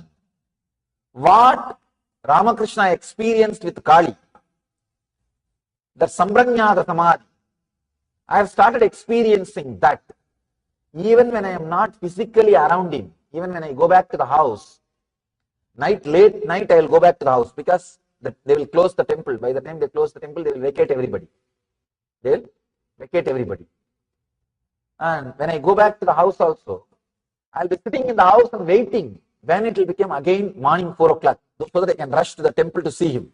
Devotion is such, even once if your core is touched, it cannot go. It cannot leave you. It just transforms. It pulls you back. Ramakrishna says very beautifully, the Vrindavan, Bangi Bihari's temple, every evening they throw rice mixed with a little abin to the peacocks so that they will eat and start dancing. So Ramakrishna says, once that peacocks which eats little abin will never miss the next day timing, will be there sharp at that time because of the taste. Same way the devotion, once you taste it, once you experience it,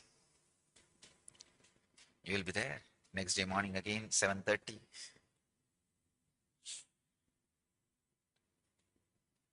It is so sacred. I have experienced it with Arunagiri Yogeshwara. The very idea you and the object of your devotion is separate will disappear. You just do not know what to give, how to give, what to do. Still I remember when early morning I get up to go and see him, I look around all over the house and I always used to feel, I used to read in the Ramayana that Ravana took the whole house in which Sita was when he kidnapped Sita. Actually in Tamil there is another version of Ramayana, Kamba Ramayana. A great poet Saint Kamba wrote that. When he wrote, he did not translate some parts as it is in Valmiki. Valmiki says, just Ravana physically handled Sita took her and put her in his flight and took it away, kidnapped. But somehow Kambar was not happy with that idea. So he says that he lifted the whole house in which Sita was staying, put it in his flight and kidnapped. So early morning when I wake up and get ready to go and meet Arunagiri Yogeshwara, that is the way I will feel. And somehow I can take this whole house and give it to him. I even planned one day. I took a chalk piece and marked my parents' portion of the house and wanted to go and ask Raghupati Yogi. Raghupati Yogi will do all kinds of this weightlifting and everything. He's a amazing yogic body. He will show visibly the power of yogic body. He will tie the iron rope in his chest and break it, blast it just by breathing. And lift any size rock, just like that he will lift, or he will roll. There is one huge rock in Arunachala hill, which has rolled and at least some 200 feet it has rolled and stopped. Nobody knows how it happened. I know. It's Raghupati Yogi's work. One day we both were sitting and talking. And he was explaining on Yoga Sutra, when you feel one with nature, nature listens to you. I said, how can that be? He asked me to feel one with the rock. I just contemplated, meditated, and I was feeling one with that rock. Huge boulder. When I was in that ecstasy, he just moved my hand. Suddenly, without telling me, he moved my hand. I literally saw the whole boulder rolling. I did not touch it. There is no physical contact with that rock, boulder. Just that feeling one with that rock, when he moved my hand and that boulder started rolling. I started shouting, oh, what happened, what happened, what happened, what is happening? Stop, stop, stop. Then he stopped my hand and the boulder stopped. I think from that time only I started shaking people.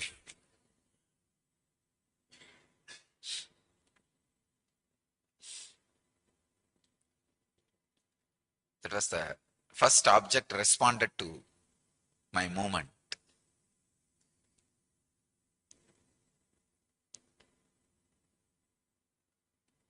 I actually wanted to ask him, can you lift this house and bring it and give it to Arunagiri Yogeshwara?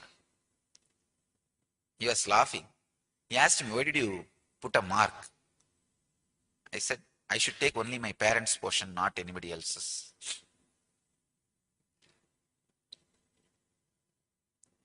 Anyhow,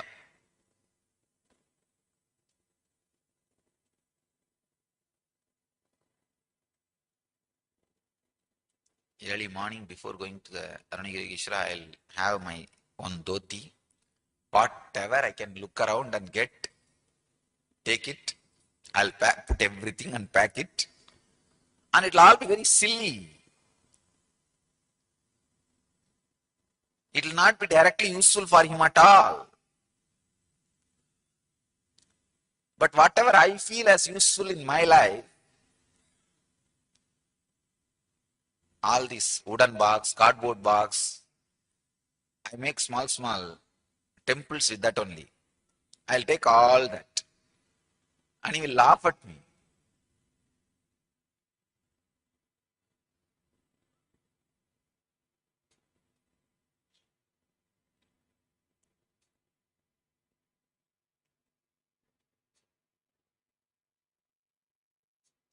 One day I wanted to stitch a shirt for him. I remember. I took a measurement with a rope to stitch a shirt. He was laughing.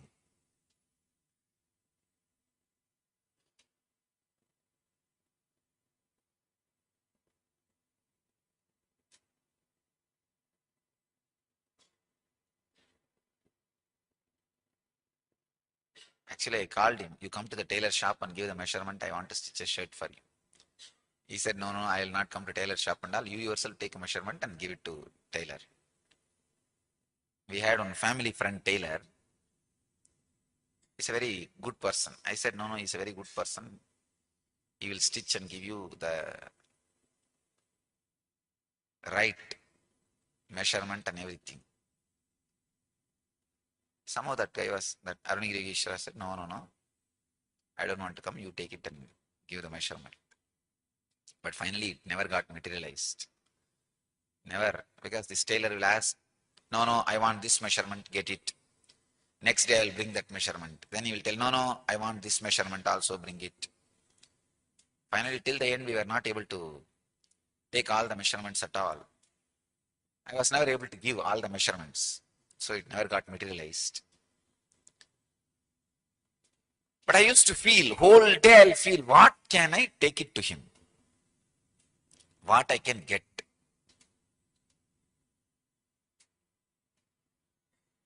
You just do not know what to do. What way you can please him. What pleases him. What satisfies him. What fulfills him. You just do not know.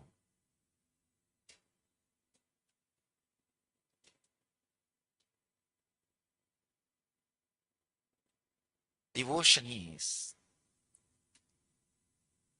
the sacred sentiment which makes you feel, how can I please him? You know very clearly you can't fulfill him. He's already fulfilled.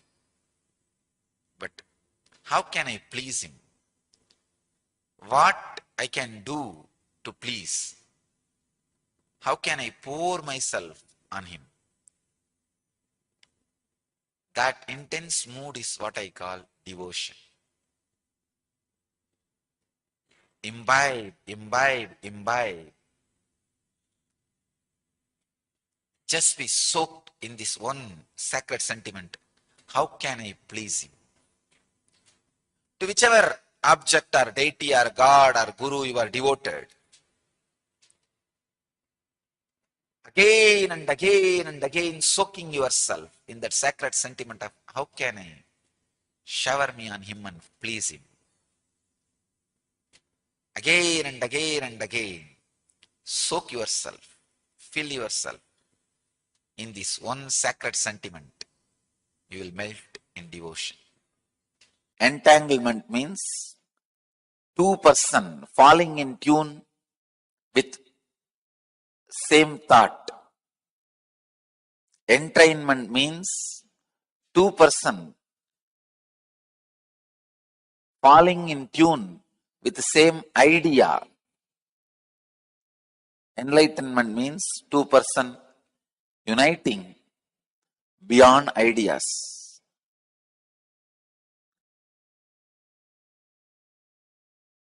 When you unclutch, you are in entangle with me. You are in entanglement with me.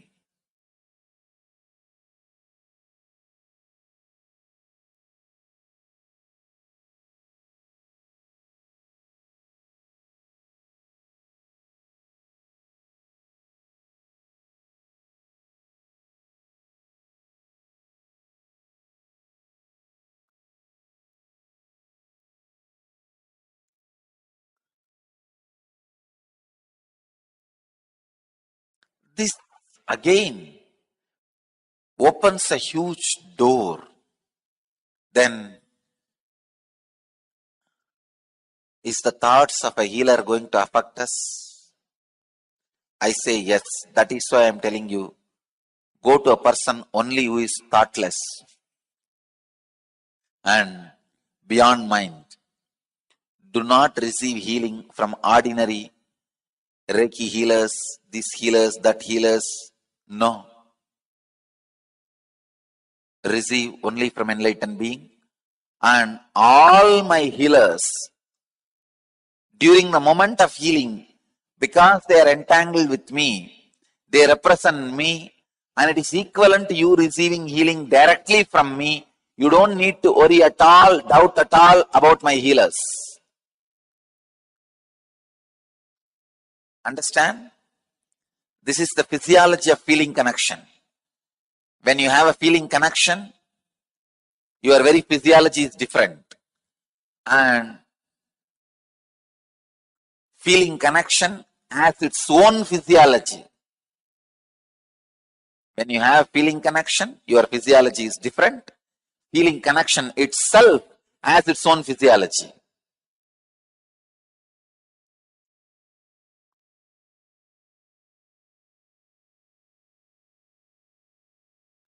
One more thing you need to know. All the doctors, even allopathy doctors, need to raise their energy level high. Otherwise, when you treat the patient, when the patient feels respectful, feeling connection with you, you are going to entangle yourself with the patient. If you don't raise your energy to a higher level, you are going to get the patient's disease to you. Understand, entanglement can be negative also. If you are not energetic enough to protect yourself, if you do not have a direct protection of an enlightened being or higher frequency, if you don't have higher entanglement, only lower entanglements in your life, you are bound to fall sick.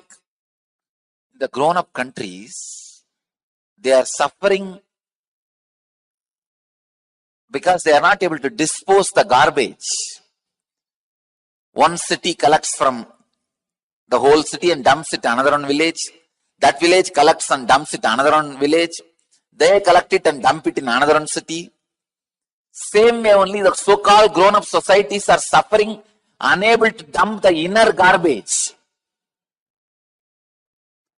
The housewife collects everything and dumps on the husband. Husband collects everything and dumps on the psychiatric doctor. Psychiatric doctor collects and dumps everything on another one, his psychiatric doctor. His psychiatric doctor do not know where to go and dump. The dumping garbage has become a big problem for the humanity in grown-up countries. Not only external, internal also. In India, fortunately, we know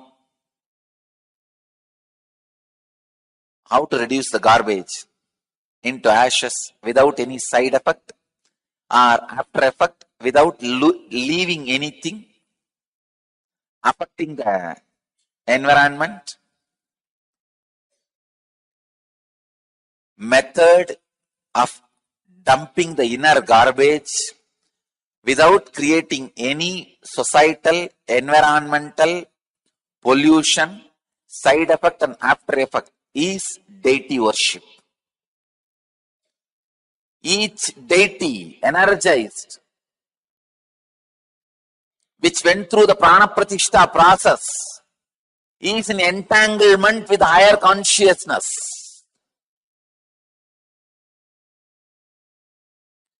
That is what I prove when I materialize. See, when a devotee can receive vibhuti or kumkum and materialize, same thing. The deity also receives vibhuti, kumkum and materializes. How? When somebody's kundalini is awakened, when somebody is initiated as a healer, is in entanglement with me, same way the deity is also in entanglement with me. Once the prana pratishtha is done, that deity is continuously in entanglement with that super consciousness. Ramanatha Swami is in entanglement with Sri Ramachandra and the consciousness Sri Ramachandra experienced, which is Shiva himself. Because Ramanatha Swami installed, Rama installed that Ramanatha Swami in Rameshwaram.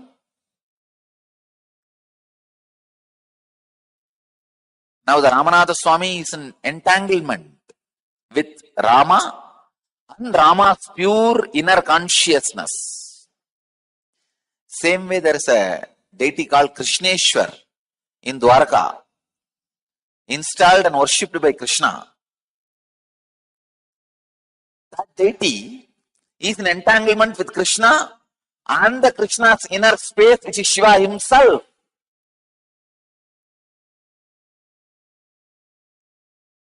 Same way in Tiruvannamalai, there is a temple called Adi Annamalai.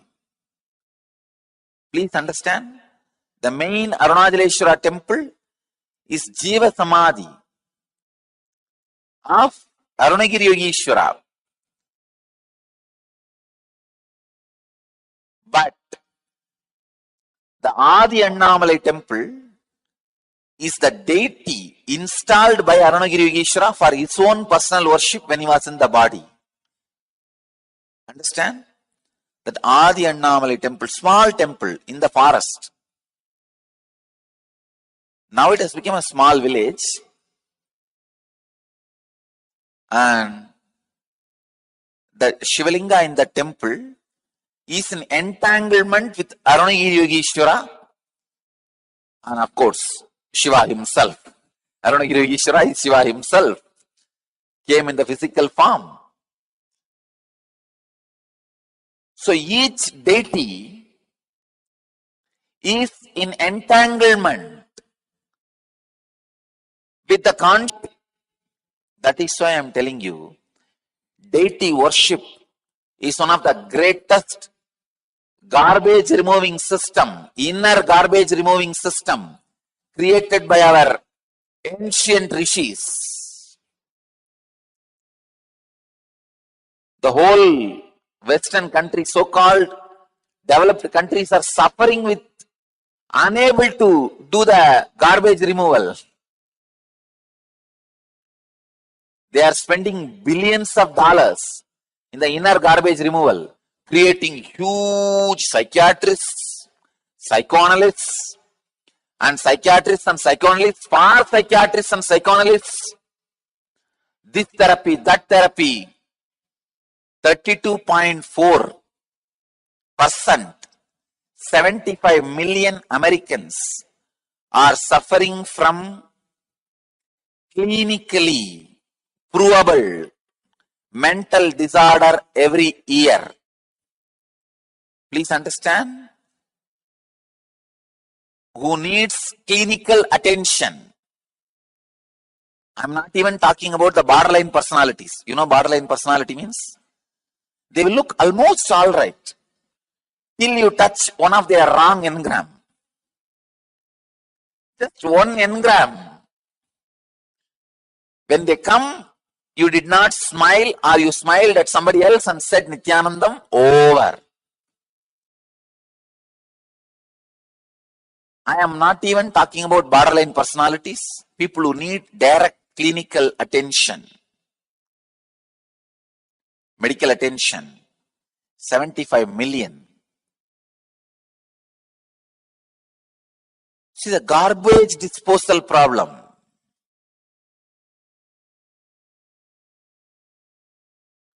In the Vedic tradition,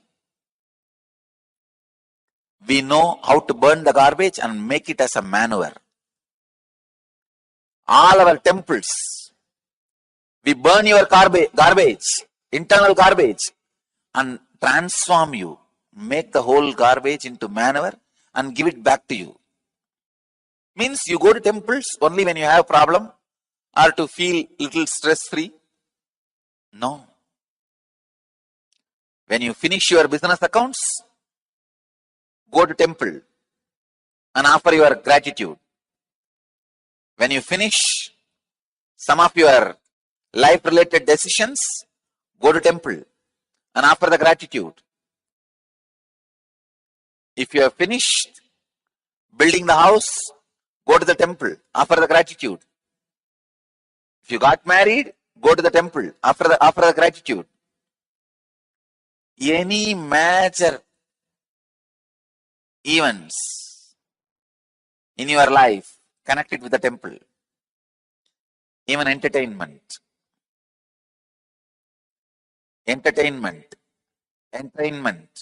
enlightenment, everything should happen with entanglement. I'm creating a new word, entemplement.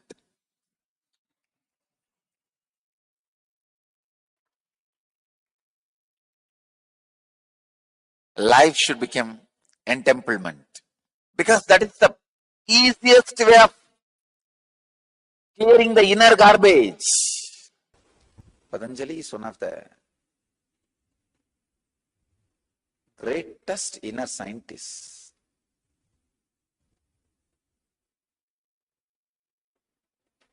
Man who demonstrated the science of enlightenment.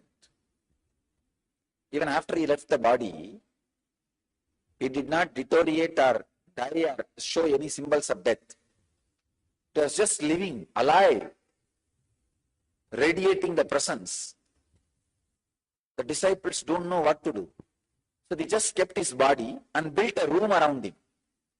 He is the only master whose body is not buried with sand or salt or bay leaf. Usually masters' bodies are buried, filling the ash, bay leaves, salt.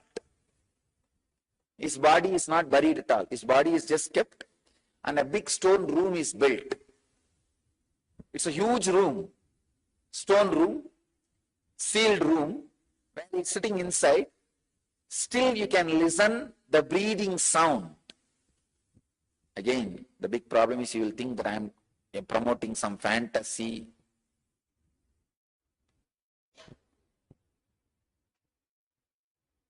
Still you can experience his breathing sound. At least I have experienced. And whoever went and put their ears, don't think, usually if you put your ears on any wall, you will hear a kind of a sound. It will not be like that. Put your ears on this wall and listen. This sound will be different. And go and put your ears on that wall is samadhi. A very systematic, clear breathing sound. How you will feel your breathing, that way you can feel. He is living there. His Jiva Samadhi is there. He became one with Nataraja. That is why the Nataraja's Murti is installed there.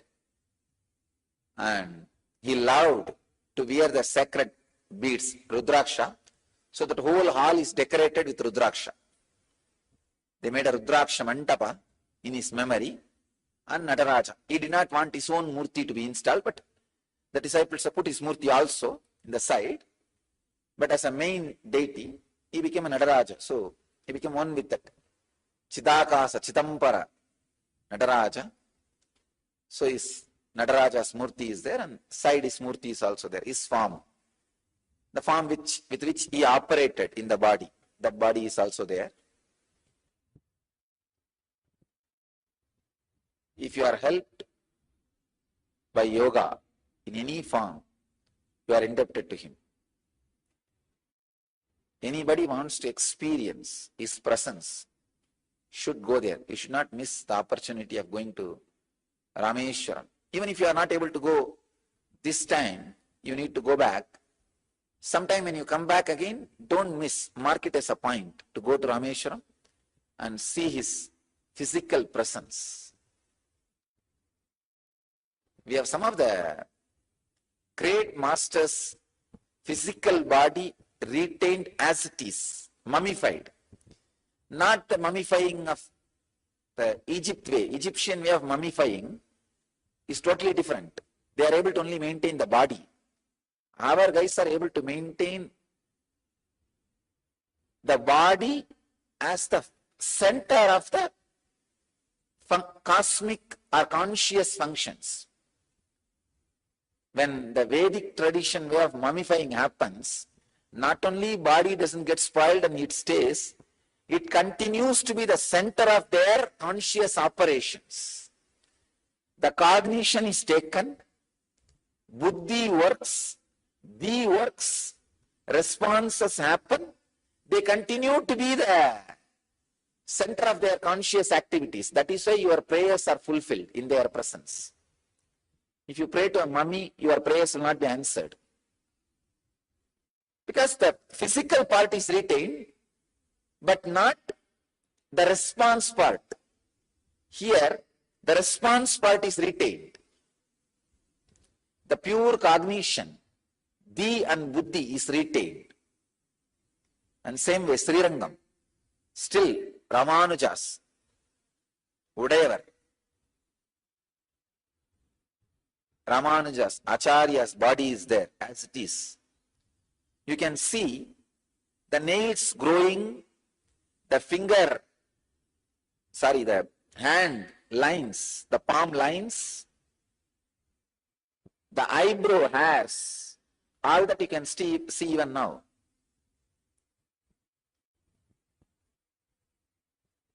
And not only that, you can feel his presence.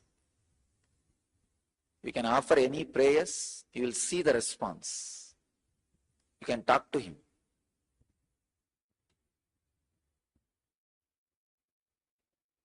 I am telling you from my experience, because I have been helped, I am telling you this.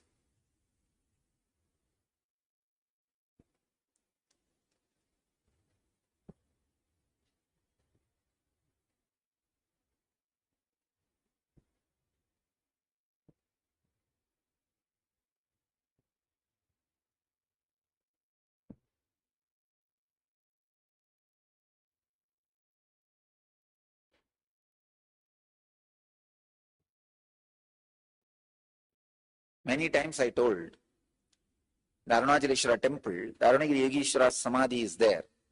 He is in Jiva Samadhi. Jiva Samadhi means he is residing there. Shiva himself came down as Arunagiri Yogeshwara. He is residing there. When we went this time, I just wanted to let the world know that really is there, is Jiva Samadhi is there. All I said is, if he is really sitting here in Jiva Samadhi, let few of his hair come, get materialized in our devotee's hand, so that we can do the DNA test and prove it is 2000-year-old DNA and he is alive sitting there in Jiva Samadhi. We got 6 hair. It is there. And we are now sending it for DNA test. Now we are sending it for DNA test. We will prove it. It is 2000-year-old, at least 2000-year-old. So through that way, at least my one statement is proved. Somebody 2000-year-old is sitting down in Jiva Samadhi.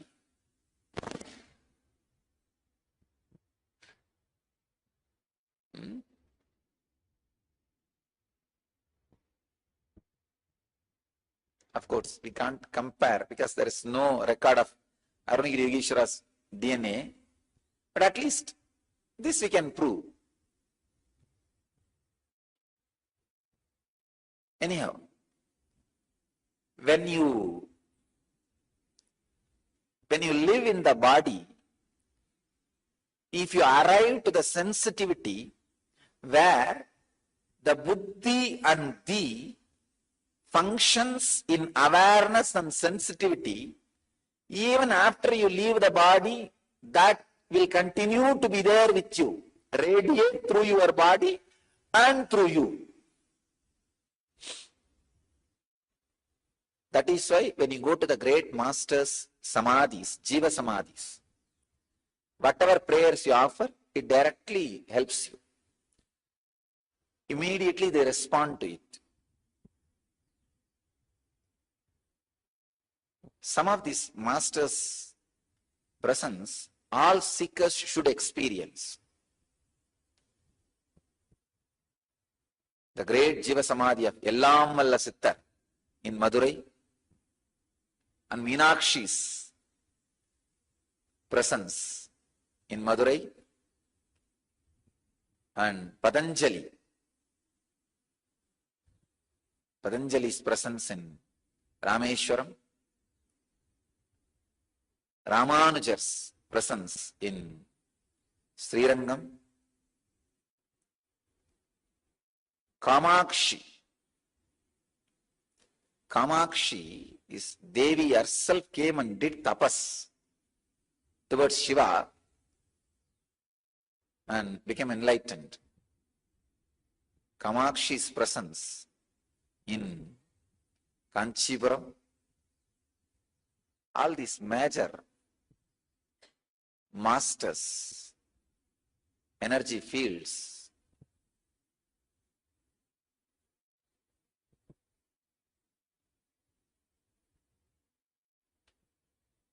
they all radiate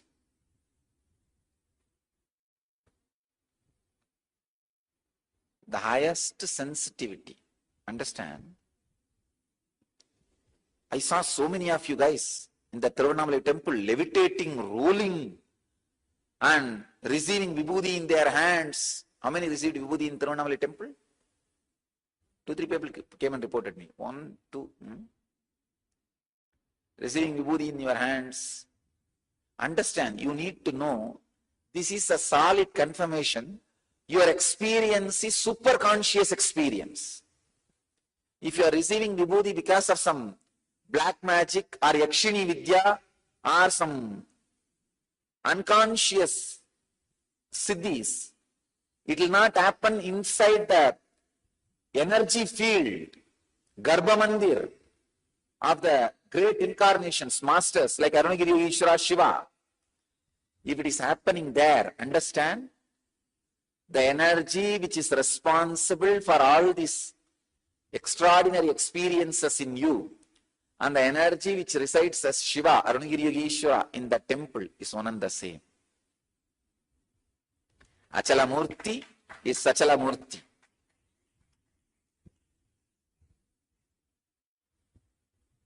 Because in the superconscious energy field, the unconscious black magic cannot interfere. Let the listening be your God. Today learn this one basic truth. Then I'll explain different sacred secrets from the sutra. When the words come and fall on you, see how the cognition is taken, how the decision is made. Be aware of buddhi and these function. Come back to sensitivity. You can start mastering the senses. I'll continue on the sutra for next few more days. Now, let this be the essence of today's message. Let the listening be your God. Unable to get back to the highest ideal in practical life. So no shortcut. This is the only way. Again and again and again, creating the Pratipaksha Bhavana. Means creating contrary thoughts to negativity and bringing yourself back to your center.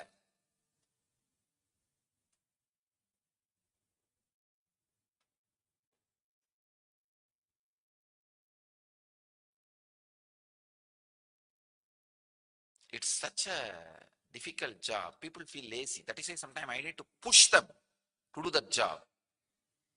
Sometimes I use love, or sometimes I use the fake or so-called hatred to push them to get back to their center.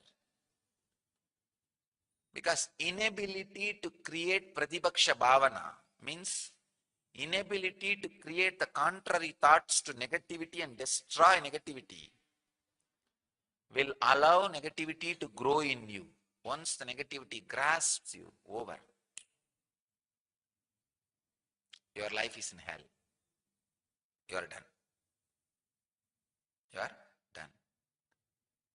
Even if it is fake, the restful awareness and peace and joy which you get through the fake ideas, please understand, those experiences will become solid and the fake ideas will lose its power over you. But even if it is so-called logically strong idea, if you are restless, suffering, tortured inside, those torture, restlessness and suffering will stay inside, and these strong logical thoughts will become more and more powerful over you. So understand, the goal and the scale should be the restful awareness.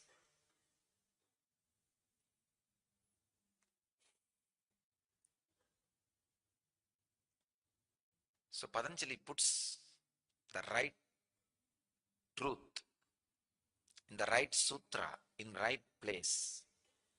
Just now he taught us on yama and niyama, highest coherence of life, and told us how to be established in that, and giving us now technique, the applied technique. When you have violence, what to do. He's giving us an example. First time in Patanjali Sutra, I am seeing an example. He doesn't wait to give example, and he just gives the sutra and goes. He knows, because his disciples were such high intelligent people. If he is giving example, means something very important.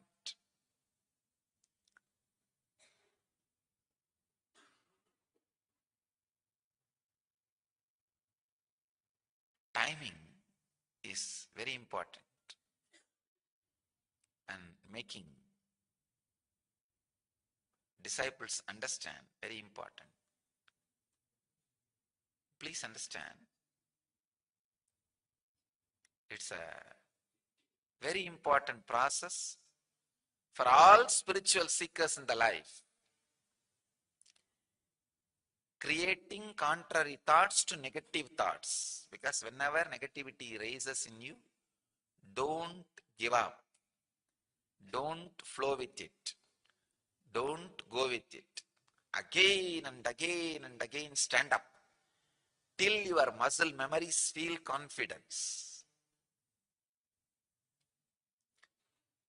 I can say that this is the one process which has raised my whole awareness in the young age. I used to have a notebook. Whatever spiritual things I read or hear, all the essence I'll write down. And whenever I have any confusion or necessity to understand, I'll read that. I'll read that. I'll carry the book always with me. That is like my extension of heart and brain. Extended heart and brain. I used to call that as my book.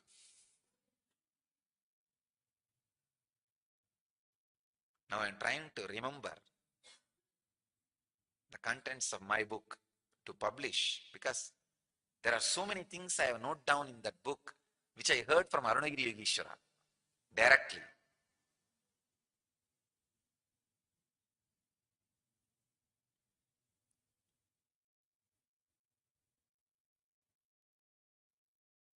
Almost it's like and remind me, all my Pratibhaksha Bhavanas are written in that. So practically any negative thought which can come to a human being, I have solution in that book. And I'll always refer to it. It's almost like my guide. I'll continuously cherish, and get those ideas back to the inner space and establish myself again into yoga. Understand? Even if you miss once the timing of creating the right thought against the wrong thought, you are caught. Timing is very important. I read an incident in Ramana Maharishi's life. He had a disciple, Muruganar. Whenever Ramana Maharishi speaks something, when Muruganar will pen down and take it back to Ramana Maharishi, he will purposely make some mistakes so that Ramana Maharishi will correct it in his own pen, handwriting. So two things. One, Ramana Maharishi's handwriting will be recorded. Second thing, all other words are authenticated now. When you correct one mistake, then all other words have been authenticated as without any mistake. I tell you, I can say at least some 192 page, that is the notebook, 192 page notebook, long size notebook.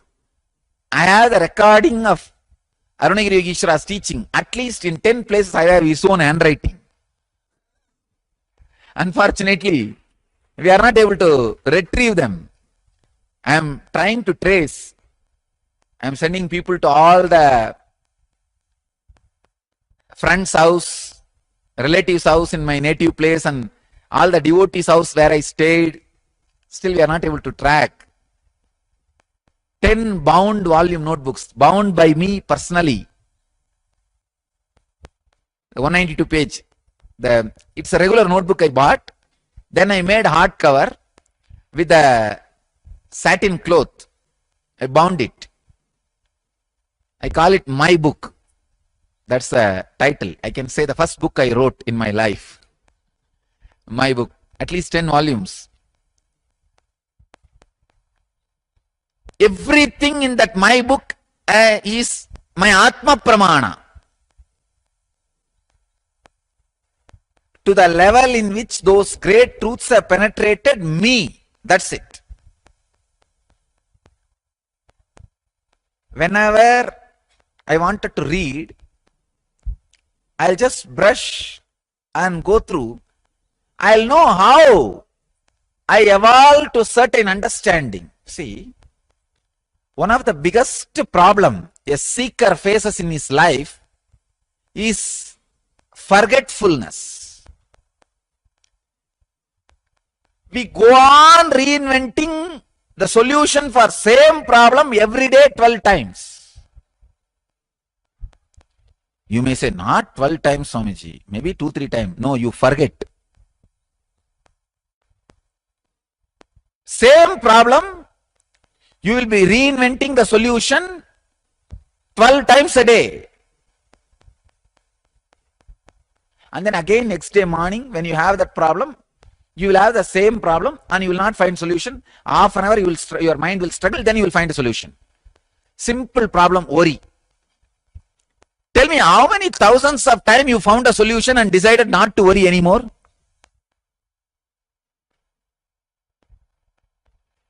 And all it takes is only 5 more minutes of a beetle nut chewing time. Again you are in worry.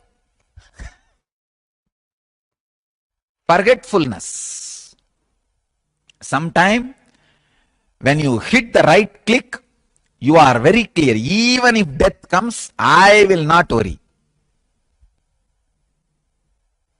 In next half an hour, you don't need death. Just the shadow of your spouse.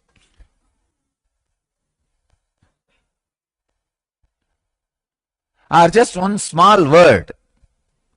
One small practical problem. You are there, back again in worry.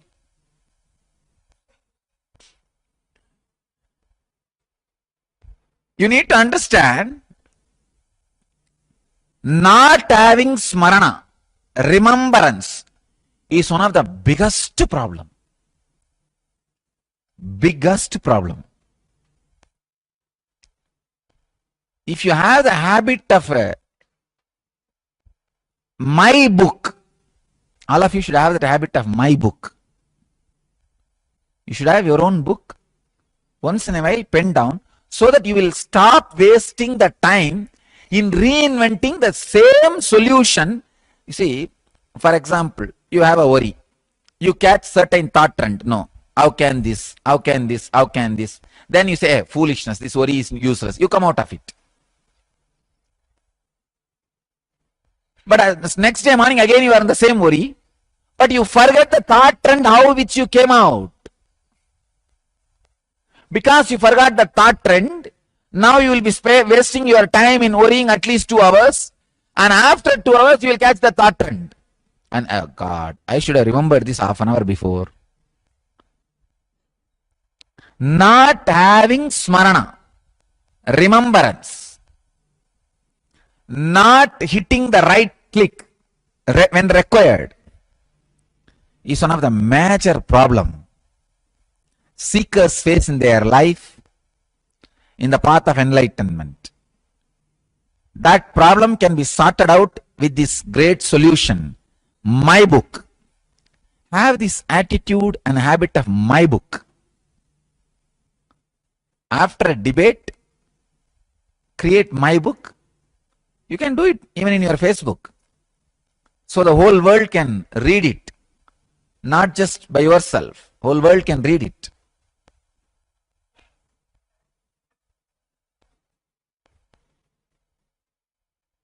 I had such amazing masters in my life.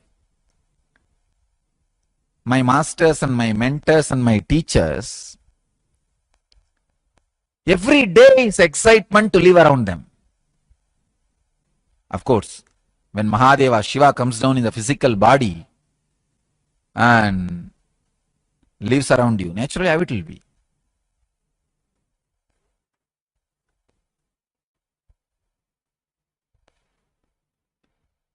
Especially this Arunagiri Yogeshwara, I still remember once he was teaching about this samana. Yes, sharing few words. And he was telling samana is sweetness.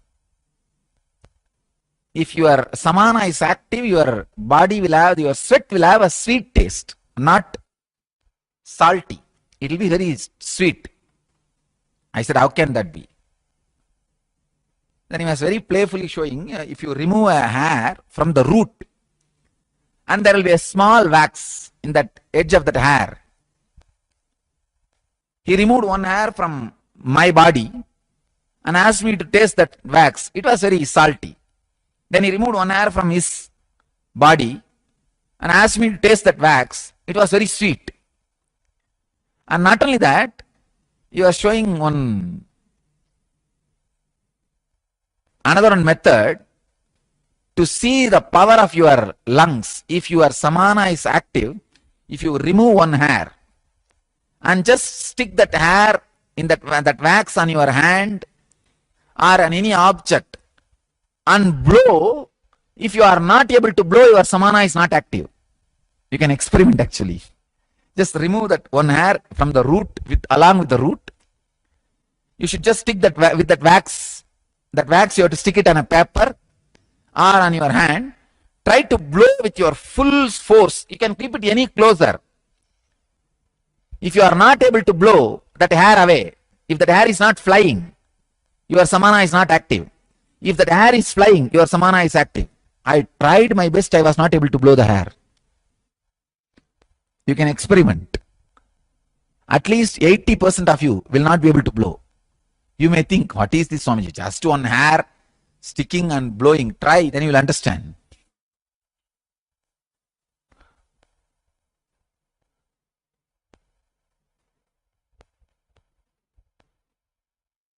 So they go on giving so many practical teachings, techniques.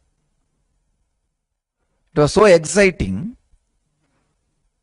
that my book is filled with all these things which directly helped my life. So you guys should start the habit of maintaining my book. It will really awaken your whole life, transform the whole life.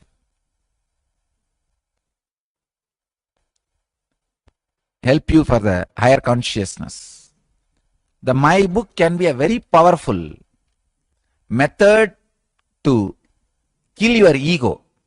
See, we read in the newspapers, terrorists used to have cyanide in their body continuously.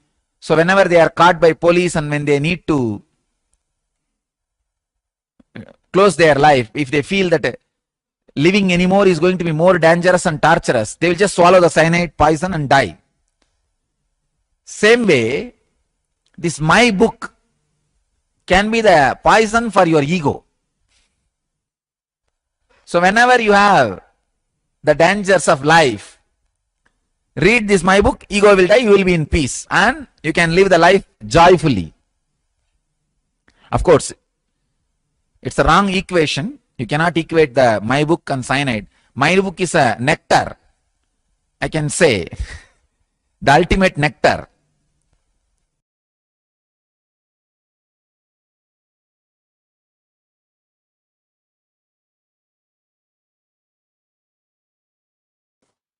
Russian scientists Graisna Fozer and Franz Bludorf. You should see their website, really amazing. They have done a lot of research and articles and very powerful discoveries. I am exactly quoting from their research. The human DNA is a biological internet with evidence that DNA can be influenced and reprogrammed by words and frequencies. Understand? The words and frequencies can directly program your DNA. It is biological internet. They call it as biological internet. These Russian scientists reveal that genetic code of 90% of the junk DNA or dormant DNA, which I was revealing that day, as the Jivatman, self in all of you. The part which these people call as a junk DNA or dormant DNA, but I call as Jivatman DNA, self DNA. 90% of the Jivatman DNA follows the rules of human languages. Understand, it's very powerful. I'm revealing step by step. Then I'll connect it. How it can be applied in our life. The third important revelation.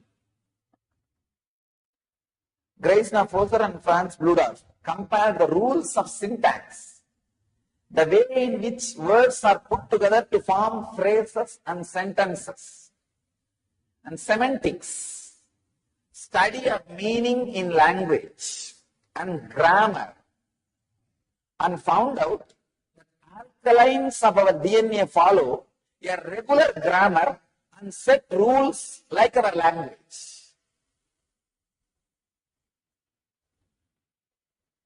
Always Raghupati used to tell me,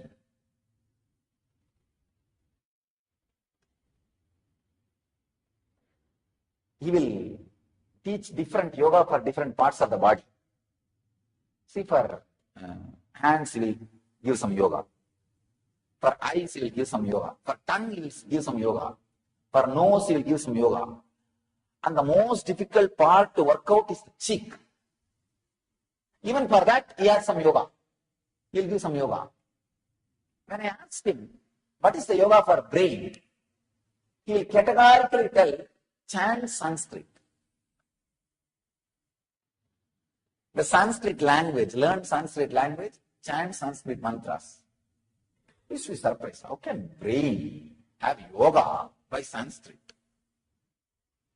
He will insist that I chant Surya Namaskar mantras during the postures. He will insist that mantra chanting is done. He used to ask, how can mantra have yoga for brain? But now I know. It's true.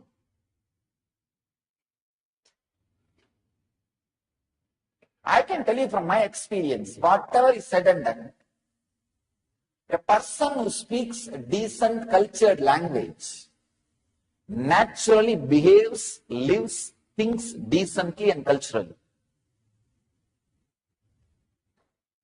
I'm really telling you.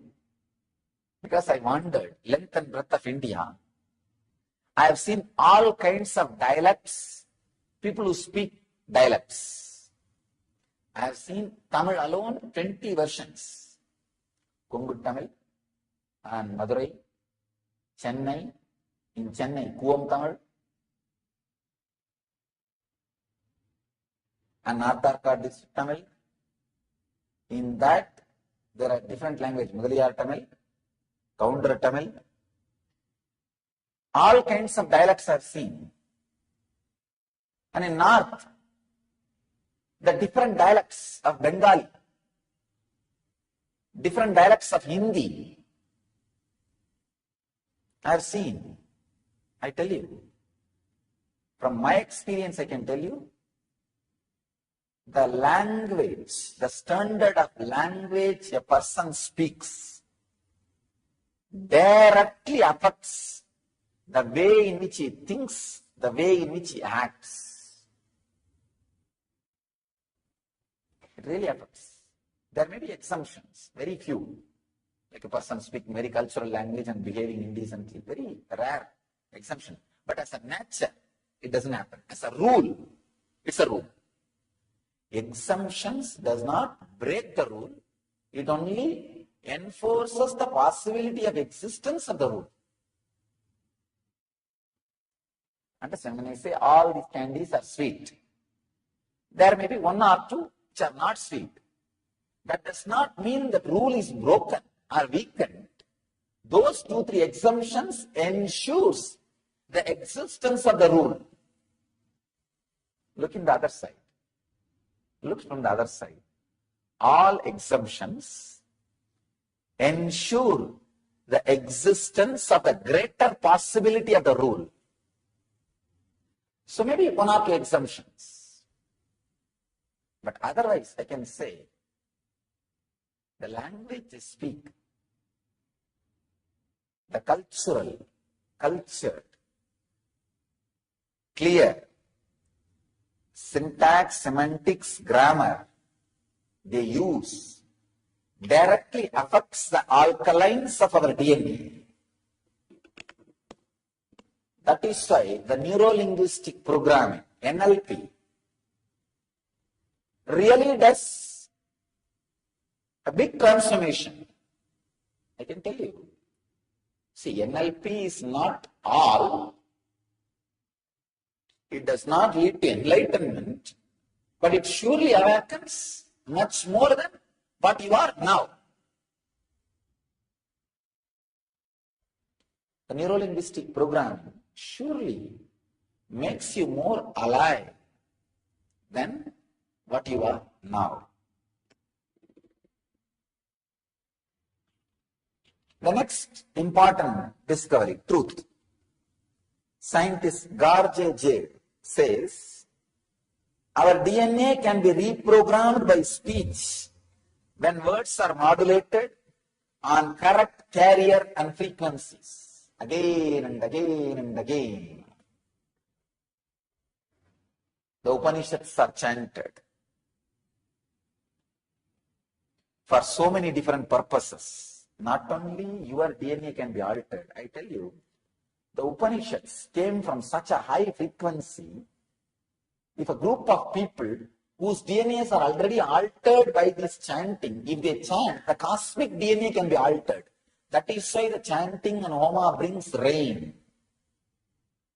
It brings whatever we need, the natural positive effects. Why do you think such big tsunami did not touch single temple? See, all over, from Kanyakumari to Chennai, at least 2,000 temples are there, which compounds usually gets washed by the wave. At least 2,000. Please understand. From Kanyakumari to Chennai, first of all, let us start with Kanyakumari Devi Temple. From that to Chennai Tiruvattiur, Kashi Vishwanath Temple, and Patinathar Samadhi. At least 2,000 temples are there. Tiruchandur, Thoothukudi, just temples are there. Not a single temple was broken or damaged or disturbed. We may say, no, coincidence. No.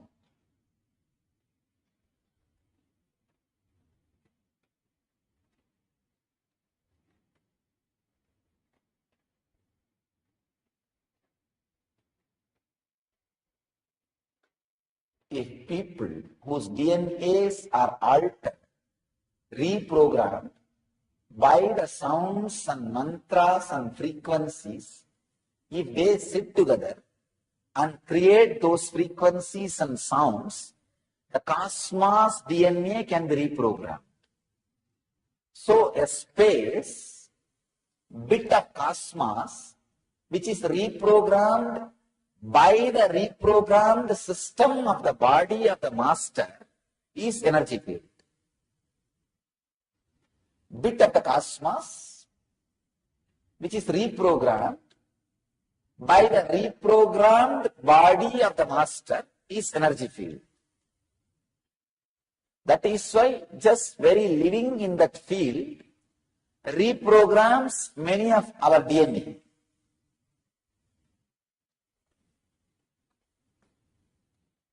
Next truth. Since the basic structure of DNA and language is of same structure, one can simply use words and sentences of human language of proper frequencies. This proves DNA reacts to spoken words with proper frequencies.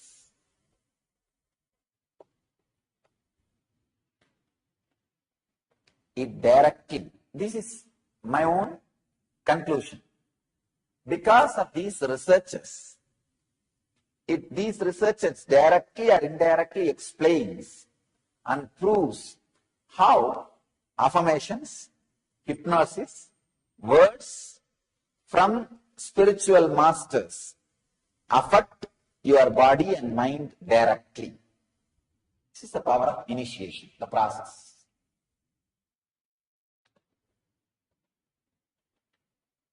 Many of you people would have seen the video of people levitating during LEP. If you have attended LEP, you would have seen. I did not do anything. All I did is let your samana be balanced. Let the air energy inside you be balanced. Let whatever happens inside your body happen. That's all. Affirmation. Satya Sankalpa. Nothing else. Satya Sankalpa. Over.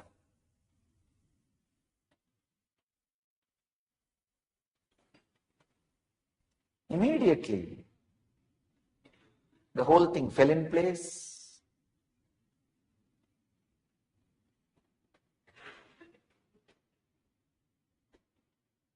People started levitating, the raising. Understand? Ordinary Sankalpa is gravitation, Satya Sankalpa is levitation. Sankalpa, ordinary Sankalpa, means will, words, thoughts, created. Pulls you down, makes you more heavy.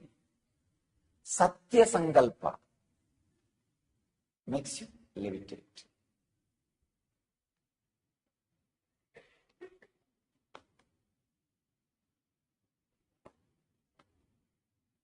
That is why, whatever is said and done, when you listen to the great truths directly from Master, it just gets recorded into your DNA, becomes part of your DNA. This is the science. Why? Millions come to listen to the Masters, and how the Master's words directly gives experience to people. That's what I call transmission of lamp. Initiation. From a lit fire, only you can light the lamp. How much ever you sit and beg, please, please, why don't you lit yourself? How much ever you play and do any drama, any game, light cannot be lit by that itself. Only from the lit fire, it can be lit. Transmission of lamp only can happen. Same way, how much ever you sit and talk in ordinary way, no. Only the reprogrammed DNA can transmit that frequency and right words and reprogram your DNA.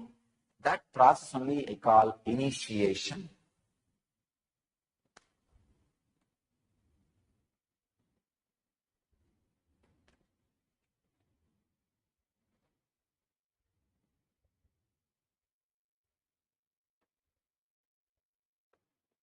So it is very important to know the importance of initiation.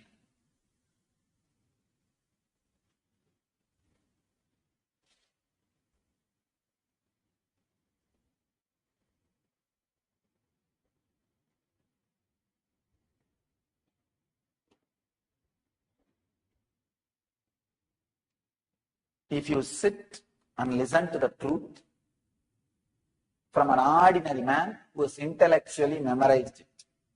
It is called learning, teaching and learning. If you sit and listen to a man who himself is practicing those truths, he is called Acharya. You are called Shishya.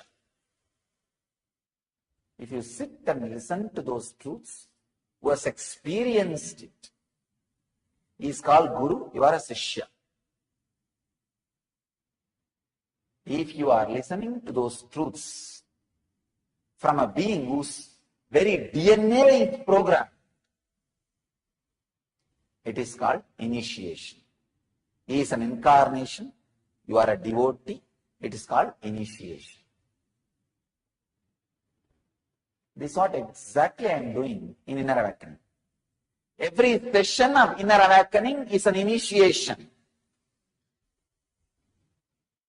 Awakening of one DNA. Every session of inner awakening.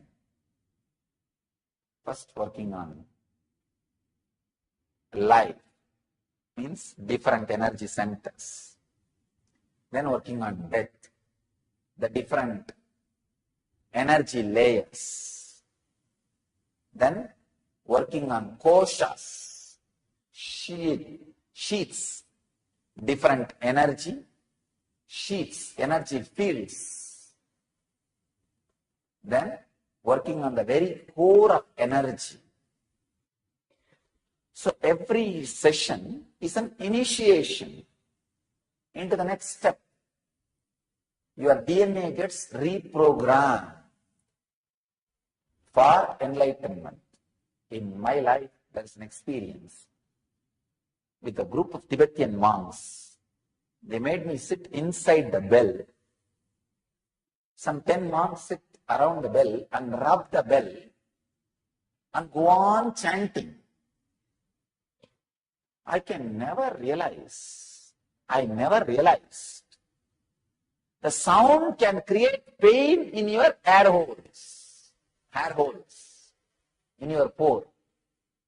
The bell has small holes through which I can breathe, but all the 10 sides, they are sitting and rubbing the bell with a small wooden piece. That vibration created, that sound, within 5 minutes your ear stops listening that sound. You can't hear it anymore. But every hair pore feels the pain as if a needle is being inserted. And after the pain also disappears. It becomes like a pleasure. Very strong, deep pleasure. Then they chant the words like, you are deathless, you are painless, you have no hunger, you have no thirst, you have no old age. They chant like this. I now translated in negative way. They don't say you have no old age, they say you are ever young. They say you are always fulfilled. You are immortal. They declare in positive terms. And I was really shocked, because first I thought, what can this do? Maybe a ceremony. I love usually the ceremonies. Anywhere, any ceremony I see, I'll go and sit. Whether it is a Shraddha or I will not bother. Whether it is some sannyas ceremony is going on, or some Shraddha is going on, some ceremony is going on, I'll go and sit. So I saw some ceremony going on. I asked, will you allow me? They said, are you sannyasi? I said, yes, I left the house long before. Then they put me in that ceremony. I started attending. Then I realized, now I can realize completely, the frequencies and language can reprogram your DNA. I can tell you, still I do not have anything called pain in my body. If you have seen me 10 days before, in Himalayas, 10-15 days before, there was a big wound, at least 4 to 5 inch wound, long, maybe quarter inch depth. There was a bleeding and big wound. It took 5 days for me to realize there was a wound. There was something has happened to the hand. Some brahmachari saw and told me. By the time it got healed by itself. Even though body is ordinary body, there is no such thing as pain. Still, it takes so much to push the food inside my system because there is no such thing as hunger. People have to remind me to drink water continuously because there is no thirst. The DNA reprogramming. The power of DNA is reprogramming.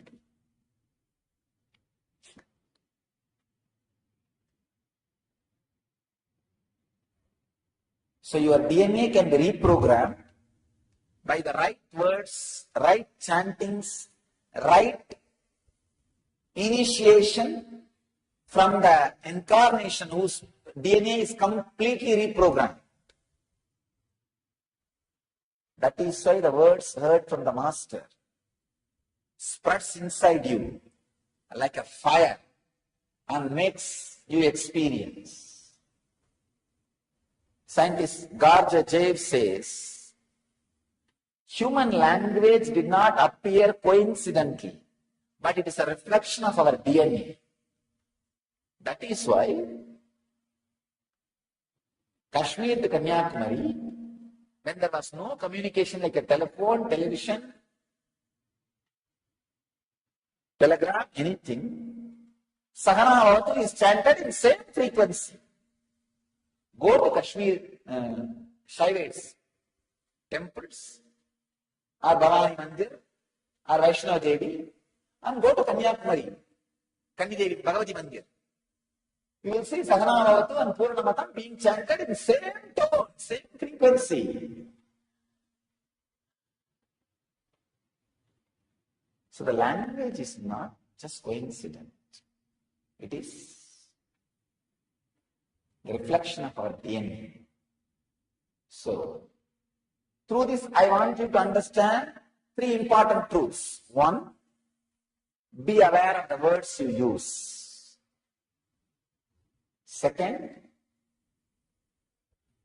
listen to the great words only from the person who has experienced. 3rd thing, whenever you listen to the great words and higher frequencies from the person who has experienced, whose DNA is reprogrammed, it becomes your experience. That is what is initiation. The next research, the scientist and researcher Greg Braden gives evidences on how emotions change our DNA. Number 1, in case of gratitude, love and appreciation, DNA responded by relaxing and length become longer. Just simple feeling love. Understand that every day, morning 1 hour when you do Guru Puja, your DNA is relaxed and length becomes longer. Because you are in the mood of gratitude, love and appreciation. 1 hour DNA becoming longer is too much to live at least 130 years. I am telling you. 1 hour is too much. I tell you, even 21 minutes. 21 minutes of love and appreciation, feeling. That's 1 cycle. See, 1 cycle per day. If you keep anything alive, that is more than enough to keep you whole day in that experience. It's like any emotion maintained for a cycle becomes the louder voice in your system, because now morning you sit and more than actually 2 cycles you guys maintain. The Guru Puja is more than the Pratyaksha Pada Puja you do is more than 2 cycles, around 42 minutes. So 2 cycles you are doing. In the 2 cycle, 1 cycle give it as a discount. Some moment maybe you are looking at the flower or looking at the mantra, or 1 or 2 moments you miss. Leave it, it's okay. Even if one cycle, if you are able to maintain some feeling, some idea, some concept, that becomes the loudest concept uttered by your mind to your body in the whole day. Because you cannot maintain even the worst hatred or enmity for one cycle in a day, even if you try. Or you may have to sit and visualize, see that fellow's picture, remember that incident again and again. Anyhow, you are not going to do that every day. And you won't be able to. So naturally, this gratitude, love and appreciation becomes the loudest information, loudest action, loudest voice of your system. The second research, in case of anger, fear, frustration and stress, DNA is tightened up, DNA becomes shorter, and DNA codes are switched off. Means almost the partial death starts happening in you. The partial death becomes experience in you. So understand, the anger, fear and frustration and stress, even if it happens with the logic and reason, it harms you more than your enemy. As I told you yesterday, develop this habit of abhayam sarvabhutebhyo, nothing to lose. Nothing to lose. You will be a powerful person and warrior, both. The next, the truth is, this is from a website, Living Light Foundation. Once 12 strands of DNA are activated, emotions, beliefs, behavioral patterns that do not serve our life can be removed and replaced with vibration of love energy. That is what I call you becoming an incarnation. This is what has exactly happened to me at the age of 22, 2000. Year 2000, at the age of 22, this is what has happened to me. All the 12 strands got awakened. All the 12 strands of DNA got activated. So the emotions, beliefs, behavioral patterns that do not serve our life, life's purpose, is removed and replaced with vibrations of love energy. I can call it as vibrations of awareness, bliss energy. Different names you can give. And I realized I'm an incarnation and I have a purpose to fulfill. And it is expressing. So understand, this is the science behind how an incarnation feels, acts and lives. There is another one, truth. The balancedexistence.com. This is the another one website which works, which gives information on this DNA science. Scientists experimented. The change in emotions changes the shape of DNA.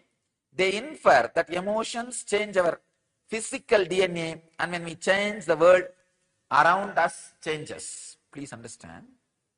Oh God. Emotions change our physical DNA, and when we change, the world around us changes.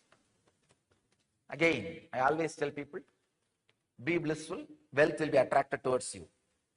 You will attract all the right things, right situations, and right happenings. The world around you will change.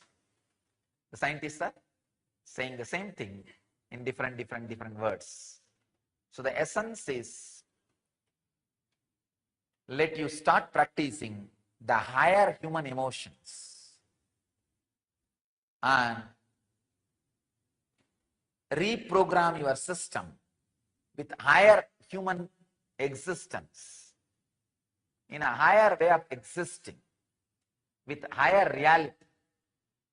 You will see your DNA changes, your health improves, your life changes, even the world around you changes completely.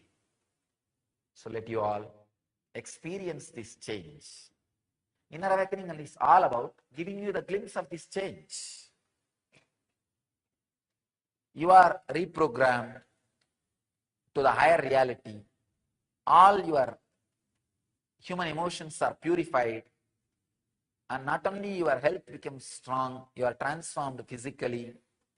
You learn the science of attracting the right changes around you,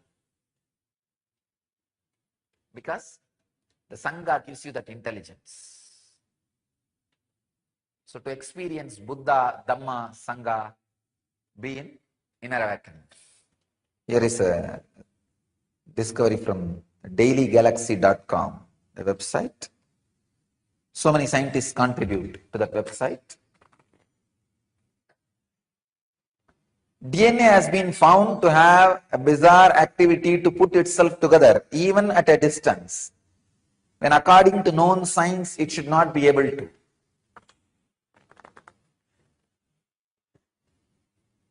I'll explain how the teleporting, telepathy, all these things are possible. It is just because of this truth. DNA has been found to have bizarre ability to put itself together, even at a distance, when according to known science, it should not be able to. Science is said to catch up with teleporting and telepathy and all that. Scientists Grezna and France found out that DNA can cause patterns in vacuum, producing magnetic wormholes. Please understand the new word, wormholes. Wormholes are tunnels like connections between areas in universe through which DNA attracts bits of information outside time and space and passes them on to our consciousness. It was noted that this information can be passed on between individuals whose DNA is turned on or activated.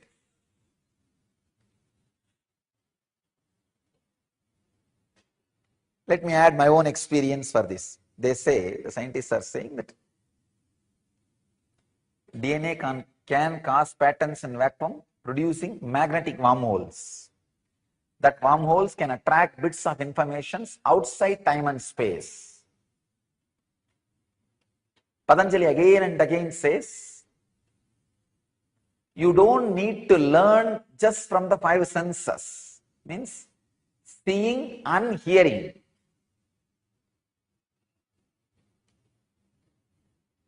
I have an example of Vivekananda. Whatever he expressed in 9 years of his public life, even for you to study, it will take 39 years, his lifetime. This proves solidly, Vivekananda did not receive all information through eyes and ears. You can take my example. Whatever I expressed in last 8 years, even for you to study and understand, it will take at least 33 years. Forget about experiencing and expressing, just study. Very clearly you can see, logically you can see very clearly, objectively you can see, this much of information cannot get into the system through ears and seeing or any other education method within last 33 years, even if I was studying all 33 years, 24 hours.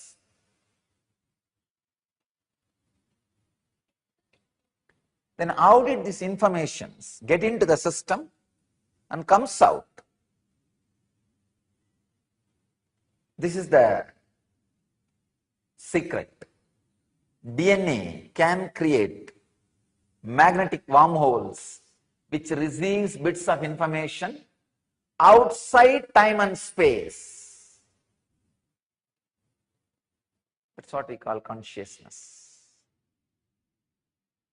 So till the wormholes are created in your DNA, you need an outside master. Once the wormholes are created in your DNA, you don't need outside master there. Outside guru sits inside you as antar guru and teaches you.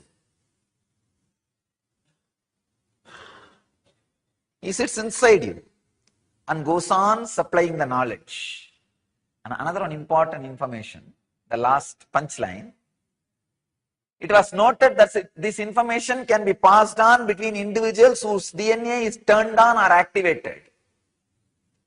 Whatever I downloaded through my wormholes and DNA can be transmitted to you without using my words, without you seeing or listening. Just if your DNA is activated or turned on. That is what I call initiation, Upanishad. Only in the beginning, you need to listen to my words. If the DNA gets activated or turned on, no need for words, no need for ordinary way of teaching. Just the transmission, the initiation, energy darshan is enough. That is what I was telling yesterday. It is, initiation is like an intense downloading into you. The knowledge and consciousness and information in this biomemory, in this DNA, is just transmitted. That is why these acharyas, once they are initiated, our trained teachers to go around and take classes, once they are initiated, there are thousands of information they never learnt from my books or heard from me, starts expressing through them. The answers which they would have never heard from me or read from my books suddenly starts expressing. How? This is the science. If your DNA is turned on or activated, these bits of information which gets downloaded through the wormholes created in DNA can just be transmitted without any conventional methods. This is what is happening during every initiation, every process in inner awakening.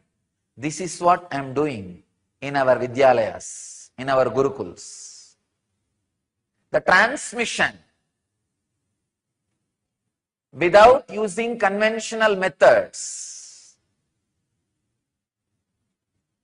is possible, was available, is available in our Vedic tradition.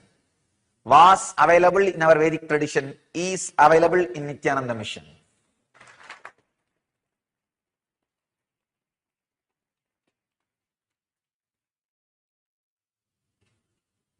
It's possible. Otherwise, you can't imagine hundreds of shakas of Upanishads, Vedas. I mean, by hearted, memorized. By the time the kids complete 7 years in our tradition, there are rishis. There were rishis. By the age of 7, they mastered the whole thing. Millions of slokas. Shankara. I can give you thousands of examples. How is it possible? They are not myth. They are not just stories. They are histories. Understand? It's possible. Through super DNA. In NSP, every session, I am trying to make your DNA into super DNA. Same way in the inner awakening, every session is to turn on, activate the DNA so that the experience can be transmitted as it is.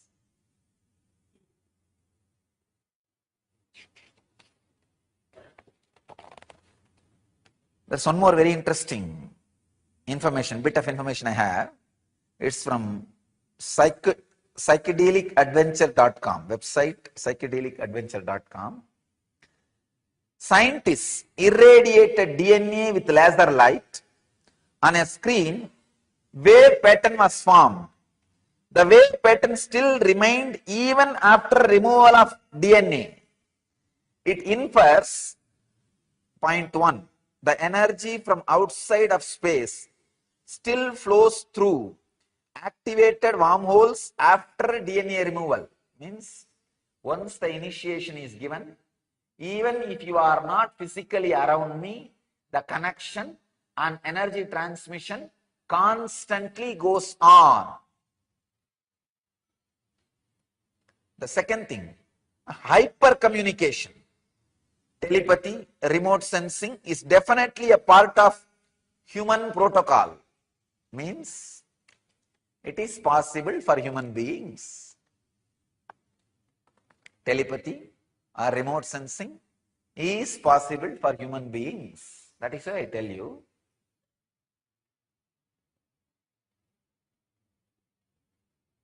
telepathy and remote sensing is a living mechanism, even if you don't believe it. Whenever you have fear about somebody, anger towards somebody, enmity towards somebody, fear that they may attack you, just do one simple process. I give you this as a technique. Sit and say, Abhayam Sarvabhudebhyo. I give refuge to the whole world. And nobody, no being is need to be afraid of me. I am not here to attack anybody. Please understand, visualize. Every DNA in your body sends this message. Every hair hole, pore in your body is used as a transmitter for this message. Sit very nicely, calmly, still. Every night when I switch off and relax into myself, say, Abhayam Sarvabhudebhyo. Let the whole humanity be blessed with a deep abhaya. Nobody need to be afraid. Understand, still cosmos is alive. Still cosmos is alive. The big problem is the ordinary mind gets caught between this normal actions we need to do and the experience we need to carry. You just need little more expansion to comprehend the paradox of the life. That's all, nothing else.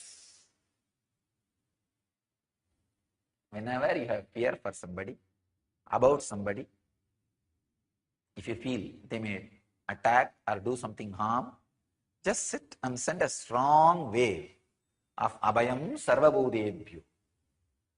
I am not enemy to anybody. I am not going to cherish enmity towards anybody. At the most, I may defend, protect myself. That's all. But I am not interested in attacking anybody. I am only interested in giving abhaya.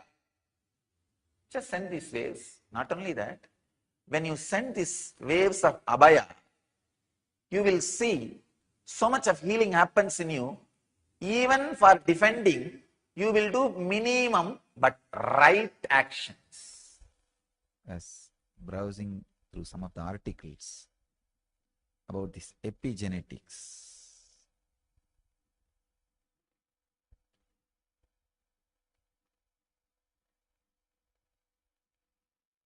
this is Dr. Hassan Church. He's written a book called Genie in Our Genes. He has done a great service to Vedic tradition by proving many of the Vedic truths scientifically. Anybody digs in any field with the one goal of Satya, truth, they land on Vedic tradition. In any field it can be. See, without having the vested interests of the marketing companies, marketing industry, in any field, anybody does research with Satya. Satya as the goal, truth as the goal. Simply they land on Vedic tradition. I can say this Hassan church is a rishi. He very clearly proves the quality of your consciousness directly transforms the way in which you exist physiologically, or your physiological existence is directly affected by the quality of your consciousness. The quality of your consciousness and the physiological existence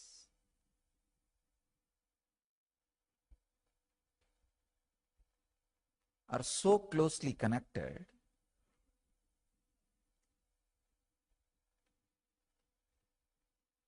the epigenetics.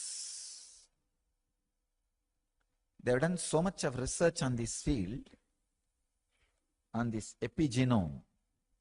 Epigenome is a protein particle responsible for your genes and all the happenings based on genes. Please understand, we are always taught genes are responsible for our diseases. No, it's not true. Even your DNA is not responsible. The quality of your consciousness is responsible. The quality of consciousness can directly change DNA.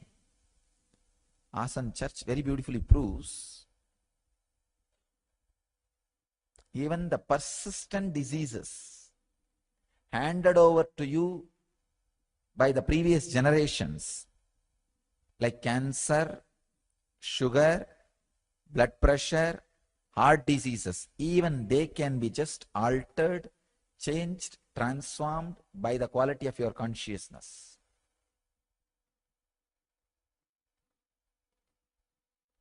Another research proves only 35% of your DNA is responsible, only 35%, for what you are, who you are, how you are, and all the major factors like your longevity, disease, health, and everything. Only 35%. The science of epigenetics and the epigenome opens a new door to the great truths declared by Patanjali and Swatmarama. Patanjali in Raja Yoga Sutras and Swatmarama in Hatha Yoga Sutras.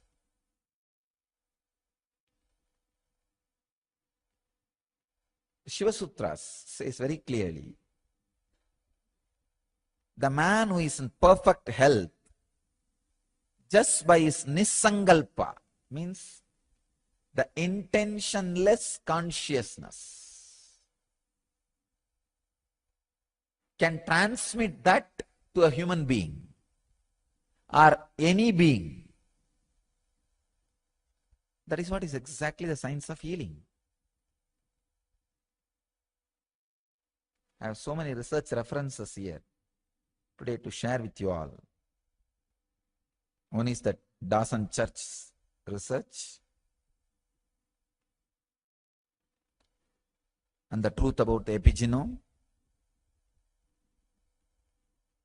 I can see very clearly when I see these researchers, exactly the experience which is happening in me, in others when I do the healing, is scientifically recorded and proved.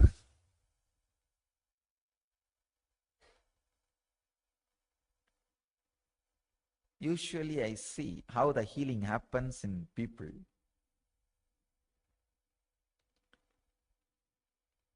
I can see very clearly when I put the hand on the person, the epigenome structure starts changing, which is responsible for the whole building. Please understand, DNA is not responsible for the building. DNA is like a brick. Out of brick, we build buildings, but brick itself is not responsible for the plan. If there is a defective brick, there will be defective building. But brick does not carry the blueprint of the building. The epigenome is responsible for the blueprint of the building. I could see very clearly. The epigenome transforms itself and DNA just alters as per the transformation of the epigenome, and clearly the body just remembers the health. Please understand, health is your nature. You don't need to create it. You just need to remember it. The remembrance immediately awakens and the health is back. That is why even the doctors were surprised and shocked when they see the persistent diseases like cancer, blood pressure, all those things get healed. Especially these long-term drug therapies are no more needed and people just walk out of diseases. Doctors are shocked. They ask me again and again, what do you do? What do you do? I tell them, who knows? I only know what happens. But now I am understanding, because of the scientific discoveries. Maybe I can say earlier also I understand what happens, but now only I know the words to transmit that understanding to you all. I don't know what happens, but I do not know these technical terms like epigenetics and epigenome. Now I understand those words also because of these scientific researches. The quality of your consciousness, the quality of consciousness in which you are living is directly responsible. It can just alter, transform any disease, including diseases like cancer, arthritis, handed over to you through generations. If you go to the internet, tons and tons of research is done in this field.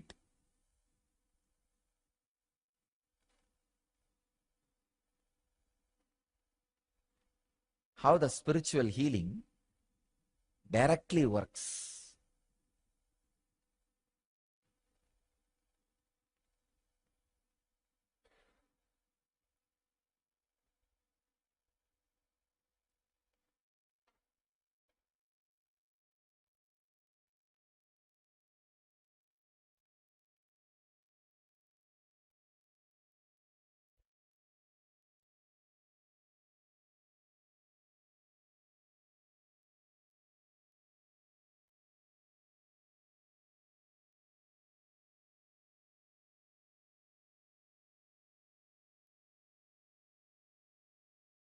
Not only during spiritual healing, even during initiations, and when people come and sit near me in my breathing space, I can see very clearly their epigenome starts getting awakened, restructures itself, realigns itself. There is another research I was reading. In a vacuum tube, if there are some electrons lying random,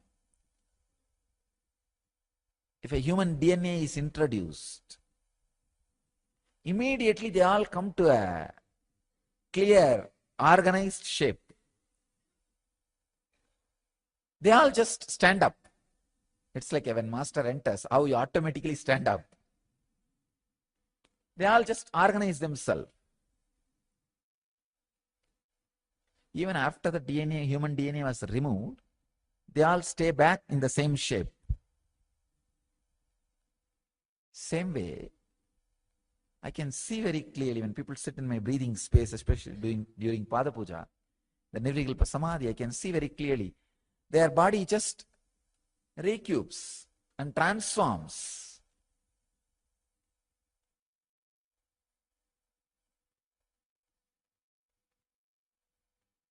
I used to wonder how to express this clearly in scientific terms.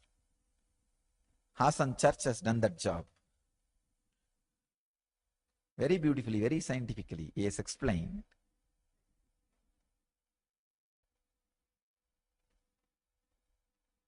The science of epigenome and epigenetics is the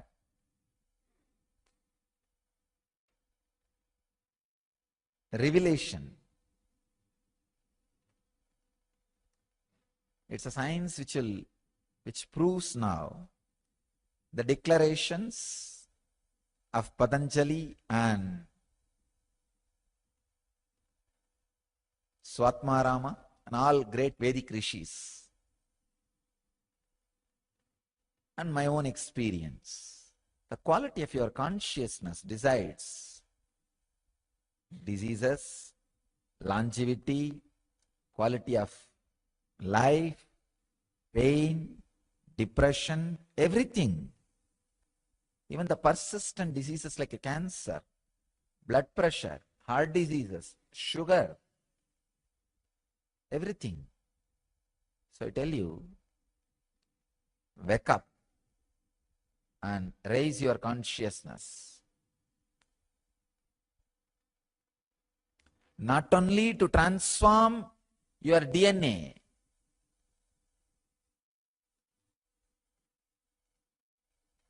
to transform the whole world. See, when you transform your DNA, it is not just the great service done to you alone. It will be the greatest service you are doing to the world, whole world. Because when your DNA is transformed, you see, when your consciousness is brought to certain level, whoever you touch will be impacted by your consciousness, and their epigenome also will be re-altered, and their DNA will be transformed, and they get back to their health. This is the science of healer's initiation. That's what I am doing.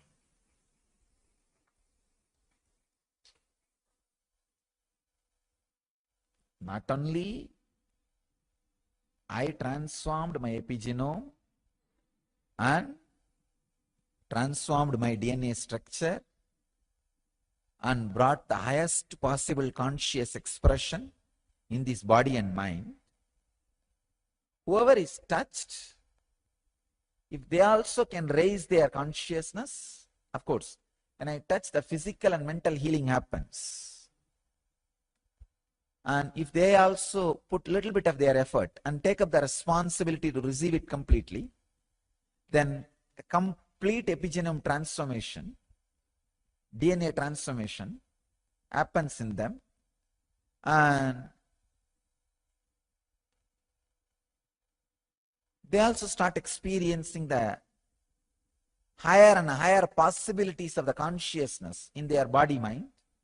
So naturally, when they touch somebody else, their epigenome gets awakened, the DNA gets transformed, the health starts happening in that person. This is what the ripple wave effect.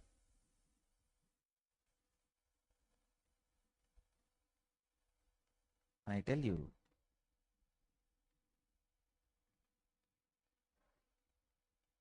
this spiritual healing and enlightenment based communities, this too will be our greatest contribution to the human civilization.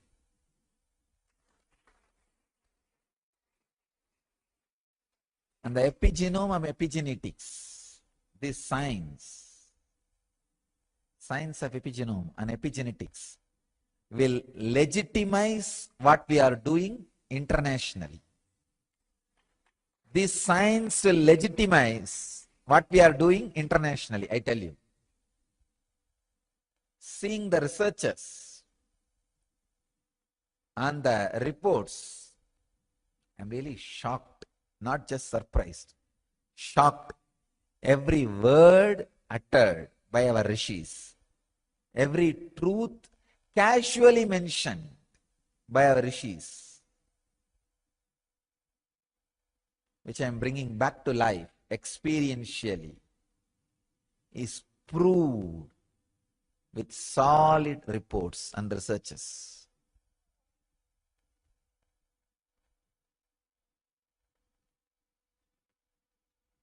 I tell you, future is ours.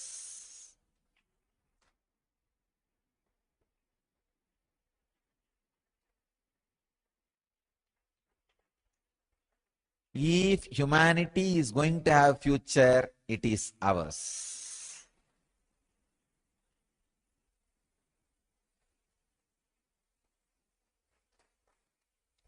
Not only that, let us create new human beings. New human beings. It is time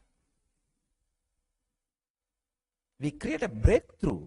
We give a breakthrough for human beings. Like how gorilla, chimpanzee became human being. Now it is time for a human being to become enlightened being.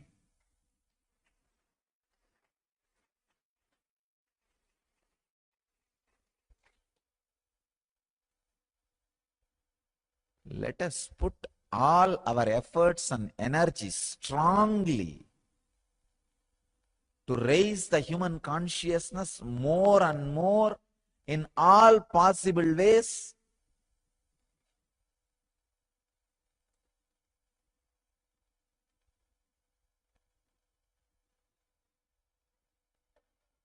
This will be the greatest happening to the humanity. Even one moment, if you can unclutch and relax in restful awareness, or you can help somebody to unclutch and be in restful awareness, you are adding something great to the universe. Understand? Something great to the universe. Even if one moment you unclutch and rest in conscious, restful awareness,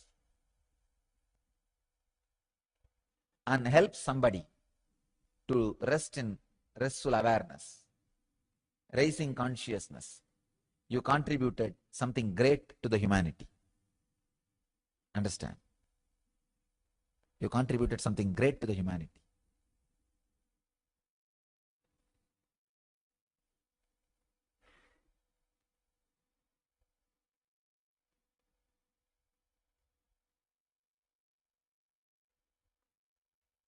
Let's popularize. Let's popularize these great researches on this epigenetics and the epigenome. The ideas about the epigenome. Epigenome can be changed through conscious choices regardless of what we have been handed over through generations.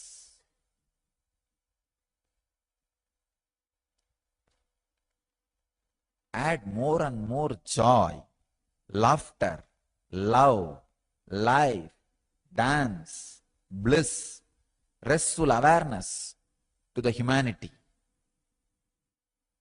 Let us create intense, conscious cyclones, superconscious tsunamis.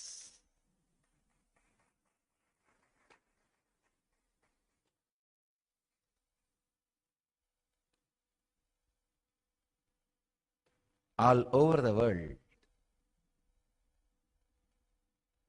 Save the humanity, human consciousness, and human health.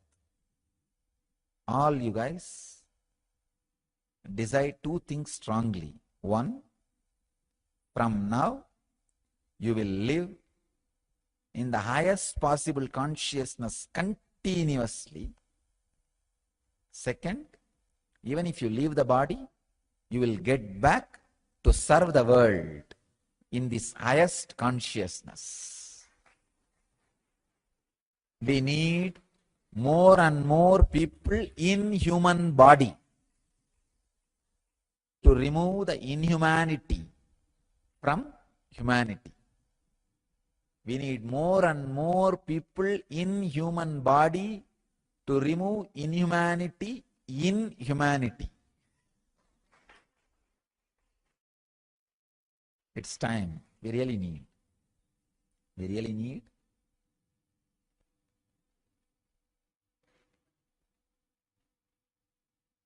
Actually, when I go through the scientific researches, even I realize more and more the urgency with which we need to create N communities, urgency with which we need to create the N civilization,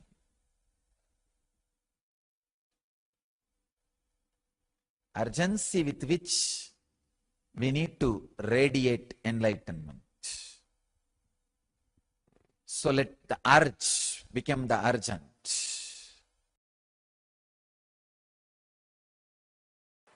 Even the life which is happening in your body is gift. Around 5,000 years ago, Showered. If you stand on this base, you can create wealth 10 times more. around 5,000 years ago, at the end of Mahabharat War, the ancient enlightened Hindu civilization consisted of 10,000 Hindu traditions, or sampradayas, that existed in 56 Hindu nations, 200 Hindu kingdoms, 1,700 Hindu provinces that covered more than 6 million kilometers square of Asia. The Supreme Pontiff of Hinduism, SPH, Bhagavan Sri Nithyananda Paramashivoham, is the reviver of Kailasa, this ancient enlightened Hindu civilizational nation. Kailasa is an unbroken cultural, religious, historical, civilizational, and sovereign continuation and revival of multiple of these historical Hindu sovereign states and Hindu ecclesiastical entities.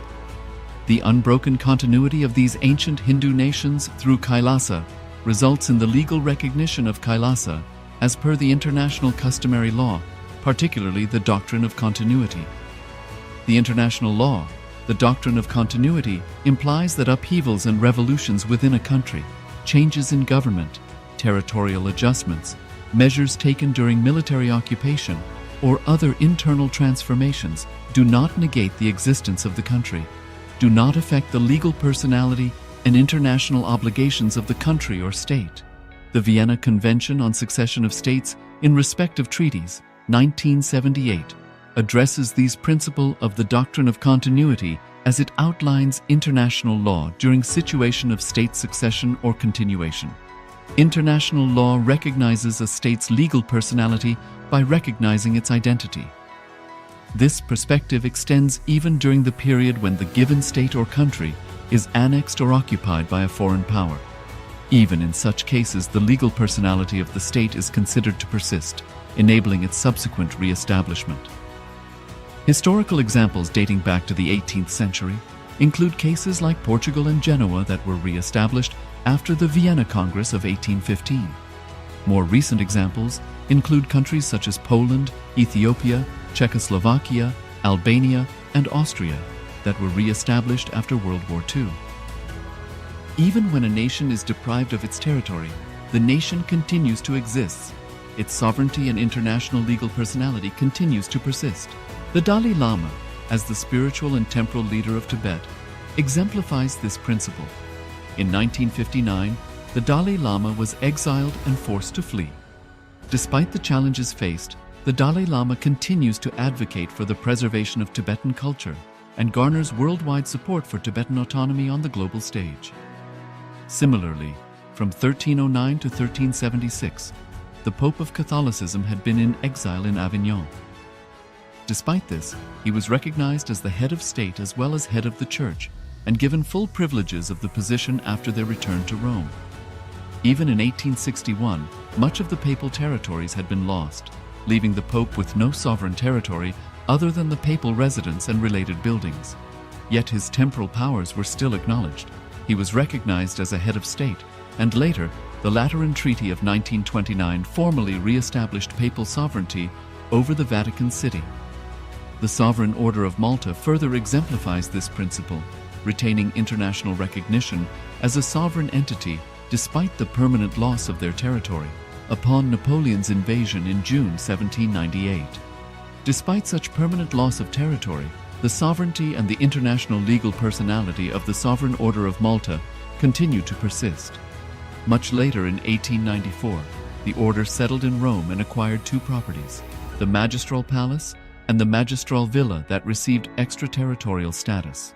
Today, the order maintains diplomatic relations with 112 countries, issues its own diplomatic passports, currency, stamps, and vehicle registration plates, and has been granted observer status in the United Nations. All these examples of state re-establishment illustrate the principle of continuity of states, as per international law, that a state's legal personality persists over time. A nation continues to exist even after a complete loss of territory.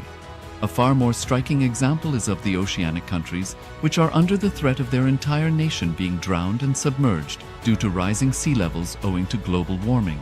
In response to such existential threat of climate change, Pacific Island nations, including Tuvalu, have enacted constitutional amendments and made international declarations affirming that their nation and their sovereign rights will continue to persist, despite their entire territory being lost to the sea. This proactive stance is highlighted in the Constitution of Tuvalu Act 2023 and the Pacific Islands Forum Declaration of 2021. The Supreme Pontiff of Hinduism, Bhagavan Sri Nithyananda Paramashivoham, through the line of succession, is the present 203rd Emperor of the Hindu sovereign kingdom of Surangi Samrajam. He was crowned on the 31st of December 2004 at the age of 26. Thus, by very same principles of the doctrine of continuity, through which the international legal personality of Portugal, Genoa, Poland, Ethiopia, Czechoslovakia, Albania, Austria, Vatican, Tibet, Sovereign Order of Malta, and several other nations has been recognized despite having undergone a period of exile, annexation, occupation by a foreign power, or despite loss of territory. The SPH Nithyananda Paramashivoham, through well-established legal and historical facts about the Hindu sovereign state of the Surangi Samrajam, derives all sovereign rights and powers of the royal lineage of the Surangi Samrajam as its 203rd sovereign emperor, from his inheritance and continuation of the unbroken succession of the kingdom of Surya Vamsa Surangi Samrajam Sarvanapitha. Surya Vamsa Surangi Samrajam, through unification with 20 other sovereign Hindu states and sovereign ecclesiastical, historical entities, became part of the United States of Kailasa, which thus became a sovereign, independent juridical state, with the SPH Nithyananda Paramashivoham as the sovereign. Just as how the oceanic nations like Tuvalu have safeguarded their sovereignty from the existential threat of total submersion by amending their constitution and asserting that their sovereignty will persist regardless of the loss of their territory, Kailasa, which is a sovereign continuation of 21 sovereign Hindu states and sovereign ecclesiastical historical entities, is also reviving and continuing the Kumari Kandam Hindu nations that got submerged. As per the doctrine of continuity, these facts imply that the Kailasa's statehood is recognized by international law and manifests as a natural outcome of well-established historical legal facts. Share your time, talent, and treasure. Become part of Kailasa. Sign up as an eCitizen https://kailasa.ecitizen.info.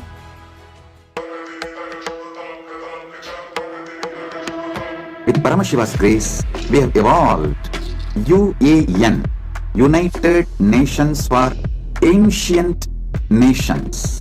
Paramashiva successfully manifested, and now he is introducing this to all of you, to the world formally, United Ancient Nations. It is United Nations for Ancient Indigenous Nations. This is a profound intergovernmental body.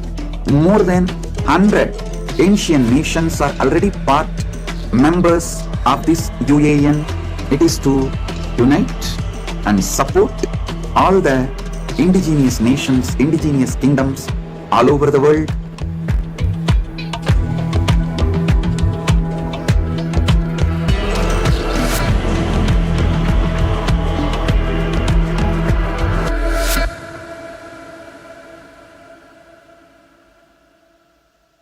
Around 5,000 years ago, at the end of Mahabharat War, the ancient enlightened Hindu civilization consisted of 10,000 Hindu traditions, or sampradayas, that existed in 56 Hindu nations, 200 Hindu kingdoms, 1,700 Hindu provinces that covered more than 6 million kilometers square of Asia. The Supreme Pontiff of Hinduism, SPH, Bhagavan Sri Nithyananda Paramashivoham, is the reviver of Kailasa, this ancient enlightened Hindu civilizational nation. Kailasa is an unbroken cultural, religious, historical, civilizational, and sovereign continuation and revival of multiple of these historical Hindu sovereign states and Hindu ecclesiastical entities. The unbroken continuity of these ancient Hindu nations through Kailasa results in the legal recognition of Kailasa as per the international customary law, particularly the doctrine of continuity. The international law, the doctrine of continuity, implies that upheavals and revolutions within a country, changes in government, territorial adjustments, measures taken during military occupation, or other internal transformations do not negate the existence of the country, do not affect the legal personality and international obligations of the country or state. The Vienna Convention on Succession of States in respect of treaties, 1978, addresses these principles of the doctrine of continuity as it outlines international law during situation of state succession or continuation. International law recognizes a state's legal personality by recognizing its identity. This perspective extends even during the period when the given state or country is annexed or occupied by a foreign power. Even in such cases, the legal personality of the state is considered to persist, enabling its subsequent re-establishment. Historical examples dating back to the 18th century include cases like Portugal and Genoa that were re-established after the Vienna Congress of 1815. More recent examples include countries such as Poland, Ethiopia, Czechoslovakia, Albania, and Austria that were re-established after World War II. Even when a nation is deprived of its territory, the nation continues to exist. Its sovereignty and international legal personality continues to persist. The Dalai Lama, as the spiritual and temporal leader of Tibet, exemplifies this principle. In 1959, the Dalai Lama was exiled and forced to flee. Despite the challenges faced, the Dalai Lama continues to advocate for the preservation of Tibetan culture and garners worldwide support for Tibetan autonomy on the global stage.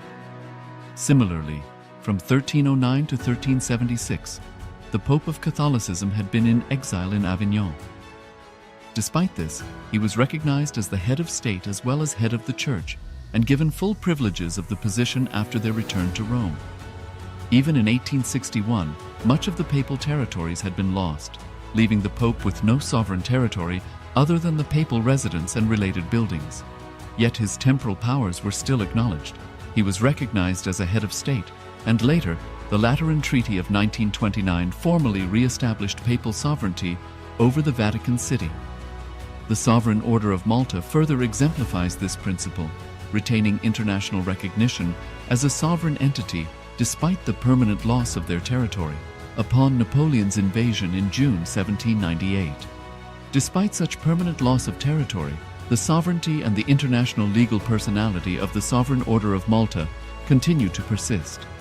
Much later in 1894, the order settled in Rome and acquired two properties, the Magistral Palace and the Magistral Villa that received extraterritorial status.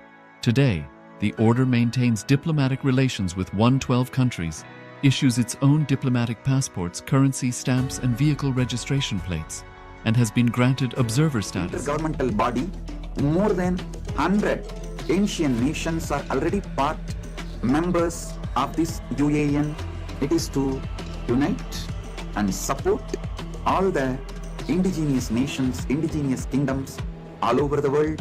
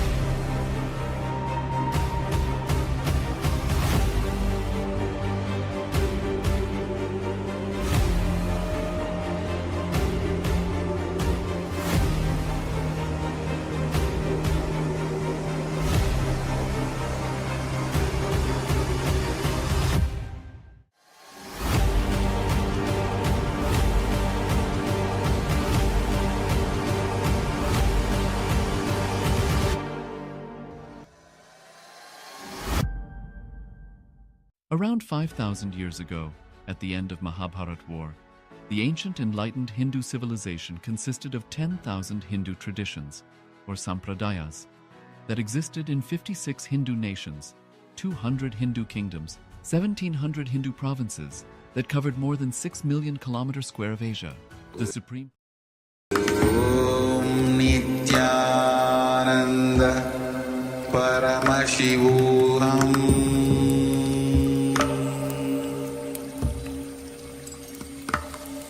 Om Nithyananda Paramashivoham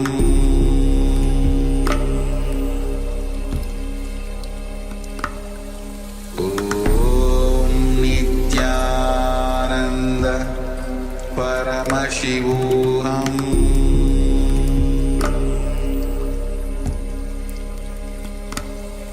Om Nithyananda Paramashivoham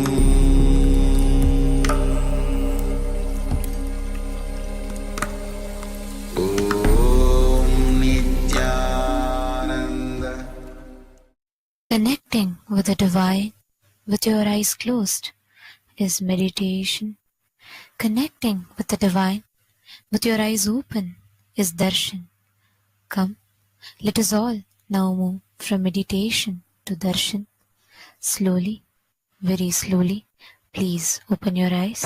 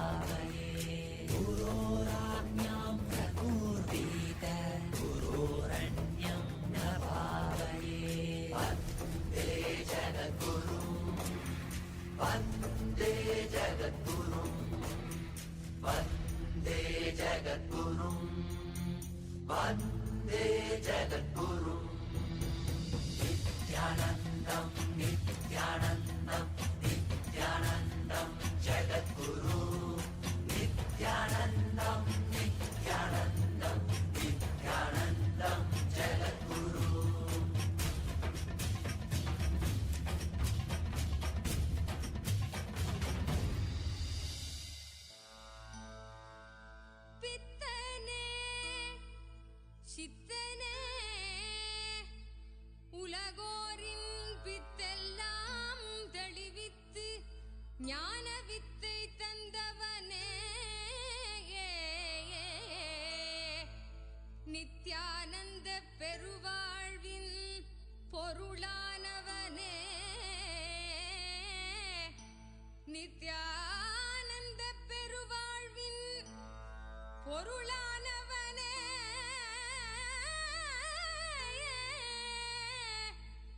தியானக்கரம் நீட்டி எம்மை ஆண்டு கொண்டவனே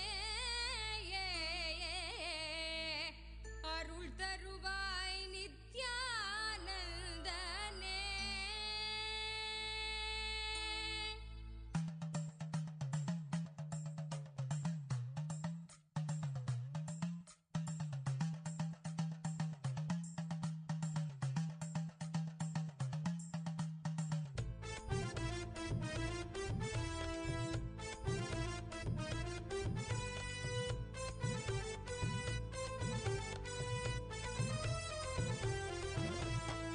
தங்கமல்லி வந்த மகாதேவிகமாய் நின்றவா அண்டத்துக்கே நித்யானந்த தியானம் தந்தவா. தங்கமல்லி வந்த மகாதேவிகமாய் நின்றவா அண்டத்துக்கே நித்யானந்த தியானம் தந்தவா. கட்டி தரும் நித்யானந்தன் தியானம் தன்னை செய்தாலது பக்தியோடும் ஸ்ரத்தையோடும் நித்யா உன்னை பூஜிப்பது. பல நாள் தவமோ பல நாள் நித்யானந்தன் ரூபம் இன்று இறையே குருவின் உருவில் வையம் காக்கும் எண்ணம் கொண்டு தங்கமல்லி வந்த மகாதேவிகமாய் நின்றவா அண்டத்துக்கே நித்யானந்த தியானம் தந்தவா. தங்கமல்லி வந்த மகாதேவிகமாய் நின்றவா அண்டத்துக்கே நித்யானந்த தியானம் தந்தவா.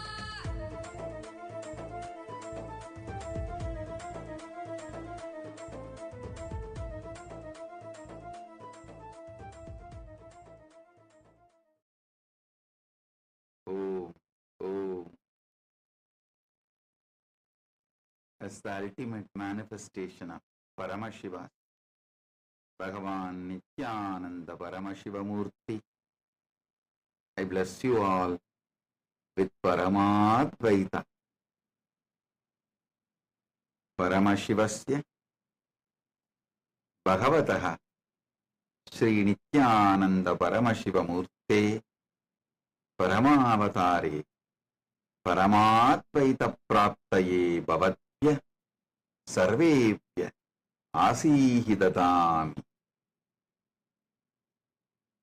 Paramashiva Paramburulin Paramavelipadana Bhagavan Nithyananda Paramashivamurtiyaga Gurumurtiyaga உங்கள் அனைவருக்கும் பரமாத்வைதத்தை அருளி ஆசீர்வதிக்கின்றேன்.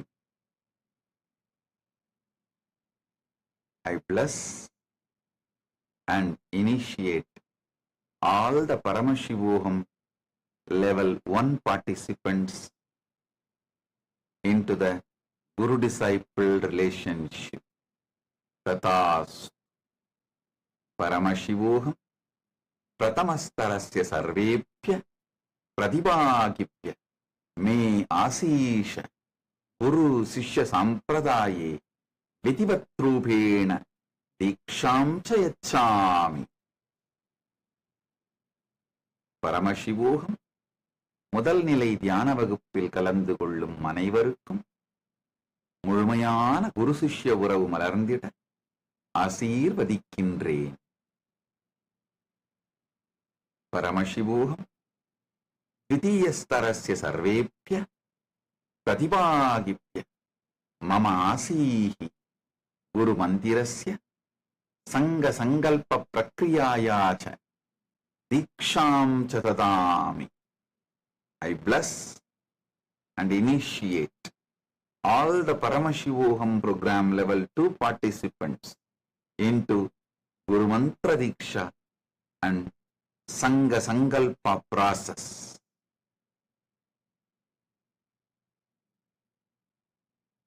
Paramashivoham இரண்டாம் நிலை தியான வகுப்பில் கலந்து கொள்ளும் உங்கள் அனைவருக்கும் குருமந்திர தீட்சையும் சங்க சங்கல்ப ரசவாதத்திற்கான தீட்சையும் அளித்து ஆசீர்வதிக்கின்றேன். All the Paramashivoham program level 3 participants who are graduating today, Paramashivoham level 1, level 2, level 3, with a successful, authentic completion. I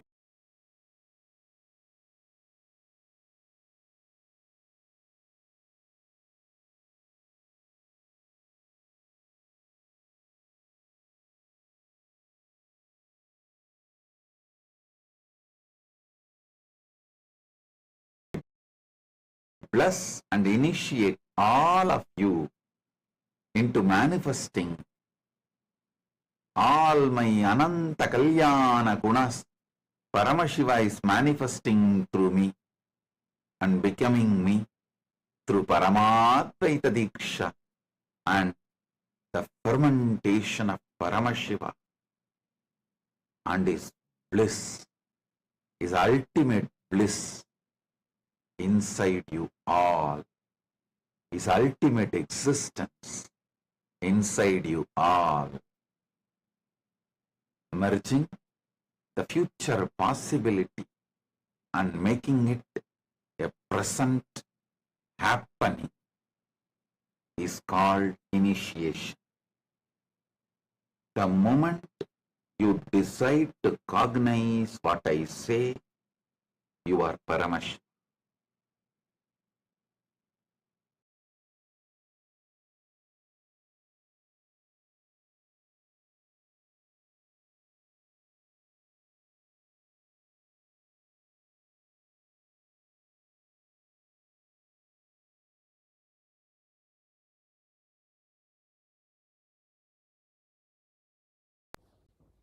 Nithyanandam.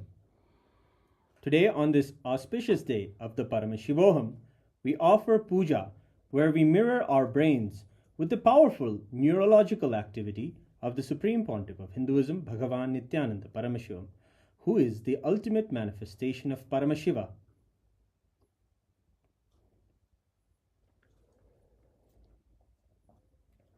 Om Sahasradala Pankaje Sakala Shita Rashmi Prabham Varabhayakarambujam Vimalagandha Pushpambaram Prasanna Vadanekshana Sakala Devata Rupinam Smare Shirasi Hamsagam Tadabhidana Purvam Kurum Atadhupaha Om Dhurasi Dhurvadhurvantam Dhurvadanyosman Dhurvaditam Dhurvayam Vayam Dhurvamasvam Devanamasi Daspidamam Vapridamam Jashtadamam Mannitamam Devautamam Avitamasi Avirdanam Trigum Hasvamakva Avitrasya Svajakshusha Prekshir Mabirma Samvikta Matvaigam Vishum Shri Sarvadeva Devi Swarupaya Bhagavate Shri Nithyananda Paramashivaya Namaha Dhuvamagrapayami Atha Deepaha Om Uddipya Swajata Vedo Bhagnim Nirvidim Mama Pajo Bhajyamakhyama Bhajevanam Jadisho Disha Manohikam Sirjata Vedo Kamashvam Purusham Jagate Abhidradagna Agahi Shriyama Paripadaya Shri Sarvadeva Devi Swarupaya Bhagavate Shri Nithyananda Paramashivaya Namaha Deepam Sandarshayami Apanaivedyam Om Madhuvadartayate Madhuksharanti Sindavaha Madhvina Santoshati Madhunaktamudoshati Madhumaspati Vabhungrajaha Madhubhyogastuna Madhumano Vanaspate Madhubagam Astu Suryaha Madhvirgavo Bhavantunaha Madhu Madhu Madhu Shri Sarvadeva Devi Swarupaya Bhagavate Shri Nithyananda Paramashivaya Namaha Naivedya नैवेद्यं निवेदयामि नैवेद्यानन्तरमाचमनं समर्पयामि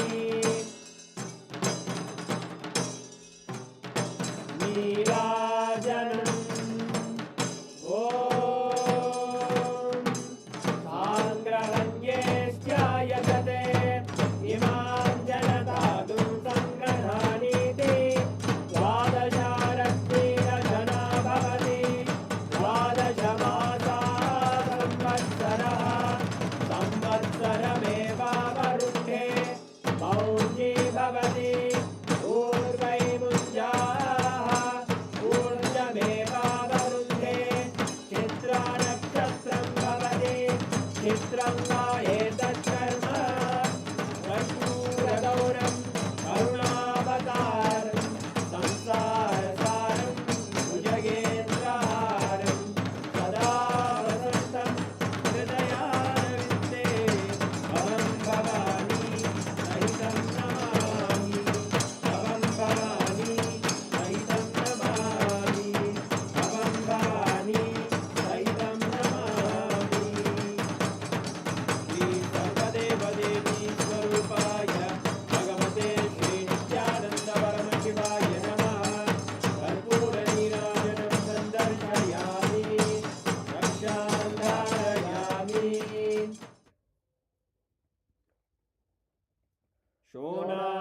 शोणाद्रीशावताराय ज्योतिस्तम्भस्वरूपिणे श्रीकैलासप्रधानाय नित्यानन्दाय मङ्गलम् तत्त्वज्ञानप्रदाताय नित्यानन्देश्वररूपिणे श्रीकैलासप्रधानाय नित्यानन्दाय मङ्गलम् मूलप्रकृतिरूपाय परमशिवशक्तिस्वरूपिणे श्रीकैलासप्रधानाय नित्यानन्दाय मङ्गलम् दण्डत्रिशूलहस्ताय कालकालस्वरूपिणे श्रीकैलासप्रधानाय नित्यानन्दाय मङ्गलम् आदिपूज्याय देवाय सकृत्पूर्णत्वरूपिणे श्रीकैलासप्रधानाय नित्यानन्दाय मङ्गलम् सर्वाभयविनाशकाय शत्रुसंहाररूपिणे श्रीकैलासप्रधानाय नित्यानन्दाय मङ्गलम् योगपट्टाभिषिक्ताय राजसन्न्यासधारिणे श्रीकैलासप्रधानाय नित्यानन्दाय मङ्गलम् सार्वभौमैकपत्याय राजराजार्चिताय च श्रीकैलासप्रधानाय नित्यानन्दाय मङ्गलम् मङ्गलं कल्पवृक्षाय मङ्गलं ज्ञानदायिने परमशिवाय श्रीनित्यानन्देश्वराय मङ्गलम् मङ्गलं श्रीविद्याम्बायै मङ्गलं कामदायिन्ये सर्वमङ्गलदात्रे नित्यानन्देश्वर्यै मङ्गलम् मङ्गलं गुरुदेवाय मोक्षमूलाय मङ्गलम् परमावताराय नित्यानन्दाय गुरवे मङ्गलम् हरि ओम् तत्सत् सर्वं भगवत् श्रीनित्यानन्द परमशिव पादुकार्पणमस्तु ॐ नित्यानन्दम्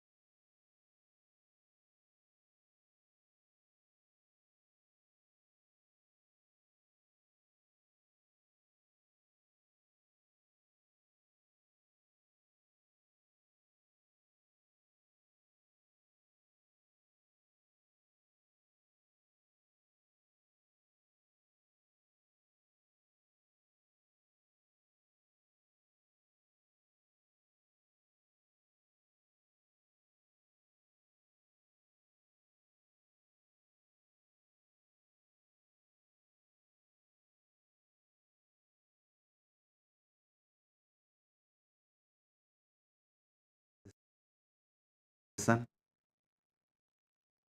to this great truths.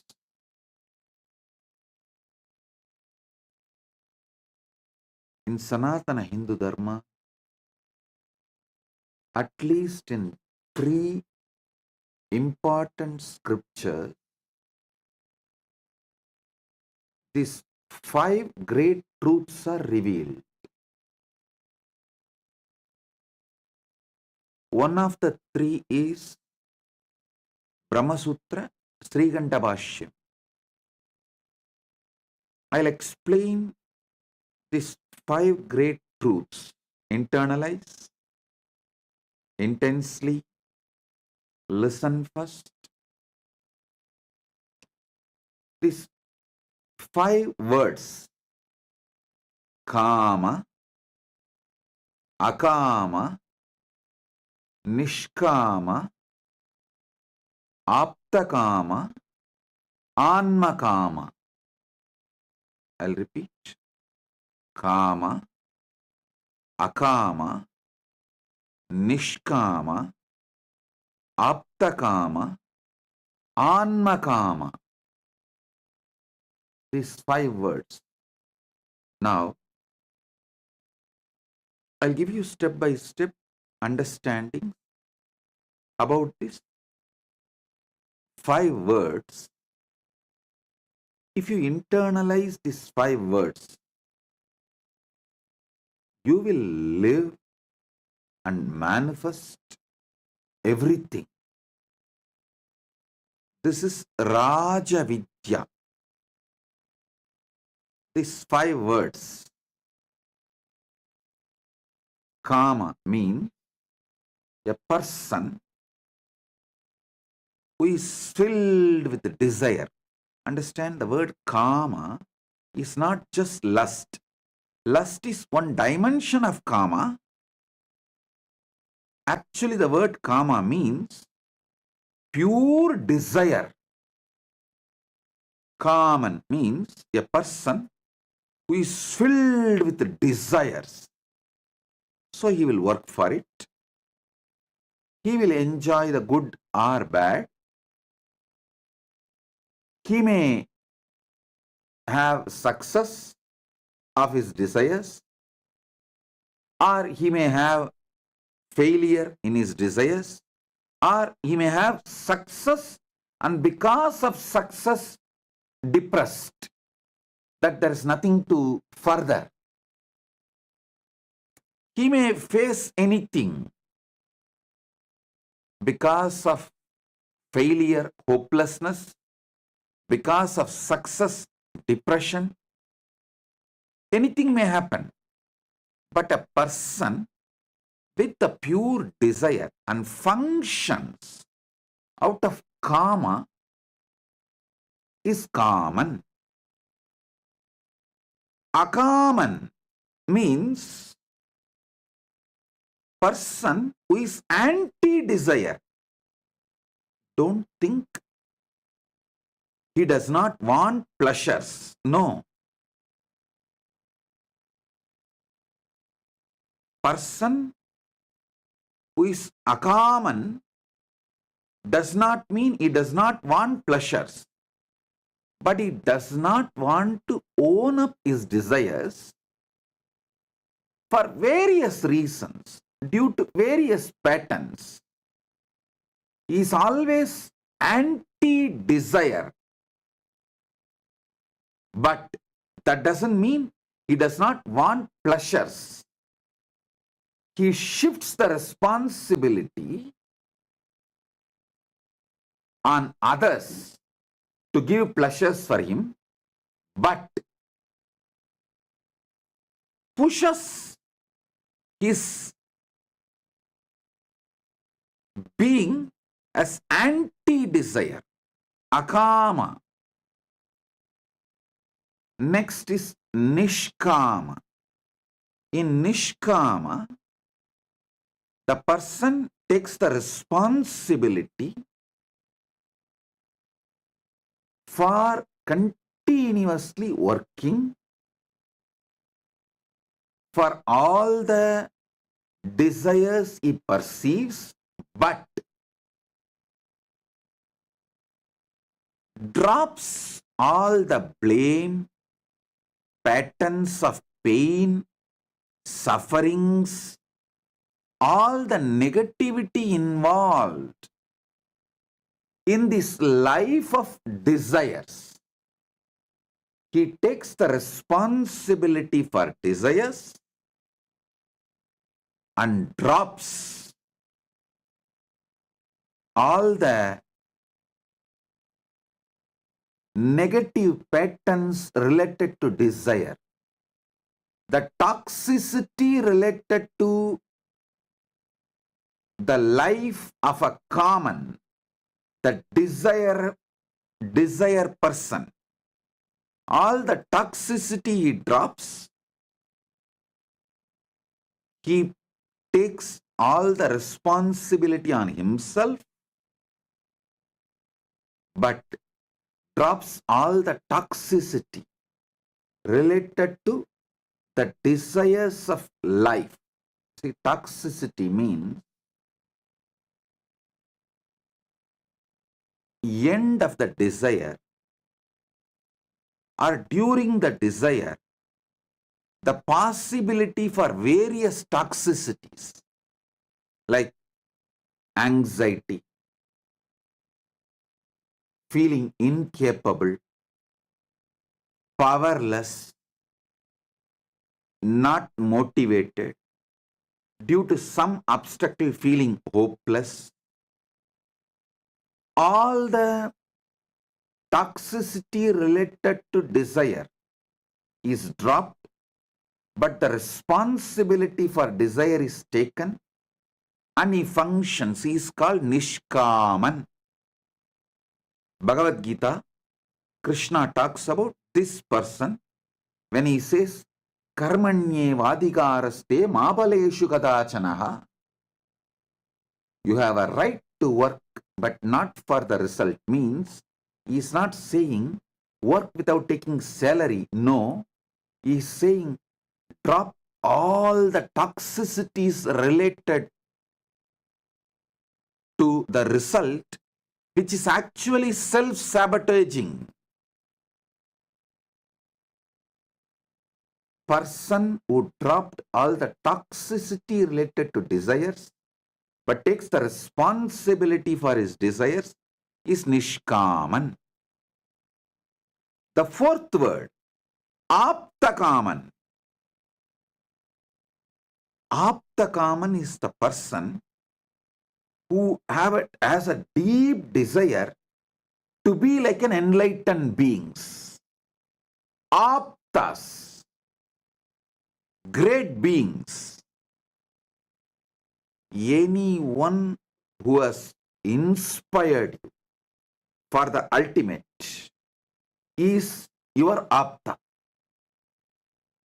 Aptakaman is the person who deeply desires to be like an enlightened being, is Guru, who has inspired him, is ideal, is Ishta. Anmakaman means who is absolutely focused on manifesting the Paramatma, the pure consciousness. There are 5 gunas.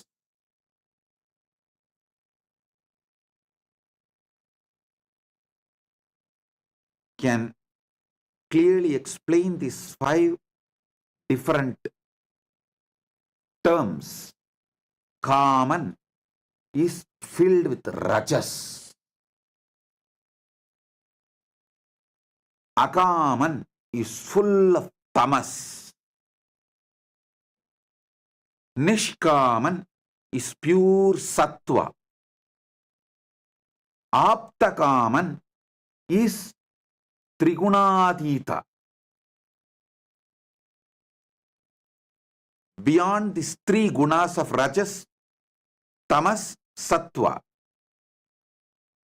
Anmakaman is Gunadhita. He is beyond all gunas, not just these 3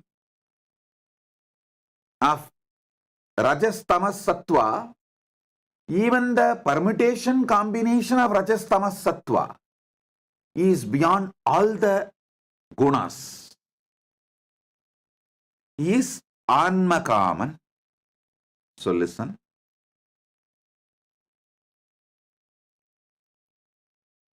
Kaman, Akaman, Nishkaman, Aptakaman, Anmakaman. These 5 words and these 5 gunas, if you internalize, your whole energy will be aligned. I'll give more elaborate understanding. Kaman, the person who is filled with desire, he works and he faces the toxicity of desires, good, bad, joy, sadness, he goes through. Sometimes he enjoys the fulfillment of desires. Sometimes he feels hopeless due to failures. Sometimes he again feels energetic even due to failure because he wants to make it happen and crashes the failure. Sometimes he feels depressed even because of the success and collapses even after the success. So this person, Rajas, filled with Rajas, is Kaman. And Akaman is full of Tamas. He will suck everyone's energy, but will be absolutely anti-desire. He will not take any responsibility for desire. That doesn't mean he does not want pleasure. He will blame everyone. He will abuse everyone. He will use and abuse everyone, everything. But he will be filled with the life negativity. Even he will believe that he does not have desires. Even he will convince himself he does not have desires. But ask him if he does not want pleasure. No. If the pleasure comes, it's not that he is going to withdraw from the pleasure. No. Filled with tamas. I have seen many people who come and say, oh Swamiji, I don't have any desire about life. I just want to join Kailasa. I just want to be with you. Even they will believe that they don't have desires. I will accept them knowing that they are asuras, demons. Like how Shukracharya accepts, because there is a possibility from that akama, from that tamas, they can move to sattva. My dharma is I should not deny possibility. So I give possibility, knowing that they are going to be the traitors, run away, all those who commit and take responsibility and dump it and run away. All those who use Sangha and abuse Sangha, who use me and then abuse me, all the traitors, this category, toxic, negative, all these guys belong to Akama, Akaman. This Akaman, I know them. They are demons. The moment they come, but I give them possibility because they can become nishkaman if they get trained. If they choose that 51% of me and 49% of them, they can become nishkaman. But anytime they can slip from this 51% to that 49%.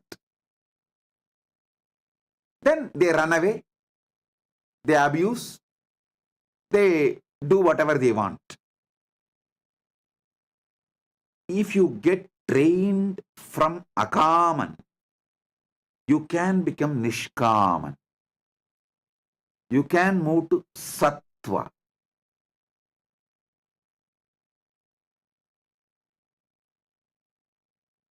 From tamas, moving to sattva is possible if you decide to take responsibility and drop toxicity. Even now, anyone wants boons like akaman, rakshasas, I grant. Today, Shukracharya is here. As Shukracharya's manifestation, I will be manifestations. As Shukracharya's manifestation, I will be granting all the boons you want, even if it is akaman, even if it is demonic. But be very clear,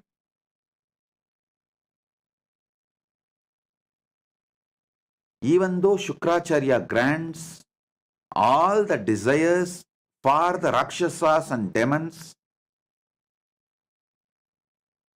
they never live peacefully unless they raise themselves to sattva. They don't live peacefully and they don't allow others to live peacefully, and they always end up destroying themselves and others. Listen, that is why I say you can use Shukracharya dimension, nothing wrong. But for some emergency, immediate use Shukracharya dimension. But along with it, side by side, evolve responsibility, evolve nishkama, get mature, grow up, man, grow up. How long you will use Shukracharya? Grow up. Emergency, you can use Shukracharya, nothing wrong. Really, some big business loss, so one-time lottery. Oh, Shukracharya, this time grant it. I will not make this as a pattern. Next time I will make sure I manage with this money. I move to Nishkama and I will not be stuck in this Akama. If you are moving from Akama to Nishkama, you using Shukracharya is right, nothing wrong. Even Prahalada was born as a Rakshasa, to Rakshasa father and Rakshasa mother. But he moved from Akaman to Nishkaman. So there is a possibility. Mahabali, he was a Rakshasa, but he moved from Akaman to Nishkaman. So I don't close my doors for demons. Kailasa's doors never close even for demons. Kailasa is open for all, knowing that they are demons. But you should know, starting your life as a demon is not wrong. But continuing to build your foundation on demonic qualities is seriously wrong. That means you are inviting destruction for yourself and the people around you.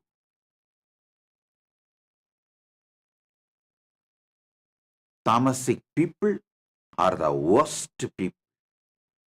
I have seen, even after running away, they will be so convinced that they are victims.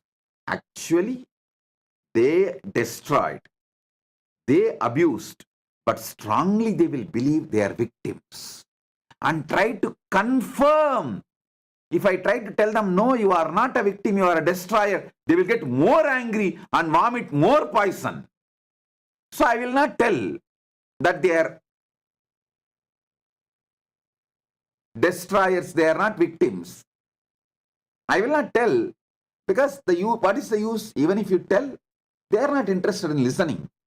They are only interested in throwing more, vomiting more poison. All run away are demons. All those who committed and ran away are demons, devils. I allowed knowingly that they are devils, giving possibility to evolve as a nishkama, to move to sattva, to become nishkaman.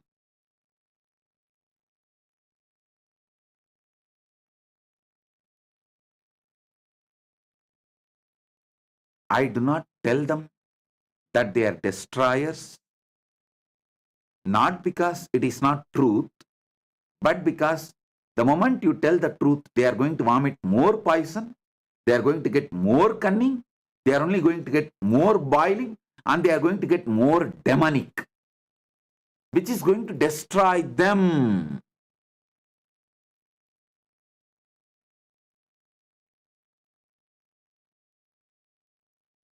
They will have 1,000 reasons why they ran away. But simply demon, devil, that's it. They will strongly believe that they are victims. That is our problem. Even though they are destroyers, they will believe they are victims.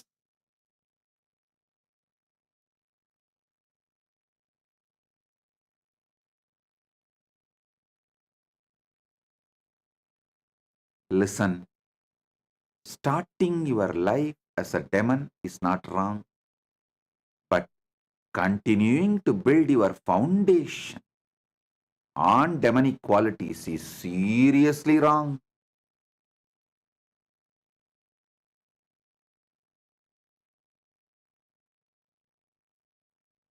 All runaways are demons. People who did not run away, and any one day, I will not give up on them. I will make them nishkamis and aptakamis, then anmakamis. I'll move them. But once you run away, nothing can be done.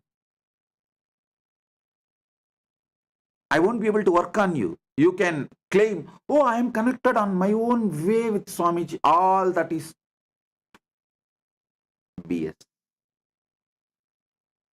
No, but in Hindu tradition, BS is sacred. So I will not even use that word BS. Maybe DS. Because in Hindu tradition, BS is sacred. So I'll use new word DS.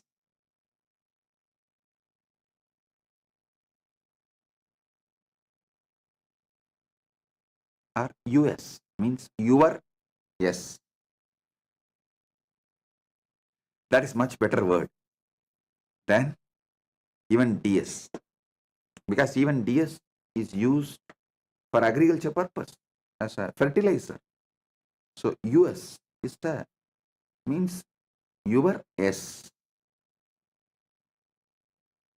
That's it. Anyhow, listen.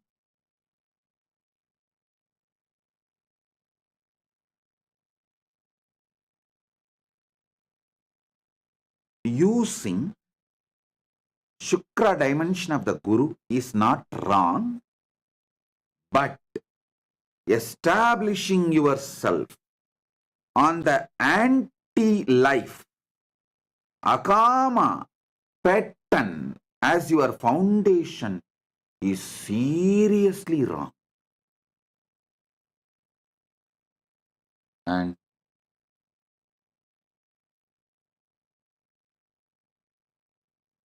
Nishkama is pure sattva, continuously working,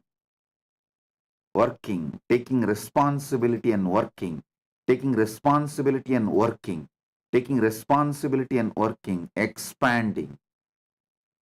Pure sattva. This Nishkama person will be ecstatic, joyful wherever he is, and will make everyone joyful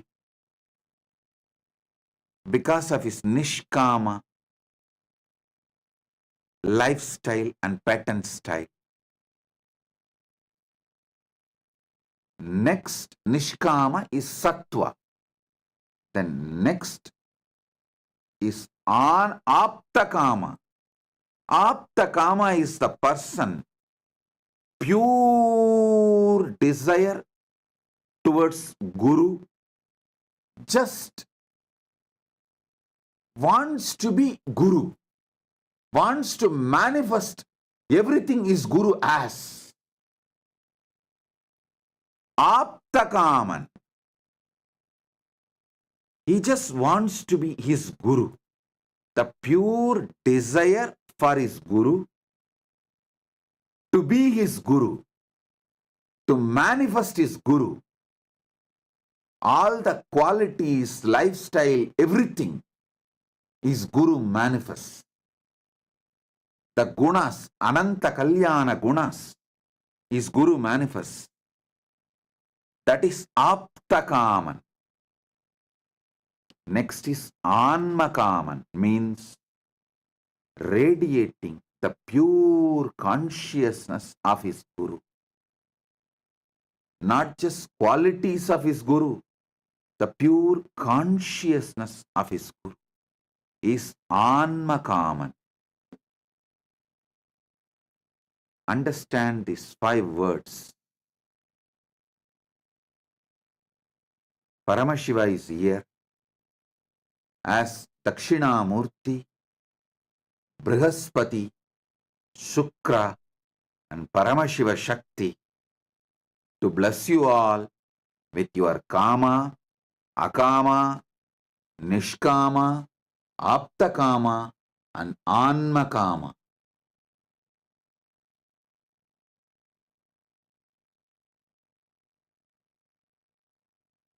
Nothing is wrong to start your life as Akaman, but continuing to establish your life being Akaman is dangerous for you. You may try to say, oh, your life is like this only. Even in next Janmas, you won't save yourself.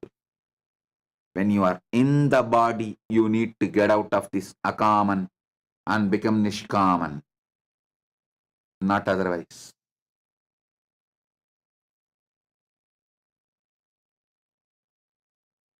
When you don't have the body, you will not be able to choose better body to grow as a Nishkaman.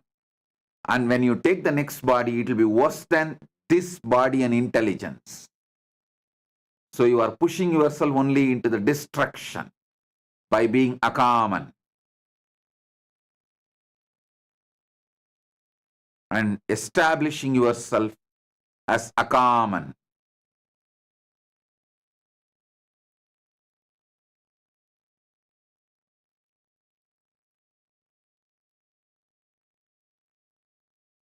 These people who run away, they try to tell, oh, I am connected to you in my own way. I saw you in the dream. No.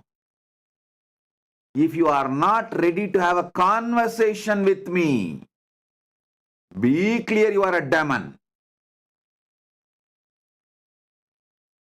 Your dream is your fantasy, not my darshan. If it is my darshan, you will be ready for the conversation. Conversational relationship with the Guru. People who don't want to have a conversational relationship with Guru are establishing themselves deeper and deeper on demonic quality. They sucked my Sukra dimension, used, abused, and even now waiting to use and abuse more and more my Sukra dimension of compassion, but will end up only destroying themselves, because even Shukra, even though he gave everything for the demons, finally the demons are not able to save themselves. They destroy themselves and destroy others and end up only in destruction, more and more destruction for themselves.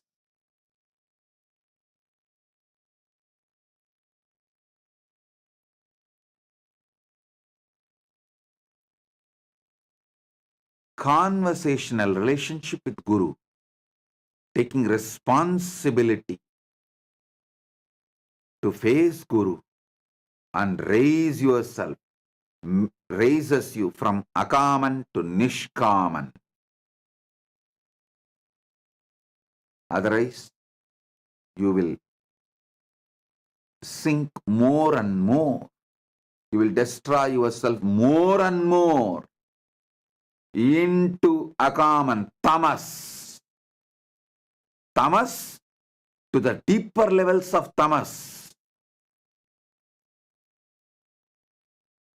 It becomes perverted Tamas. Like a free fall. Nothing else than free fall. You will go to any extreme to destroy yourself and destroy others. The deep selfishness, the tamas,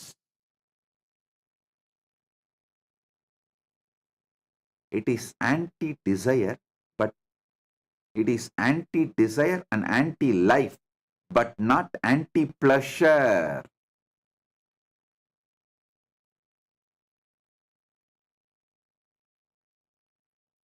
And Akaman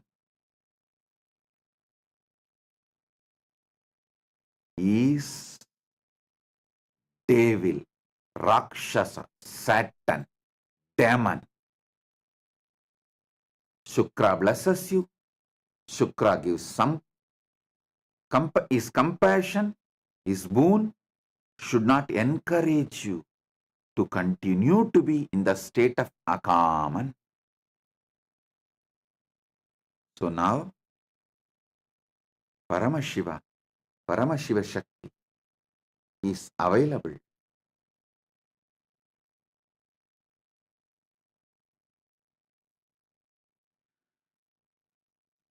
to give you all the boons you want. Get ready. Sit for a few minutes. Write all your prayers, even if it is Akaman, Tamas, demonic.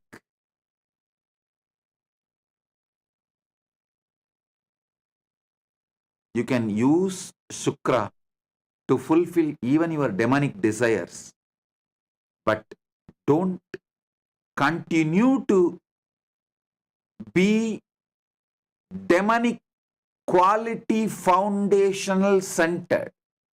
Don't continue to have your foundation on demonic qualities. Move from being Akaman to Nishkaman. So sit now, start penning down. We will have now Devi Darshan and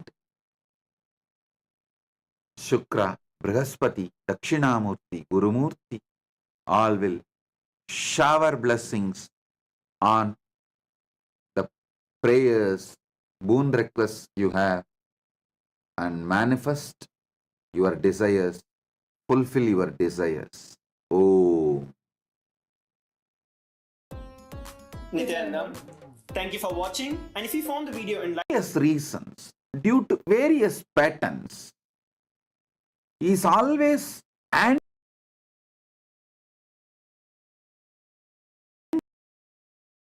anti-desire. But that doesn't mean he does not want pleasures. He shifts the responsibility on others to give pleasures for him, but pushes his being as anti-desire, akama. Next is nishkama. In nishkama, the person takes the responsibility for continuously working for all the desires he perceives, but drops all the blame, patterns of pain, sufferings, all the negativity involved in this life of desires. Oh, Paramashiva's direct message from Kailasa. Paramashiva Jnana, the knowledge of manifesting Paramashiva.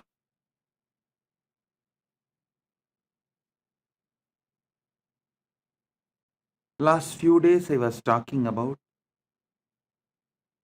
few principles of yoga,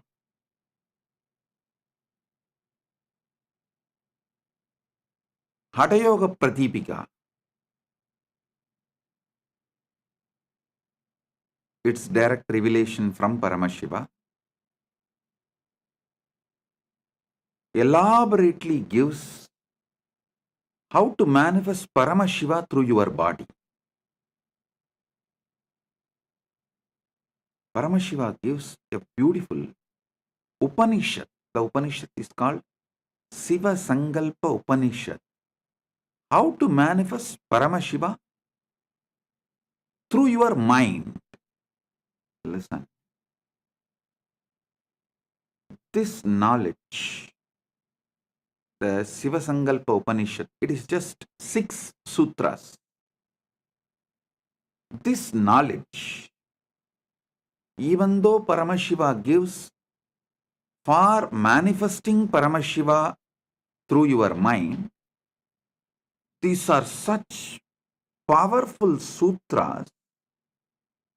When you apply them, not only you manifest Paramashiva through your mind, you also manifest anything you want, like Dharma, Artha, Kama, Moksha, or powers, anything.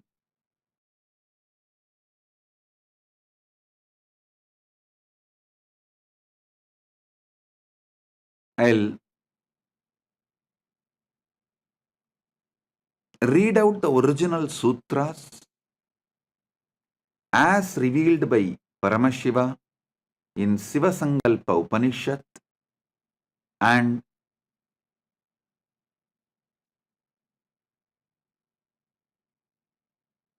give you the deeper insights, decode it for all of you. Yachakrato Duramutaidi Daivam Tadusuptasya Tadaivaiti Durangamam Jyotisham Jyotirekam Tanme Manaha Shivasankalpamastu. O Lord, our mind which wanders far and wide during the waking state of consciousness also does so during dream state. That is, the mind has such stupendous mystical powers that it is able to go at those places where the physical body is unable to reach. The mind can reach the farthest corners of the creation in a flash. While a man is awake, it enables him to think even the unimaginable things and conceive ideas that seem incongruous, outlandish, and impossible. The mind enables the man to daydream while he is awake. At the same time, when the physical body is inactive and as good as dead as during sleep, the mind still keeps on working overtime in an imaginary world of dreams and goes from one place to another actively as if it was living in a physical world. Listen. This is the first sutra, and I gave you the translation. Now, I'll decode it, give you the deeper insights. First thing you need to know, in Paramadvaita, your manas becomes manonmani. When your atma becomes Paramatma, your manas becomes manonmani. When your body becomes Kailasa, when your mind becomes Manasarovar.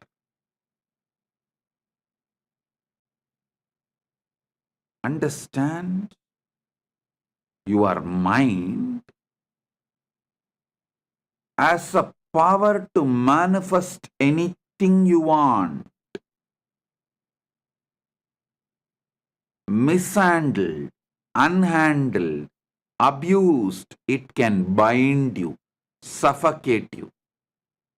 Handled, used consciously, it can manifest anything you want. Mana, unmana, becomes manonmani. Mind moved more and more towards consciousness manifests the Paramashiva's manonmani Shakti, the pure will. Suddha Shiva manifests Suddha Shakti through your mind. Listen. During the waking time, waking state of consciousness, your mind goes to places where your body, physical body, is unable to reach. It has so much of power, it can take you anywhere and give you the experience of that place. I'll give you a very simple process to prove the power of your mind.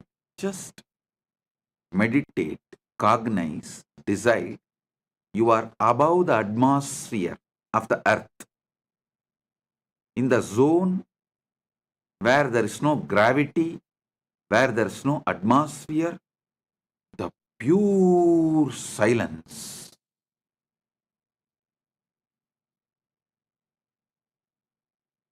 Just visualize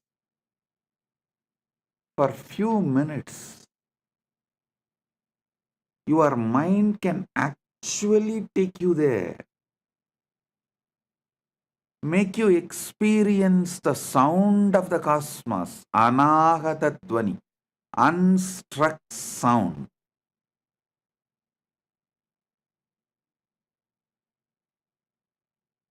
In your waking state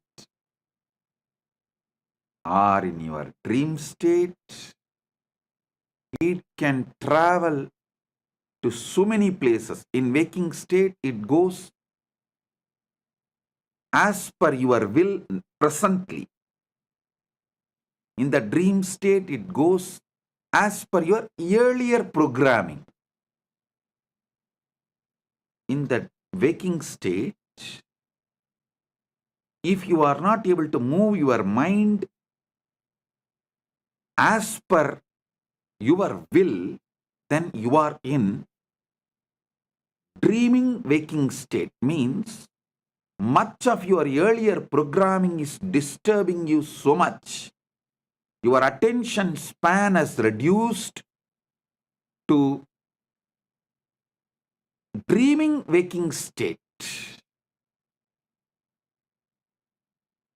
If it reduces lower than that, it becomes dreaming state itself. If you are able to retain your attention span consciously,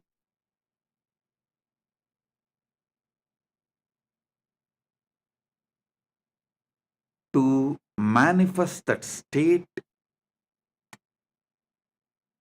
you want to manifest through the conscious cognition. As I gave you the example now, if you can sit and consciously cognize, you are above the atmosphere of the earth, beyond the gravitation space, the gravity power, beyond the gravity, just with the cosmos, with the pure anahata dvani, unstruck sound. If you have the attention span to consciously cognize and feel that in your inner space, you are in waking state. If your attention span is getting disturbed,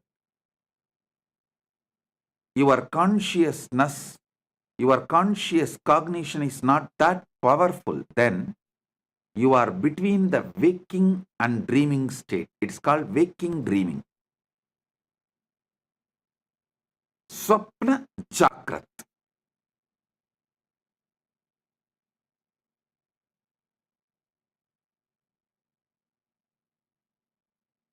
If you lose the attention span completely, people lose it due to overuse of social media and too much of screen time. Scrolling, scrolling, scrolling, scrolling, scrolling. How many of you in your dream also saw you are scrolling? If you have seen, even in your dream, you are scrolling, then you are losing your attention span. You are moving to Swapna Jakrat, dreaming waking state even while you are awake. Coffee can help only temporarily, not permanently. Meditation can help permanently. Meditation can just expand your attention span, your ability to consciously cognize.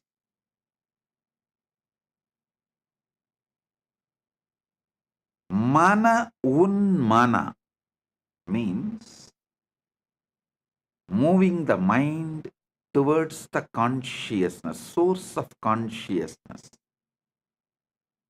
makes your attention span high, raises you from dreaming, waking to waking. And if you continue to move yourself, then from waking you move to the awakened Turiya state.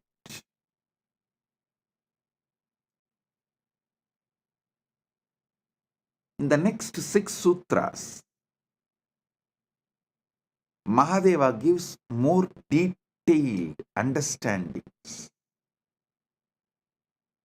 Yat chakratu दूरमुदैति दैवं तदुसुप्तस्य तदैवैति दूरंगमं ज्योतिषं ज्योतिरेकं तन्मे मनः शिवसंकल्पमस्तु.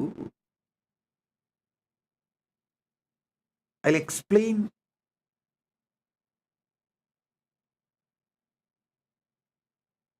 few more things Paramashiva reveals in this Sivasankalpa Upanishad. Your mind is given to you as the antakarana, one of your indriyas, to make you live happily, blissfully, to make your life a celebration.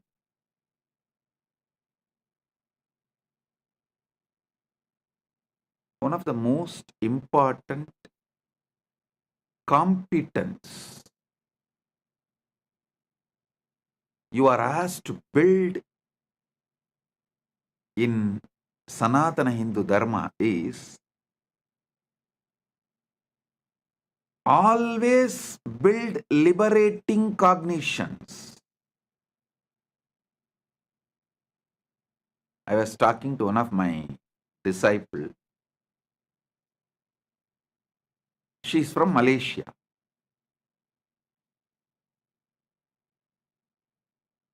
She was expressing her fears, which was unnecessary.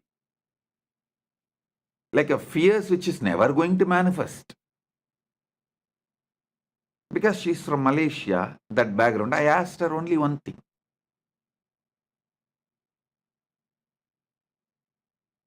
See, you are from Malaysia.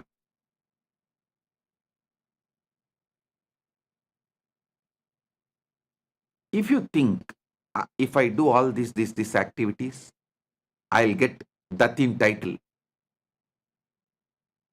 Datto Datin is the title given as a social honor in Malaysia. Datto Datin title. If you do this wrong activities, you will end up in jail.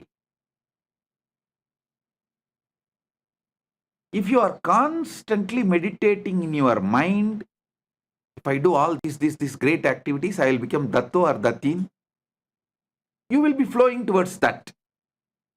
If you constantly remember somebody who is in prison, prisoners, or the fellow who has become druggy, who failed in his life, if you think, and oh, will I also become like that? Will I also become like that? Will I also become like that? Then you are naturally going to flow in that direction, end up as a druggie or in jail. Your mind is capable of building anything you want. It just clicked with that person. Yes. Why am I triggering the fears which may never happen? And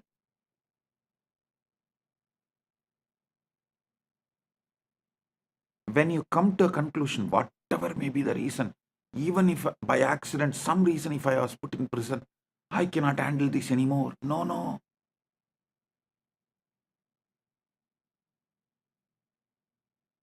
When you tie yourself, when you allow your mind to destroy yourself,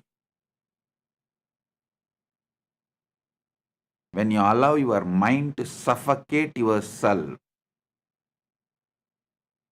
either you escape from one situation to another, one place to another.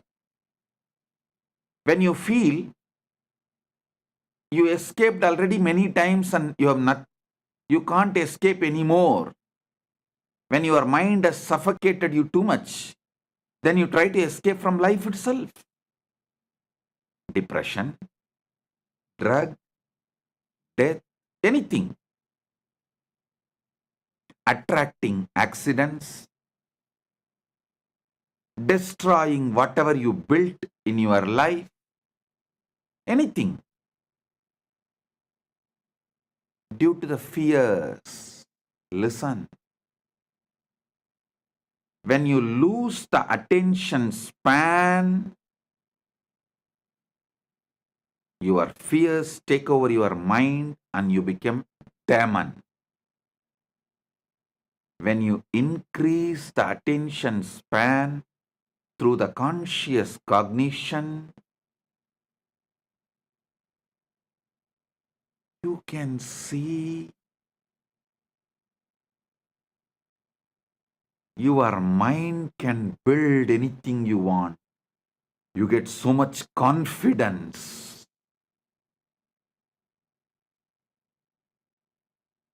Towards the life.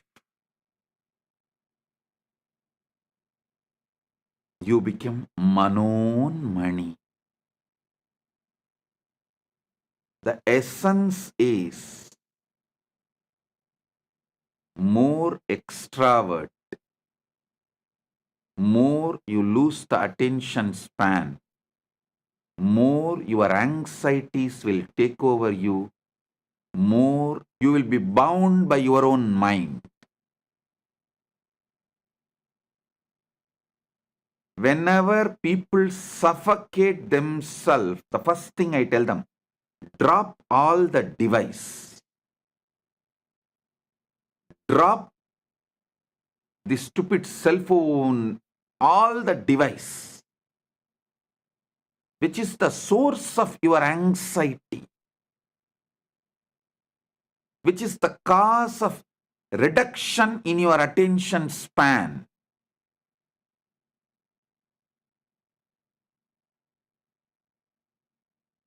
Which is the reason for the suffocation, the bondage you create for yourself. I tell you, if you can sit, consciously cognize the space above the atmosphere, earth as atmosphere, beyond the atmosphere, cognize that space and the anahata dvani, the unstruck sound, able to experience it, you will see so much of the bondages you created on you breaks. You become free. The more your attention span expands through your conscious cognition, the more suffocations drop. The lesser your attention span is,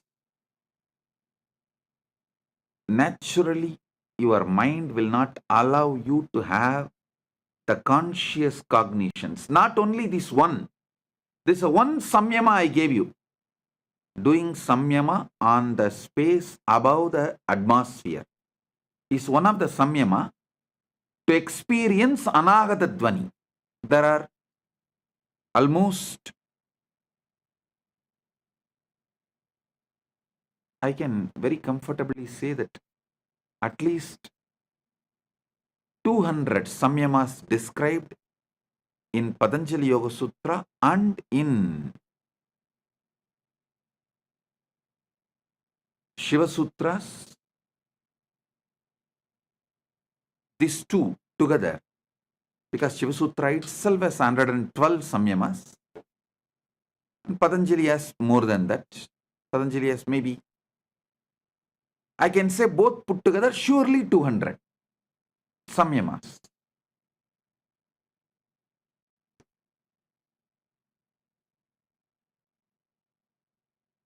Any Samyama expands your attention span, increases your competence of conscious cognizing. Any conscious cognition frees you from suffocation.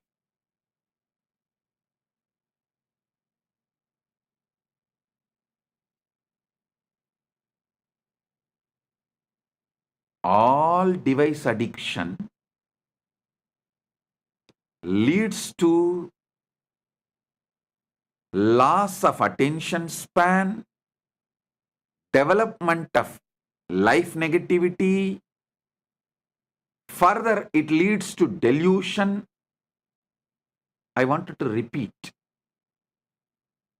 When you are deluded, you lie to others, and if they are not believing you, you get angry on them.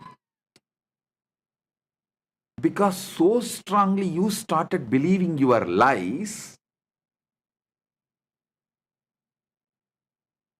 when someone does not believe what you believe, you get angry on them.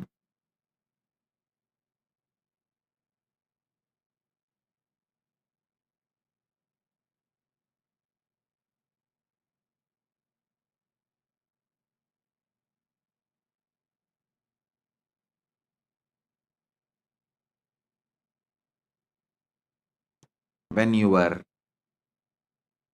anxieties raise to the level of delusion, suffocates you, the decisions you make are sure destroyer of your life. So, during the time anxiety becoming delusion, you should focus on developing conscious cognition and let the suffocations become irrelevant. Wait till those suffocations die. Don't try to do 2 minutes meditation of conscious cognition and wait and see whether suffocation disappeared. No. That is like the monkey which tried to dig the mango seed and see every day whether it has sprouted or not. I used to tell a monkey story.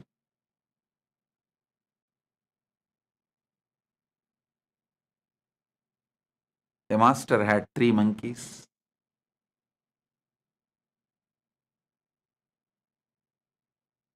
He gave one mango to the first monkey and said, grow mango tree out of it.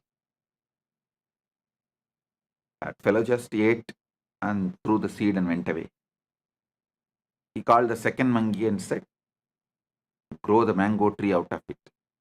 That fellow swallowed the seed also, and he was waiting for the tree to sprout from his stomach. Then the third monkey came. This time master gave a clear instruction. Hey, you have to dig a pit, put the seed and water every day. And that monkey was very obediently doing it. Even after 3 months, the seed has not sprouted or the tree has not happened. Master called the monkey and asked, why, what happened? Did you do what I said? Monkey said, yes, master. I planted the seed. Religiously I am pouring water. I even brought little fertilizers. And master asked, why it is not sprouting? Why the tree is not happening? Monkey said, I also don't know, master. Every morning I dig it and check whether the tree has come out. It's not coming. Have little patience. Do conscious cognition. That is what is exactly Samyama. I should say the word Samyama can be translated into conscious cognizing. Conscious cognizing is Samyama. The Samyama technique can be called as consciously cognizing technique. Conscious cognition.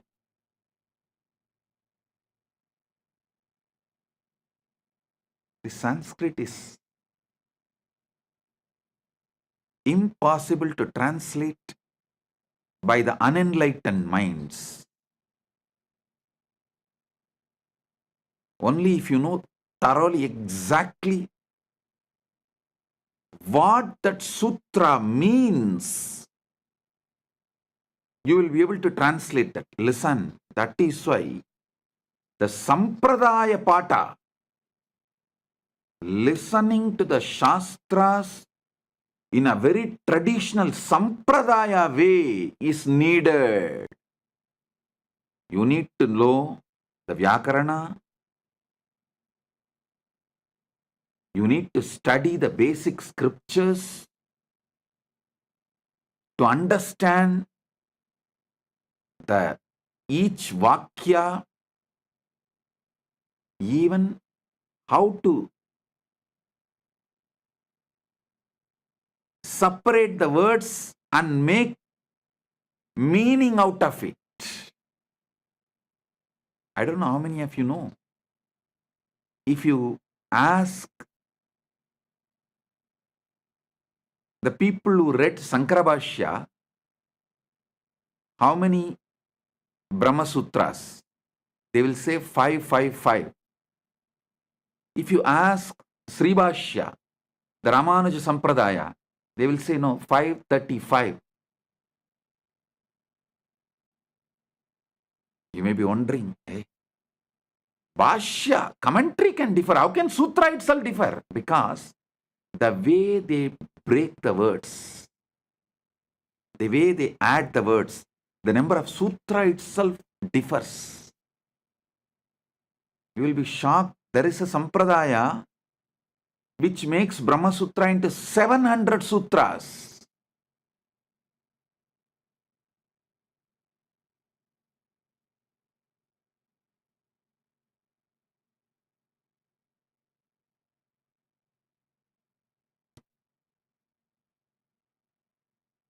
You need to study in a proper Sampradaya. Only then you will know the complete meaning, the context, and what the Sutrakara is trying to explain, what the Bhashyakara is trying to explain, and if there is a Vartika or Tika, what is Vartikakara trying to explain, what the Tikakara is trying to explain. If you know that whole Sampradaya, then translating is possible, not otherwise.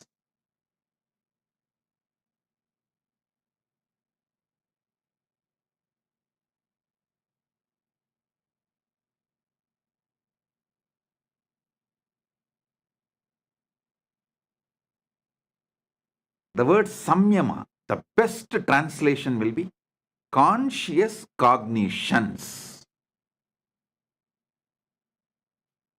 or conscious cognizing process.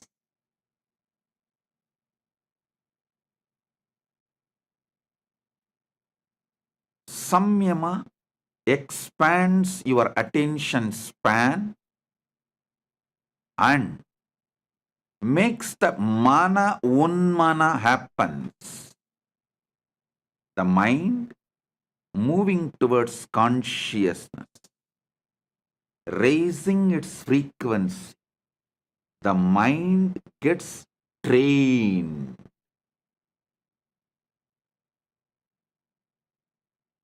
Training of the mind,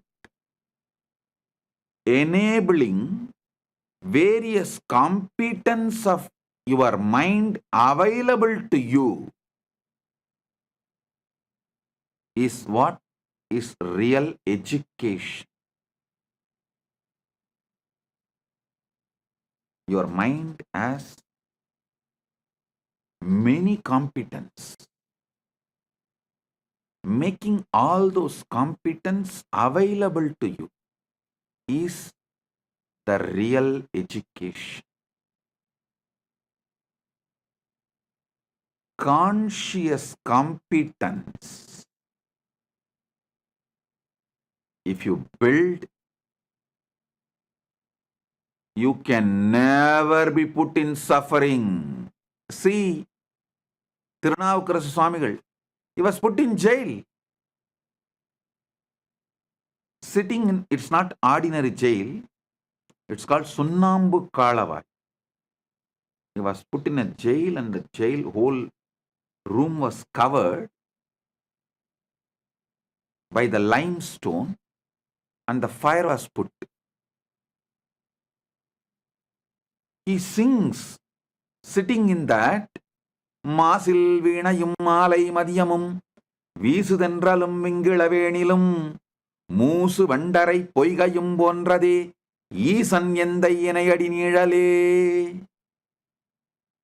Masil Veenayum Malai Madhyamum, Visudhendralum Vingilavenilum, Moosu Vandu Arai Poigayum Bonrade, Eesan Yendai Inayadi Nizhale. He had the conscious competence to meditate on Masil Veenai, the pure Veena sound. Masil Veenayo, Malai Madhyamo, the evening moon. Visudhendralo, the breeze. Vingilavenilo, spring. Moosu Vandarai Poigayo, the lotus pond where the bees, after drinking the honey in the lotus,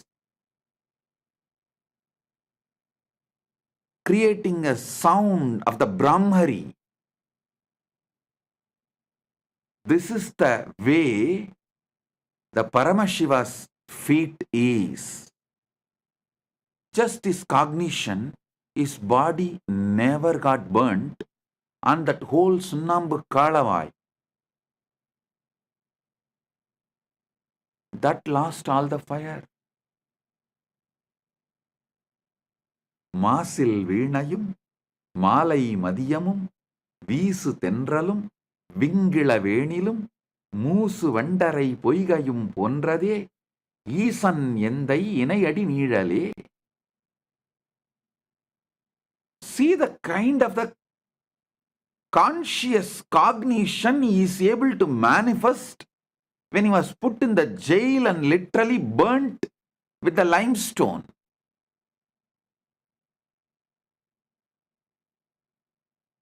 Mind, when it reaches towards consciousness, capable of anything.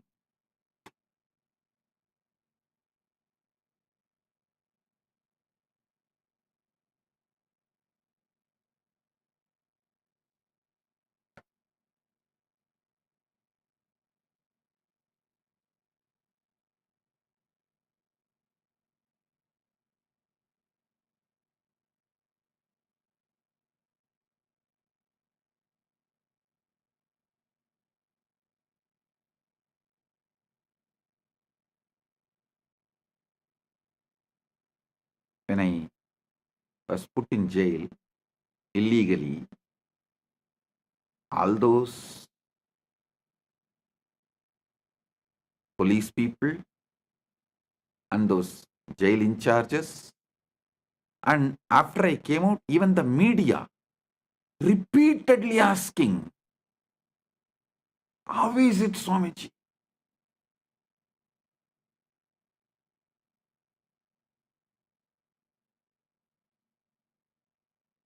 One jailer told me that he is working in jail for many years. He said he has jailed many celebrities, VIPs, political leaders. He says, within 24 hours, the glow in their face and the confidence, everything will disappear. Swamiji, within a week, they will be like a dead body. How you are just shining, Swamiji. The day before I was getting released, he asked me. I smiled and said, இது எங்க அப்பன் சொத்துரா, அப்பரின் சொத்து.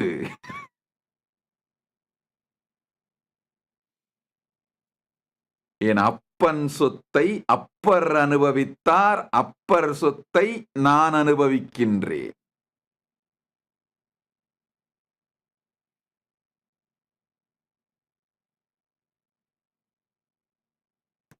Means, I told him, this is the conscious competence. Can never be suffocated by any external situations. Paramashiva's feet, ஈசன் எந்தை இணையடி நீழல். Appar Thirunavukkarasar inherited and he enjoyed. I am inheriting it from Tirunavukkarasar and I am enjoying. When I came out of the prison, the media was, you can see the media reports, they were writing, oh, he looks like as if he went for a pilgrimage and came out. No suffering, pain, nothing in his face. You just need to know this one sutra. Yad jakrado duramutaiti daivam tadusuptasya tataivaitihi durangamam jyotisham jyotiregam tanme manasiva sangalpamastu. The power of mind, power of conscious cognition, nothing in the outer world can suffocate you. And if your attention span is low, your mind is not in your control, you are in the dreaming waking state or in the lower end of the dreaming state, even if you are in heaven, everything is given to you, you will be suffocating yourself, imagining the hell. Oh, it may happen, what will happen to me? It may happen, what will happen to me? It may happen, what will happen to me?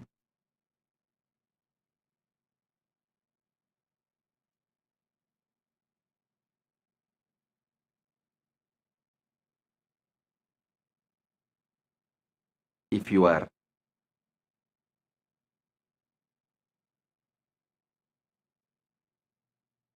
conscious competence is low, if your attention span is low, your conscious cognizing capacity is low, just by one word, it may, you will be in hell, suffocating, destroying your life. But your conscious competence is high. Even in May, I was put in jail illegally in May, during the summer. Even in May, nothing suffocated me. With high conscious competence, even in May, I didn't suffer. When you lose the conscious competence, when you never built conscious cognizing power, just by it may, you will suffocate yourself and destroy yourself.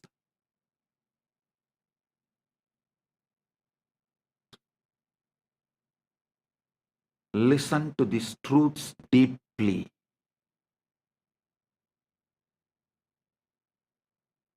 Build the power of conscious cognizing ability.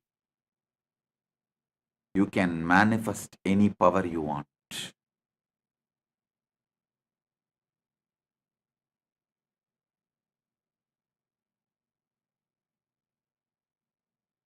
I don't know how many of you know. This whole power manifestation science, organizing all the kriyas and techniques and methods, I did it during the time I was illegally imprisoned because the whole day was available to me. I don't have to spend time in meeting people and all that. So I sat and started organizing, cognizing, downloading, penning down all the 108 kriyas. Everything I organized during the time I was kept illegally in prison. That's why the moment I came out, I started releasing all that immediately.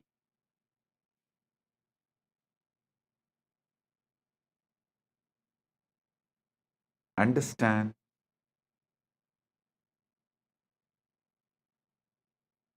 Just these few truths Paramashiva reveals in this Sivasankalpa Upanishad can change the very flow of your existence.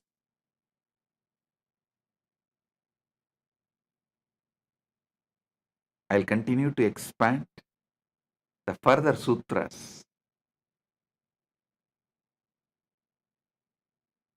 in the next satsangs.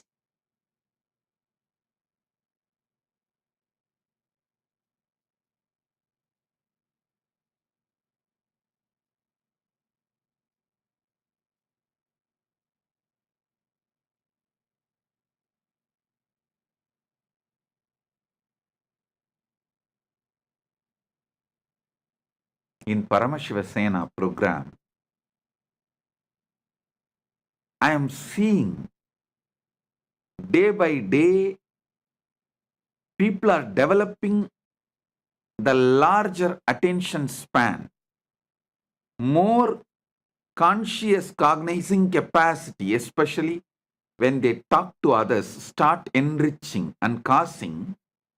See, enriching and causing is nothing but having your attention span even when they try to distract you. When external situations distract you, having your attention span, conscious cognition focused, and repeatedly manifesting it. With every enriching and causing, your conscious cognition capacity is increasing, your attention span is increasing, you are liberating yourself from limited cognitions.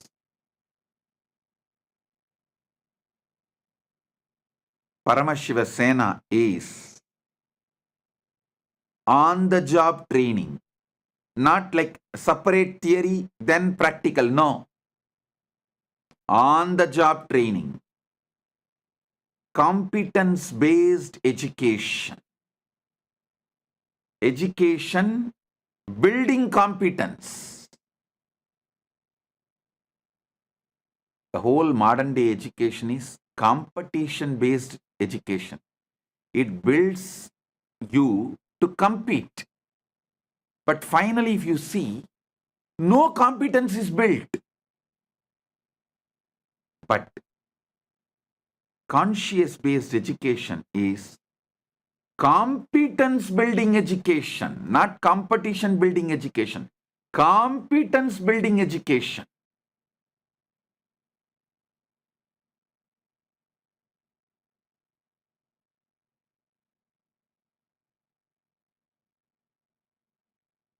Here, degrees don't matter. In Kailasa, no degree matters.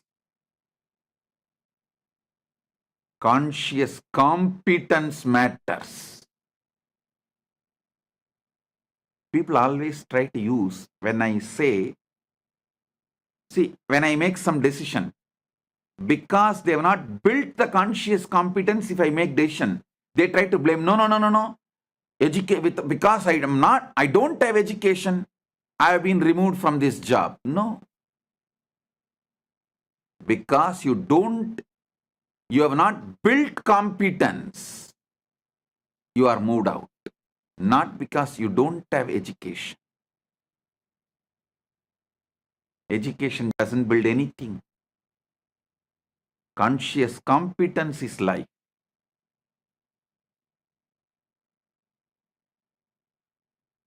I have always seen people who say, no, let me go and study. Many times these Gurukul kids, because they are so lazy to build the competence, they use education. I want to go and study. These Indian parents are such. I should say that losers. They are so addicted to certification education, the competition-based education, even though they know it does not build competence, they are addicted to it.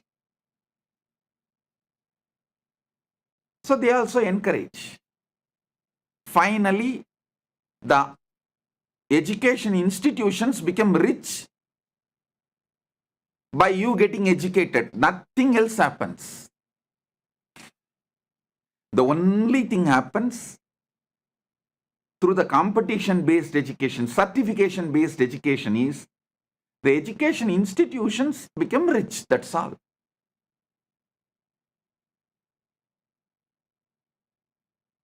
Competence, the conscious competence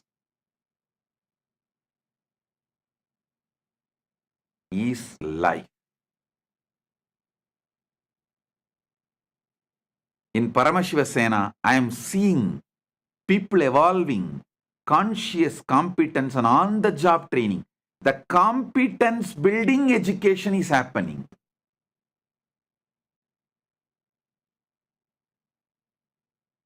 I am so happy about it. Whole Paramashivoham program is going in right direction.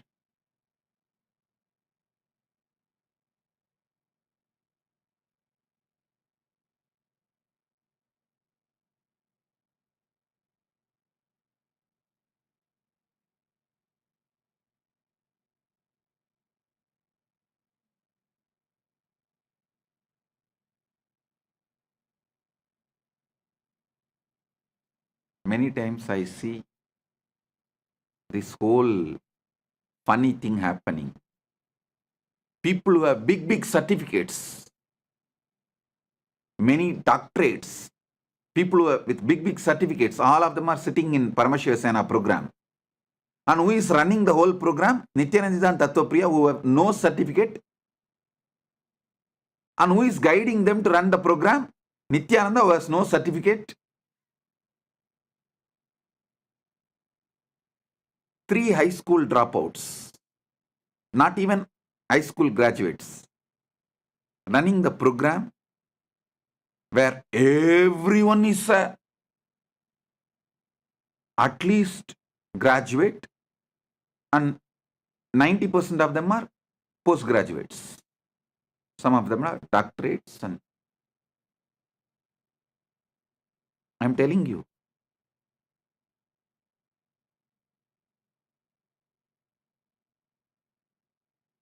certificates have become almost irrelevant to life. Irrelevant to life. Same way I have also seen the so-called many Gurukul kids who say, oh, I want to study, who escape. They neither build even the certificate-based education, because it's mostly to escape from competence building. They use education and disappear, run away, escape, and there also they won't do anything. Because the whole problem is escapism. That is their main problem.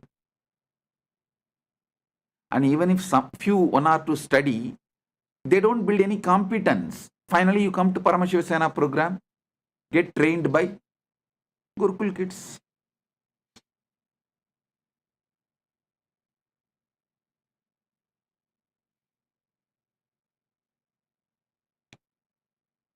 Who trains them?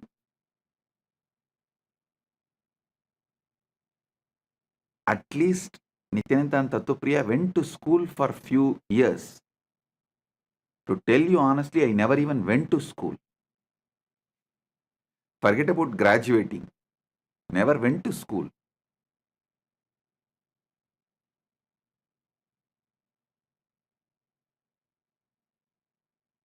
Genius are those who survived competition-based education. If someone becomes genius, we should give him the title survivor of competition-based education, survivor of certification-centric education.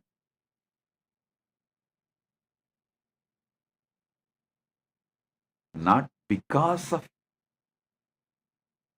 certification-based education. In spite of certificate-based education, they have become genius.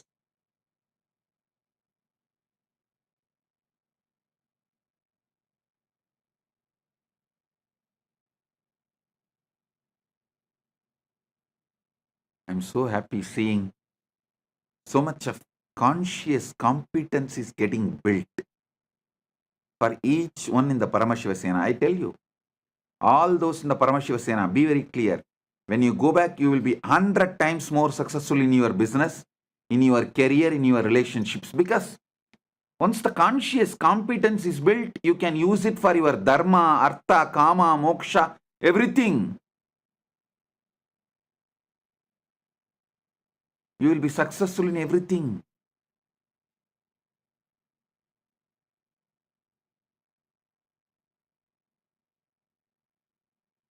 Blessings to all those in Paramashivoham program. And welcome to all those who have signed up, nominated themselves as the Rajya Sabha members of Kailasa, who are attending the Paramashivoham next batch, January 13th to February 14th, and the next batch, February 14th to March 15th. So, with this, I bless you all.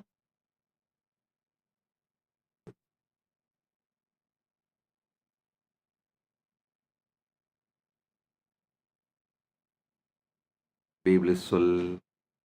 If you found this video entertaining, entraining, and enlightening, take a moment to like, share, and subscribe. And don't forget to hit the bell icon. Thank you so much for tuning in.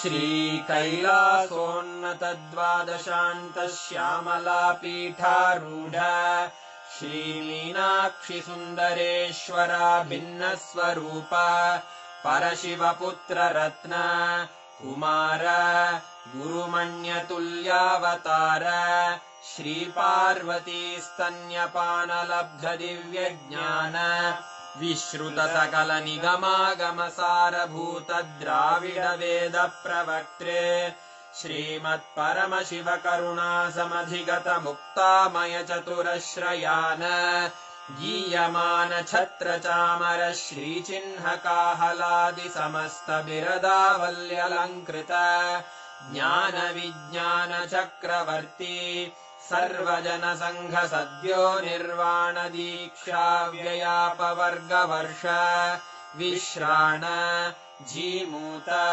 परमतकलभकेसरी शैवसिद्धान्तस्थापनाचार्य श्रीराजाधिराजपाण्ड्यमहाराजगुरु क्षपणशाक्यादिमहान्धकारनिवारणज्ञानभानु वीक्षणानर्हार्हध्वजोच्छेदनपूर्वक श्रीमद्वृषभध्वजस्थापक शैव समयकर्तृ सर्वज्ञपीठारूढ श्रीजगद्गुरु श्रीज्ञानसम्बन्धदेशिक स्वामि वागीशसुन्दरमाणिक्यवाचक स्वामिनाम् अवतारभूत श्रीज्ञानसम्बन्ध स्वामि पुनरुद्धृत श्यामलापीठ सर्वज्ञपीठ त्रिनवत्युत्तरद्विशततम गुरुमहासन्निधान अरुणगिरियोगीश्वर परम्परागत अरुणाचल सर्वज्ञपीठ गुरुमहासन्निधान कैलास परम्परागत काञ्ची कैलास सर्वज्ञपीठ त्रयस्त्रिंशदुत्तरद्विशततम गुरुमहासन्निधान नित्योत्सव नित्यमङ्गल नित्यकल्याण नित्यरजित कैलास परम्परागत आदिकैलास नित्यानन्दपीठ महासंस्थान महासिंहासन पीठकर्तः साक्षात् श्रीपरमशिव समुद्भूत कैलास परम्परागत वैवस्वतमनु इक्ष्वाकु हरिश्चन्द्र भगीरथ श्रीरामचन्द्र शूरसेन इत्यादि अनवच्छिन्न सार्वभौम चक्रवर्ति परम्परागत चतुष्षष्टि योगिनी मण्डित